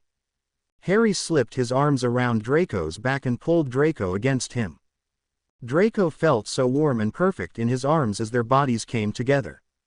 And Harry felt again that so simple, yet so profound sense that some part of him that had been missing was here now, fitting perfectly into place.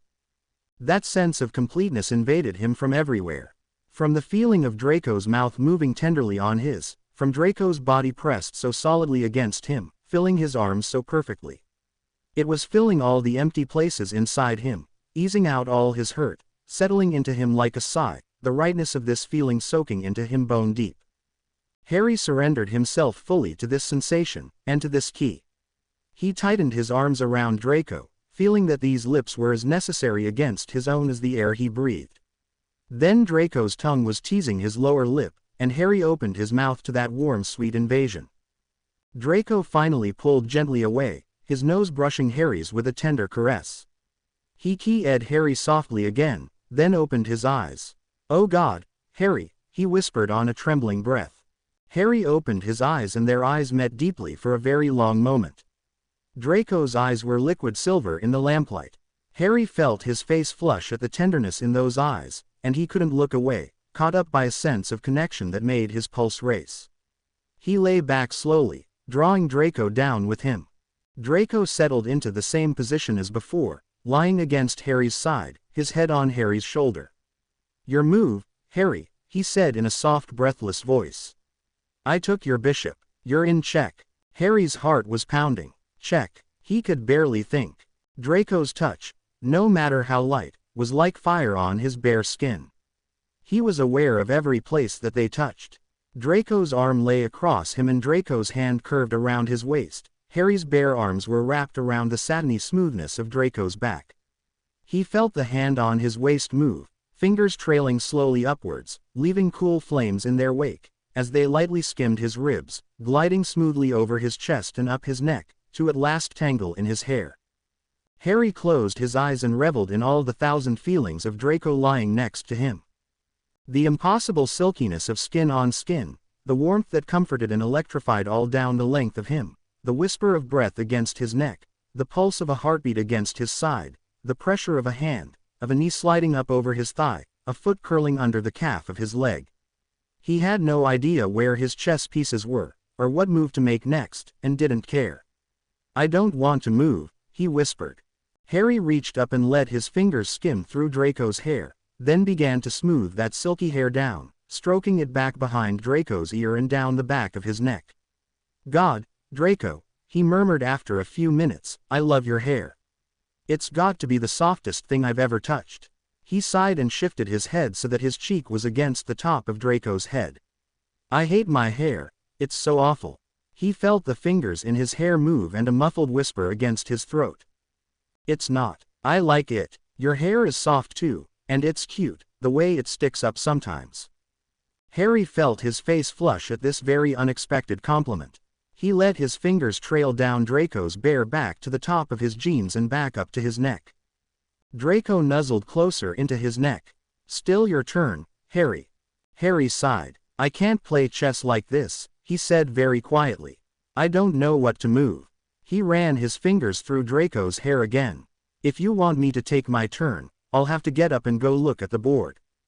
Draco tightened his hold on Harry. No, don't get up, he said with a small shiver, as Harry's fingers again trailed down and then back up his bare back. Just take my knight. With what? Whispered Harry. Pawn to d6, whispered Draco back. Then you won't be in check. Harry lay still, except for the idle movement of his hand that slowly stroked Draco's hair and wandered up and down Draco's back. Draco's hand moved down to lie over his heart, fingers curved into the hollow of his throat. Lying here like this was the gentlest, most exquisite feeling he'd ever known. Harry realized suddenly that he didn't need to look for complicated explanations for why he wanted to be with Draco. This feeling alone, simply and singly, was explanation enough. Pawn to d6, said Harry finally. He took a deep breath. You asked me why I want to be with you, and I said I couldn't explain it. But maybe I can now, or a little anyway. He paused again, it was important to get the wording right. Then he began speaking slowly, as if he were thinking it through as he spoke. Being with you, like this, feels like something I've always wanted. I just never knew what it was until now. I don't like being alone, but I don't think I've ever felt that I truly belonged with anyone before. My aunt and uncle have always hated me because I'm a wizard, so all my life, I've been yelled at, made to live shut up in a cupboard, or half-starved. I don't think I'd ever even been hugged until I came here. And, he added very softly, I've never felt anything like this. He continued slowly stroking up and down Draco's back. I really like this, Draco. I'm so sorry we fought all those years. I'm sorry I was so slow to understand what you, or maybe, both of us, were feeling. Harry sighed as Draco moved his arm up to encircle Harry's neck. But I feel closer to you right now than I've ever felt with anyone in my life, because I think you understand what it's like to feel alone too. He paused again for a moment. Being with you feels so right to me. It feels like we belong together and I don't want to be alone anymore. I want. Harry stopped talking as he realized that Draco had tensed up, and that the hold Draco had on his neck had tightened considerably. Then he felt a shudder run through the other boy, and Draco turned his face into Harry's neck. Harry realized then, with a startling jolt, that Draco's face was wet where it pressed against his skin, and that more hot tears were falling, trailing cool tracks down his neck. Harry realized this only a second before a sob that Draco had been trying to hold back broke from him in a strangled gasp. Draco, Harry whispered. Oh God, what is it? Did I say something wrong? It was several moments before Harry heard the muffled answer to his question. Not wrong, came the soft broken reply, so, right. Draco lay in Harry's arms. He could feel the steady pulse of Harry's heartbeat under his hand and in the hollow of Harry's throat. Harry was smoothing the hair down the back of his head, running his hand lightly up and down his bare back.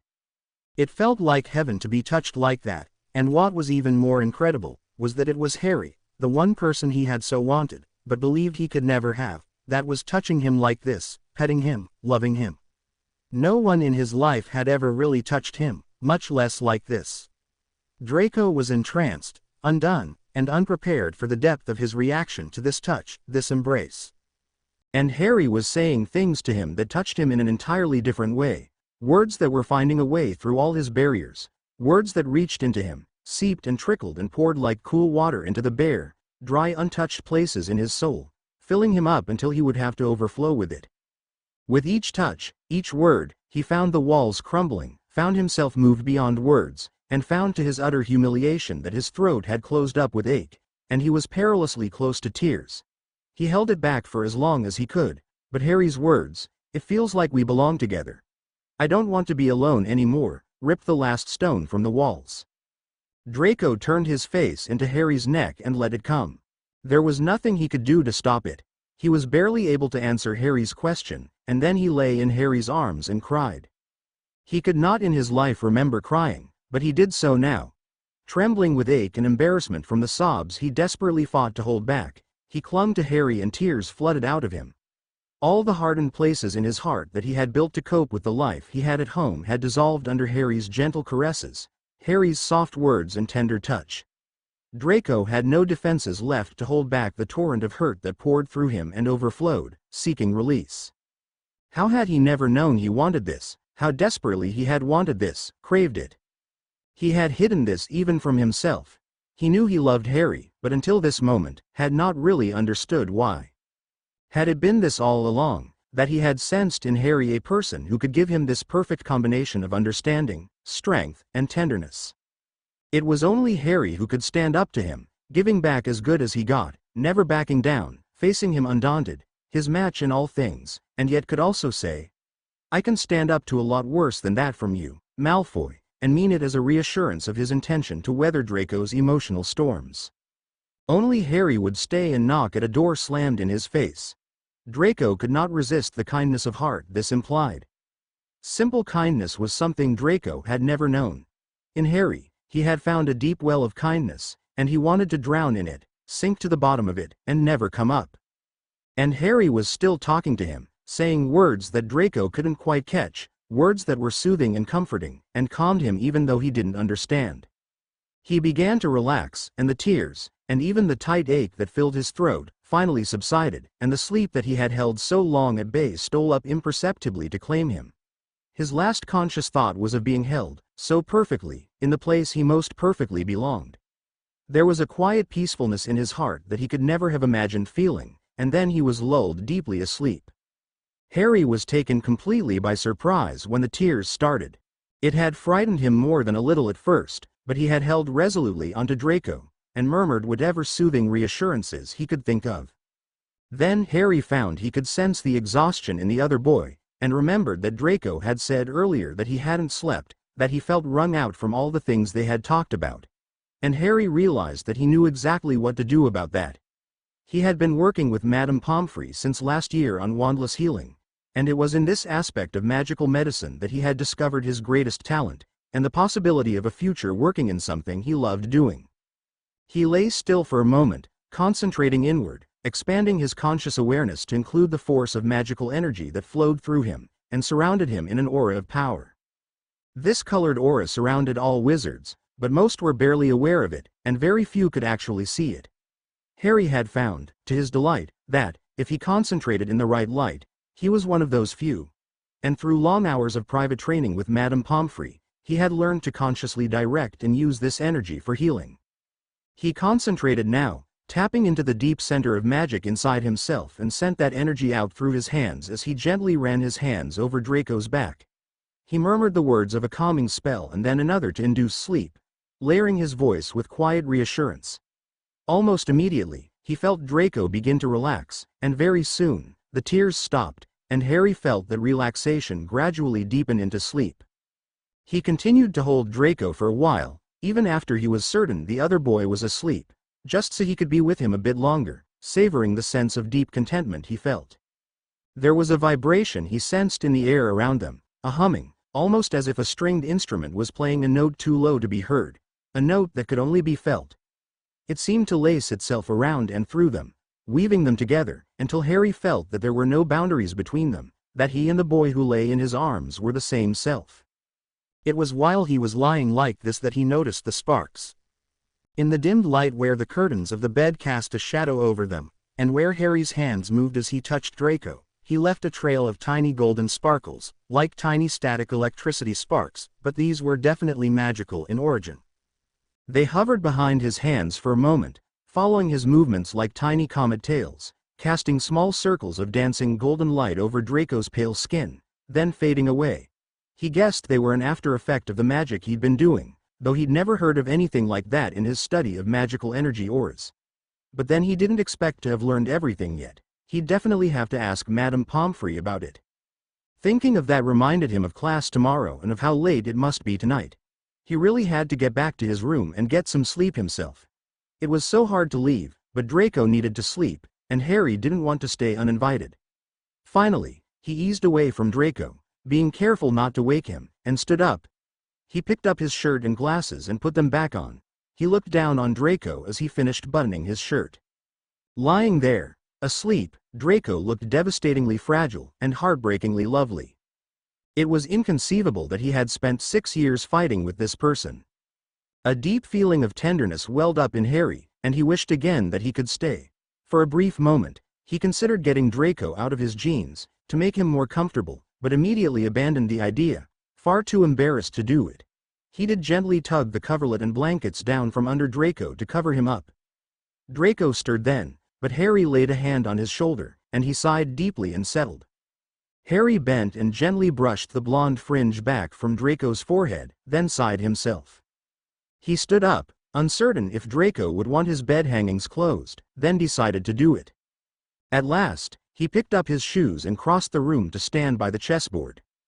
He studied the board for several minutes, then, still thinking, sat down in the chair and put his shoes on. When he was sure he was remembering the sequence correctly, he carefully made the 4 moves they had made during the evening, removing his bishop and Draco's knight from the board. Finally, he picked up his backpack, withdrew his wand from the pocket on the side, and said the spell to put out the lamps. Then he pulled out his invisibility cloak, swirled it around him, and left the room. He didn't run this time, but walked quietly and deliberately back to his dormitory. He had a great deal to think about. He was discovering that he and Draco were alike in many ways, that they shared a great deal of common ground between them. But he was also seeing that they were vastly different in their emotional natures, and was beginning to realize that even though Draco's hostile behavior had changed, a relationship with him would always be full of emotional ups and downs. Draco was mercurial, the white-hot streak of lightning in a stormy sky that suddenly changed to warm gentle rain, and back again to storm. But Harry felt some excitement about this. His own nature was more constant and even-tempered, needing some outside spark to stir him to life. And it had always been Draco, more than anyone else, who had stirred such depths and heights of feeling in him. Draco was spark and flame. Harry was the rock that was warmed and yet contained the fire and remained unburned. For Draco, Harry was the solid earth, strong, steady, and reassuring, grounding the lightning, drinking in the rain and in turn, blossoming. Their differences balanced, enriched and centered them. Shining green fields meeting gray velvet skies. Harry had never felt a greater sense of wanting to belong with someone than he had felt tonight. So it was the beginning, this balance, this understanding growing between them, of something Harry wanted deeply. There had been so much said tonight, so much still left to be said. Things for which the words must be found, and things that must be said without words. Tonight he and Draco had shared themselves very intimately, and Harry knew that the closeness they had experienced together tonight would express itself very soon in a different kind of intimacy.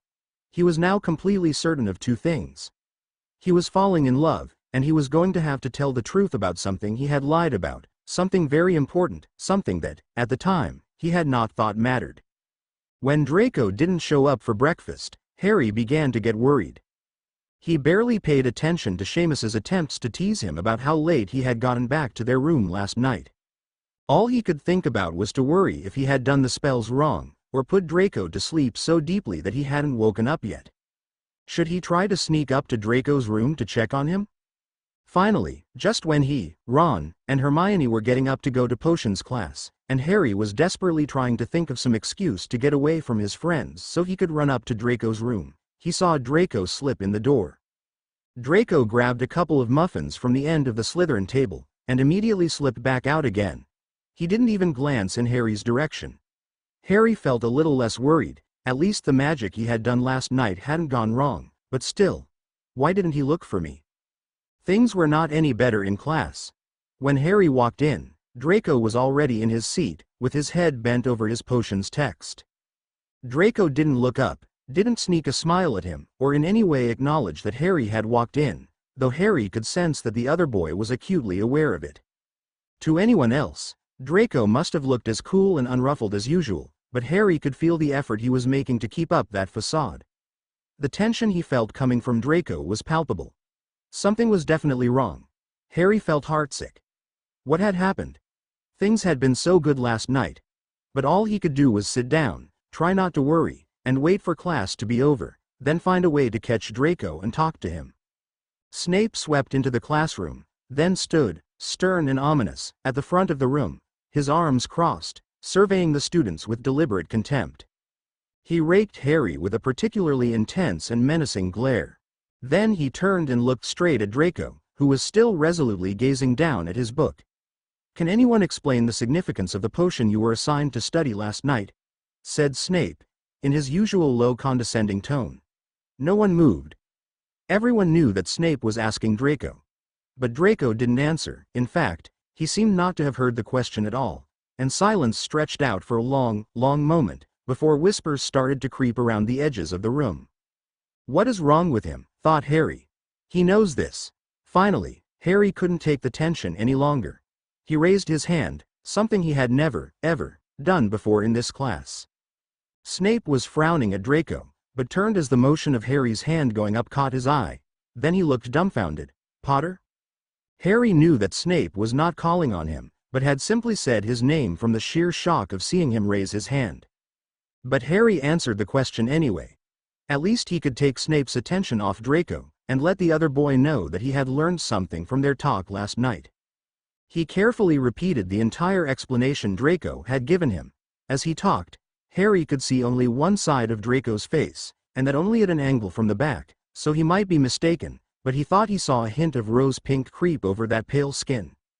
Harry could also see, from the corner of his eye, that Hermione and Ron were watching him with matching stunned expressions on their faces. When Harry finished talking, Snape stared at him with narrowed eyes. His upper lip curled as if he had bitten off something distasteful. Then with a tone that sounded like acid was dripping from his mouth, Snape said, "Very impressive, Mr. Potter. 10 points to Gryffindor." The Gryffindor side of the room erupted instantly in cheers and applause, which were quelled almost as instantly by a venomous black look from the professor. The rest of the class dragged on for an eternity of worry for Harry. Even after his recitation, Draco never glanced back at him. For the entire period, Draco strictly confined himself to looking up at Snape and looking down to take notes, and Harry's nerves were beginning to fray by the time Snape dismissed them. He packed up his stuff as quickly as he could. Now if he could just get out of the classroom fast enough to catch Draco in the hall before his next class. But the aisles were blocked by his classmates. He watched helplessly, as over the heads of his friends, he saw that one familiar blonde head escape out the door. "Draco," he thought. "Why are you doing this? What could have possibly gone wrong between last night and this morning?" "Potter." Snape's sharp tone knifed through Harry's thoughts. "You will remain after class." Harry swore under his breath. He motioned to Ron and Hermione to go on without him, waited until the classroom cleared, then walked to the front of the class and stood in front of Snape's desk, feeling deeply aggravated. Snape looked down on him, black eyes glittering. "So tell me, Potter," he drawled, in his low sneering voice, "was it the kicking or the keying that caused your dramatic turnaround in this class?" Harry was suddenly furious. He needed to find Draco, not stand here being subjected to this ridiculous taunting. "Neither," he said fiercely, looking Snape right in the eye. "It was having a better teacher." Snape drew in a sharp breath through his teeth with a hiss. But Harry wasn't finished, and he cut Snape off before the professor could say anything. "You have tormented me since the first day I came to this class," he said. "You never cared if I learned anything. I think Draco taught me more in one day than you ever have, and the sad thing is, I might have actually liked this subject, if someone had helped me understand it." He paused for a second, his eyes chips of emerald ice. "But you," he continued, a bitter edge to his voice, "all you've ever done is waste my time." Snape sat down and said nothing. Harry stood for a moment, his hands clenching the straps of his book bag, then he turned and started for the door. "Potter." Harry froze halfway to the door, but he didn't turn around, just waited with his back to Snape. God, he was going to get detention for sure after that. Do you really care about him? That was so far from what Harry had expected. He turned around to stare at the professor. Snape fixed him with a caustic gaze. Because if you don't, if you hurt him, I swear I will make your life a living hell. Nothing I have done to you so far will even compare to what I will do to you if you hurt Draco Malfoy. That boy has been hurt enough. Why do you think I always stood up for him against you and the rest of those self-righteous, thoughtless Gryffindors you call friends? Do you have even the vaguest idea what he has been through? Harry's anger drained from him. He closed his eyes for a moment. Draco's avoidance of him this morning was becoming a deep pain in his heart. He wanted desperately to find him, and Snape's words had just stabbed him to the quick, but Harry knew he would never catch up to the other boy now. He opened his eyes and returned Snape's angry glare levelly. Yes, he said as calmly as he could manage, I do know what he's been through. Harry set his books down on one of the tables and walked back to stand in front of Snape's desk. And I would sooner cut off my own arm than hurt him. Oh, bloody hell. He'd been about to say I'm falling in love with him. But there was no way he was going to tell that to Snape. I'm quite serious about this, he said instead, firmly. I don't intend to stop seeing him, no matter what you say. Snape stared at Harry in silence for some time before he finally spoke again. I do not approve of it, he said at last, coldly, because I think you are both being incredibly stupid. You were better off hating each other. This idiotic liaison is an enormous risk for both of you. The professor stood up, and slowly crossed his arms, wrapping his robes around himself. I tried to talk some sense into Draco last night. Talk him out of this insane fixation he has on you.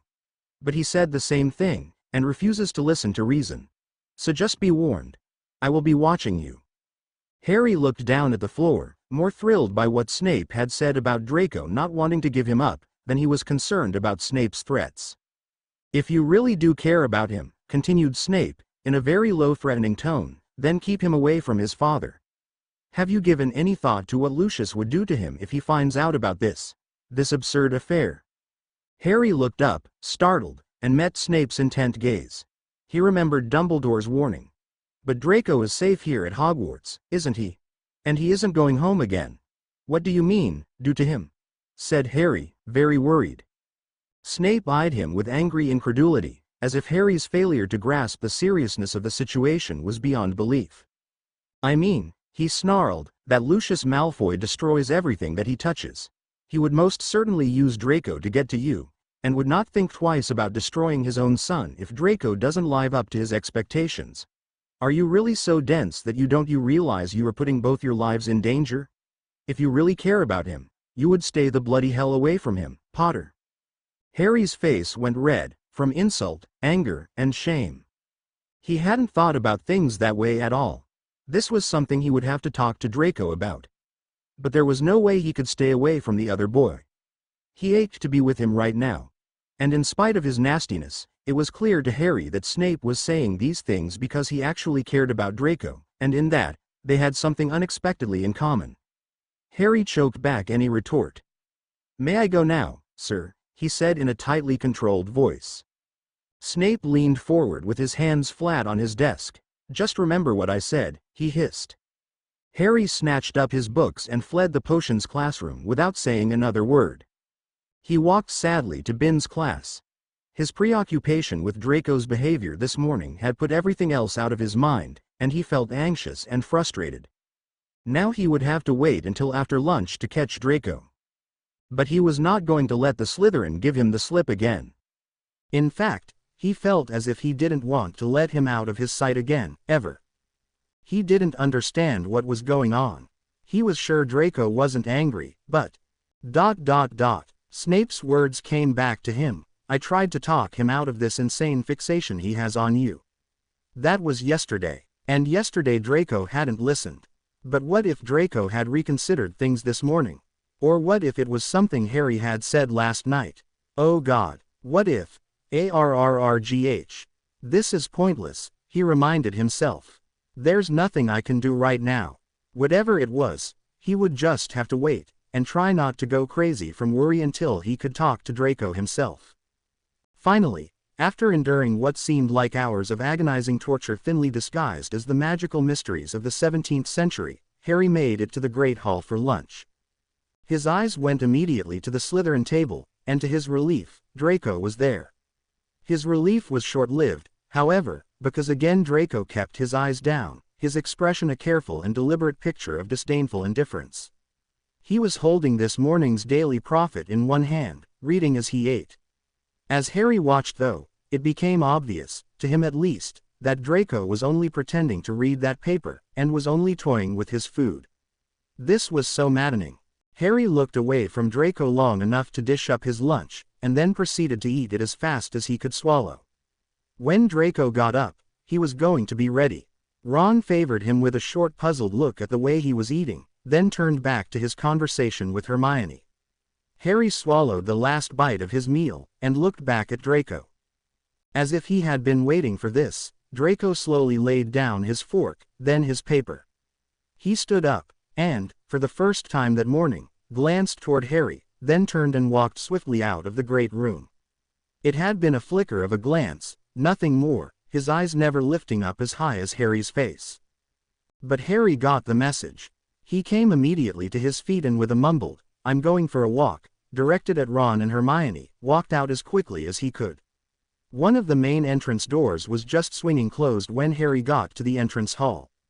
As he rushed outside, he could see Draco's blonde-headed, black-robed figure making its way down the path that ran around the lake. Harry took off after him. Draco finally stopped within the small copse of silver birch trees that grew where the path turned to run along the far side of the lake. He stood with his hand on one slender white tree trunk, his back to the path, seemingly gazing out at the cold steel-colored water. Harry, a bit breathless from his fast walk, caught up with him there. Hermione smiled as Harry mumbled something about taking a walk, and turned back to her lunch. Then she felt Ron stiffen beside her, and heard him beep in a breath like a hiss. "Bloody hell, I knew it," exclaimed Ron. "He's gone after Malfoy again. Just like he did the other day when they had that fight in the hall." Ron stood up. He looked down at Hermione.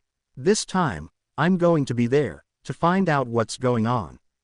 Hermione grabbed his arm. "Ron, wait," she pulled him back. "Sit down. What are you talking about?"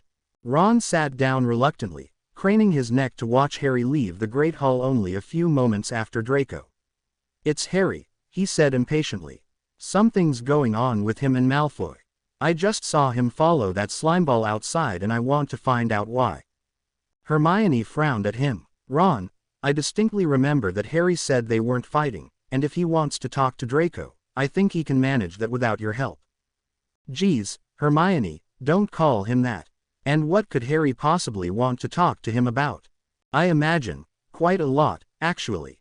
"What, didn't you notice the way they were looking at each other outside potions class yesterday morning? They were grinning at each other, like there was some kind of joke between them, something they knew, but we didn't. I think they've made peace with each other." She shook her head at Ron's aghast expression. "I mean, Draco has really changed, and if he wanted to make up with Harry for all the trouble he's caused, I think they would have a lot to say to each other. And if that's what's going on, you need to stay out of it and not interfere." "Are you insane?" gasped Ron. "That's really mental, Hermione." He cringed suddenly when her flashing eyes made him realize what he'd just said to her. "Oh, sweetheart, I'm sorry," he said in a rush. "But that git is not going to change. His whole family is rotten. I'm sure he's up to something, some plot to get Harry in trouble." "Look, Ron," said Hermione, the head girl voice creeping into her tone, "he has changed whether you like it or not. I know because I've talked to him myself. He's been very helpful." She'd been about to say something like friendly or nice, but those words weren't right. They were too warm for Draco Malfoy. He'd been, well, maybe civil was the right word, always cool and distant, but also now, unfailingly polite. He was so different, but somehow still the same. But he had definitely been helpful. In fact, Hermione acknowledged to herself, she was beginning to wish that Draco had been made head boy instead of that Ravenclaw twit who acted all swelled up by the honor of it, but couldn't be bothered with the responsibilities. Hermione was one of the very few who knew that Draco should have been given the honor in the first place, who knew that he deserved it. Draco had a very logical and creative mind, and Hermione was starting to rely on his advice quite a bit. For example, late yesterday afternoon, she had gone to him with a problem, and he had been willing to talk with her for some time, helping her think through several possible solutions. He had a very nice room, too.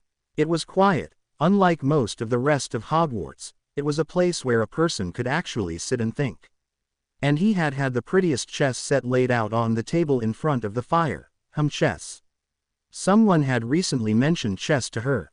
Oh yes, it had been Ron talking about Harry. Suddenly Hermione gasped. Her hand flew up to cover her mouth for a second. Oh my. Ron's expression went from scowl to startled in a heartbeat. What's wrong? It's nothing, said Hermione, thinking furiously. I was just wondering, has Harry told you who he's seeing yet? No, he hasn't, said Ron huffily. And I don't understand that either. Hermione picked up her fork and poked absently at her food. Could it be possible that Harry and Draco had done more than just call a truce between them? Tell me again, Ron, she said hesitantly, what did Harry say he had been doing that first night he got back so late? Ron rolled his eyes. Playing chess with someone in another house. Then Seamus pointed out that he'd obviously been keying someone, and he finally admitted he had been. You're sure that they were, oh god, keying? Oh yes, said Ron, grinning. Quite sure. Ron laughed. Ha, you should have seen him, shirt all unbuttoned, blushing. Then I asked him about it last night. Spectacular, was how Harry himself described it. Why, what are you on about, Hermione? Well, said Hermione slowly, I did some checking yesterday, discreetly of course, but none of the prefects in Hufflepuff or Ravenclaw saw Harry in their common room, or with anyone from their houses that night. Good lord, Hermione, are you telling me he's seeing someone in Slytherin?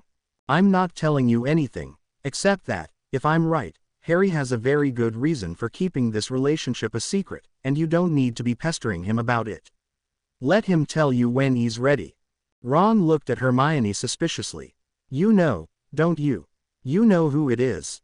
Yes, I think I do. Oh, come on, Hermione. Tell me, why shouldn't I know too? I just don't want to see Harry get hurt again.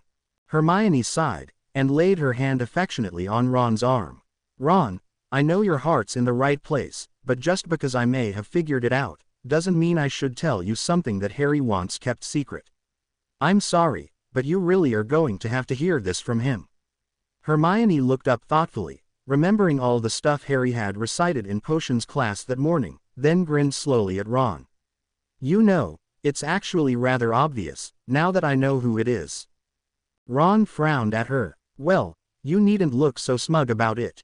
Okay, I'll wait and let him tell me, but this business with Malfoy is another story. He's been gone long enough. Ron stood up. I'm going out there.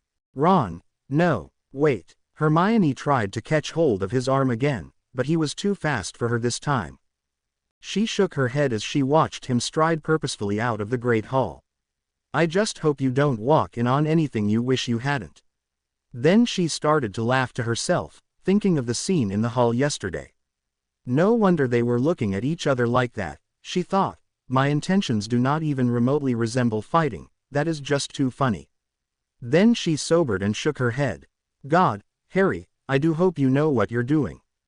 Harry stopped when he entered the small grove of silver birch, struck for a moment by the stark monochrome beauty of the scene before him. Draco had his back turned, his pale hair and black robe perfectly matched by the slender pale tree trunks and the delicate black branches that arched overhead and ascended into interlacing silhouettes against the gray sky. For a few seconds more, Harry hesitated, resolution warring with fear, but for him there really was no option. He had to know, so gathering his determination and courage, he stepped forward and came to stand just to the left and behind the blonde Slytherin. He could see now that Draco, though he appeared to be gazing out over the lake, was actually standing with his eyes closed. Harry's heart sank when Draco didn't turn to meet him. He wanted to touch the other boy but didn't dare. Draco, he queried gently. Draco swallowed, and tilted his face slightly away. Harry. The reply was tense, barely above a whisper. Harry could feel the tension in Draco, as if one wrong word would shatter him like glass. The chill wind off the lake stirred his hair, but that was the only movement about him. He seemed to be barely breathing, waiting for that word that would break him apart, terrified of it and yet frozen in the tracks of its coming, unable to move away. "I missed you at breakfast," said Harry finally, softly. "I've missed you all morning. I've been worried." "You should be pleased," said Draco quietly. "Points for Gryffindor from Snape. That doesn't happen every day." "I don't care about that," said Harry, stepping closer. "Those points should have been yours."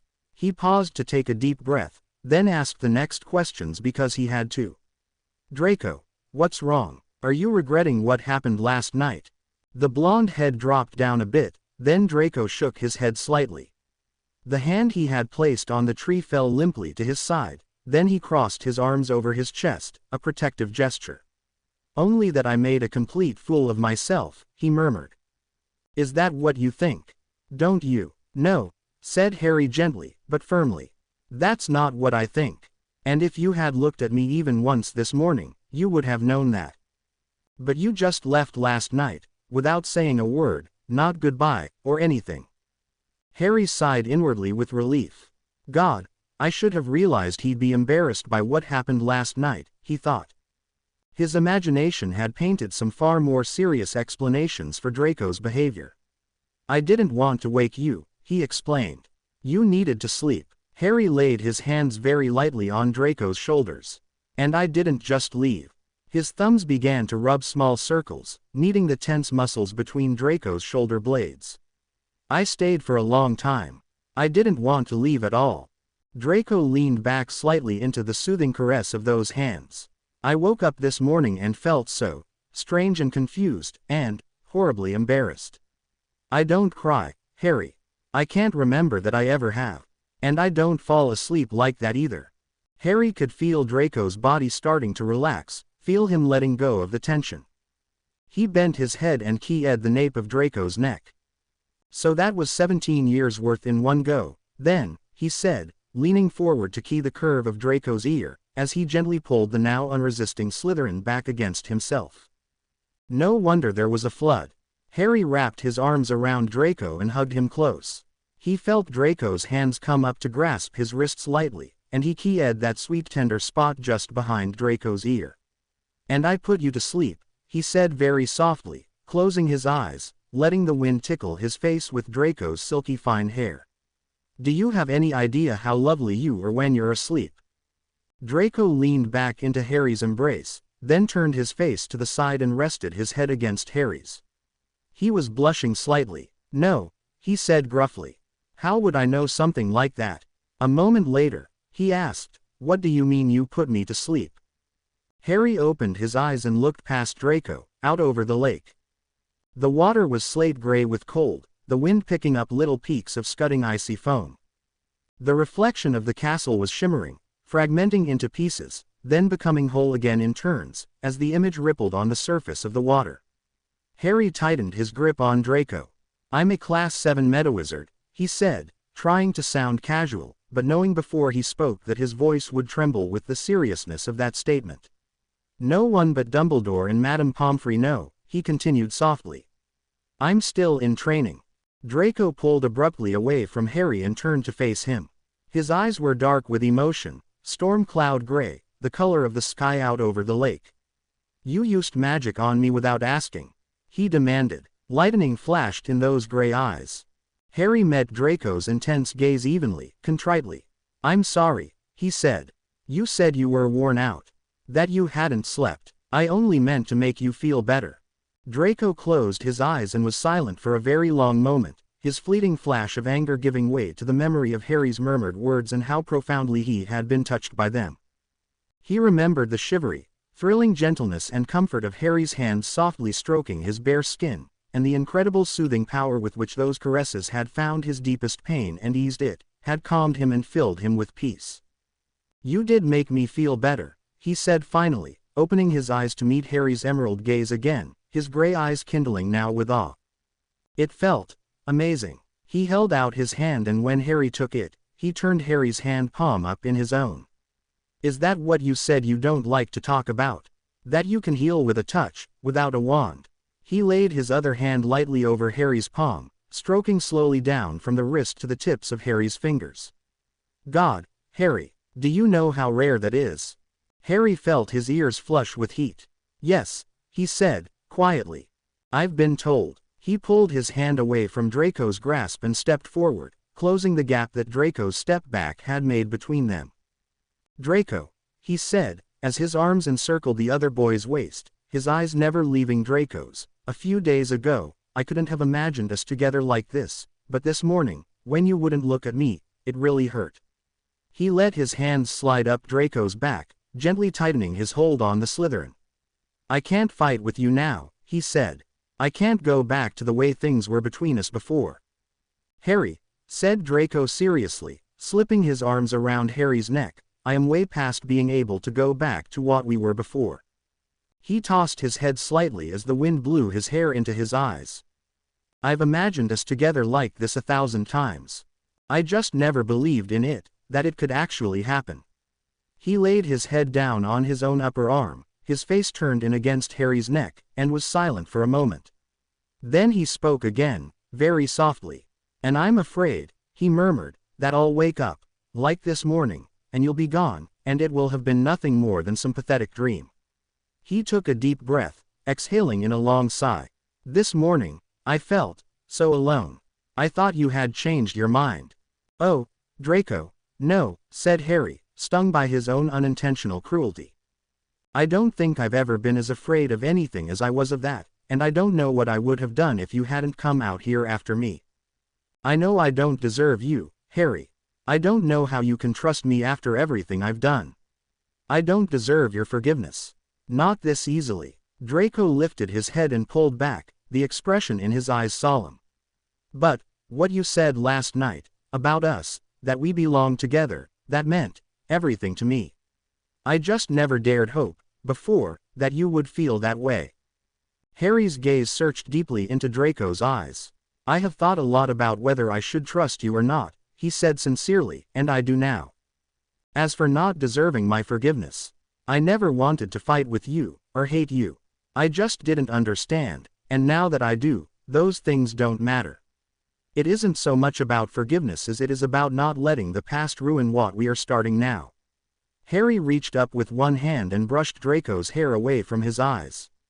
"What I want is for us to be together, more than anything. Will you trust me enough to believe that?" Draco closed his eyes at Harry's light touch on his face, then nodded. "I want to, Harry," he said quietly. "I'm just not used to being forgiven." He looked back up and met Harry's emerald gaze, his eyes the color of morning rain. "I meant everything I said last night," said Harry, in a voice both soft and serious. "Nothing has changed this morning." He paused, then added gently, "Do you really think I'm the kind of person who could be with you like that last night, then have it mean nothing this morning?" "No," said Draco, a half-embarrassed, half-apologetic smile playing at the corners of his mouth. Then Harry saw a shy look steal into Draco's eyes. It was a look he found enormously endearing. "It's not you," said Draco softly.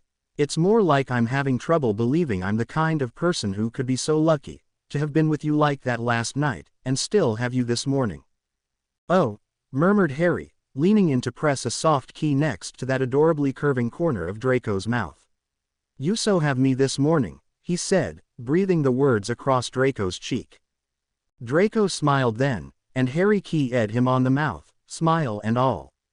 Harry took his time with this key asterisk, letting the certainty of what he was beginning to feel express itself, exploring the rightness he felt with this person in so many facets, in body, mind and heart, wanting, needing to belong to this person.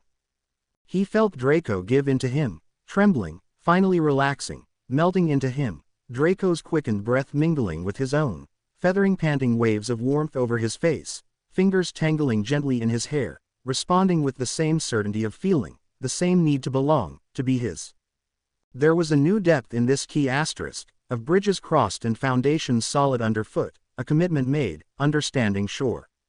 They were together, belonged together, now. And it felt so good. Harry broke the key asterisk, because he couldn't help smiling. Draco pulled back a little so he could look in Harry's eyes, and burst out laughing. Harry's glasses were all steamed up. Harry laughed too and pulled them off. Draco's eyes were shining, the sun coming out from behind the rain. "But promise me something, Harry," he said, smiling again. "What's that?" asked Harry, his heart turning over at that smile. "If you ever do that magic spell to put me to sleep again, let me brush my teeth first. My mouth tasted like the floor of the Ollery when I woke up." Harry grinned at him, then leaned in to key him again. "Doesn't now," he murmured. "You're sure?" asked Draco, grinning too and keying back. "Very sure," said Harry, with a laugh. "Good," said Draco, and he pulled Harry into a deep key. Draco held on to Harry tightly, as if he didn't want to ever let go, and Harry felt the physical need that was growing between them surge through him with a thrilling tremor, a need to be closer than a key. Their first kiss, even just touching each other, had been so intense, so new, that alone had been enough. But now, the intensity of this key grew to an urgency that they both felt. Harry clung to Draco as if they could dissolve into each other, forgetting where he was. His world collapsed to this moment, this key asterisk, this desire that was scorching all rational thought from his mind. And then memory poured a bucket of ice water over his head. Oh God! The lie Harry had told suddenly loomed up to haunt him. He felt it like a cold knot in his gut.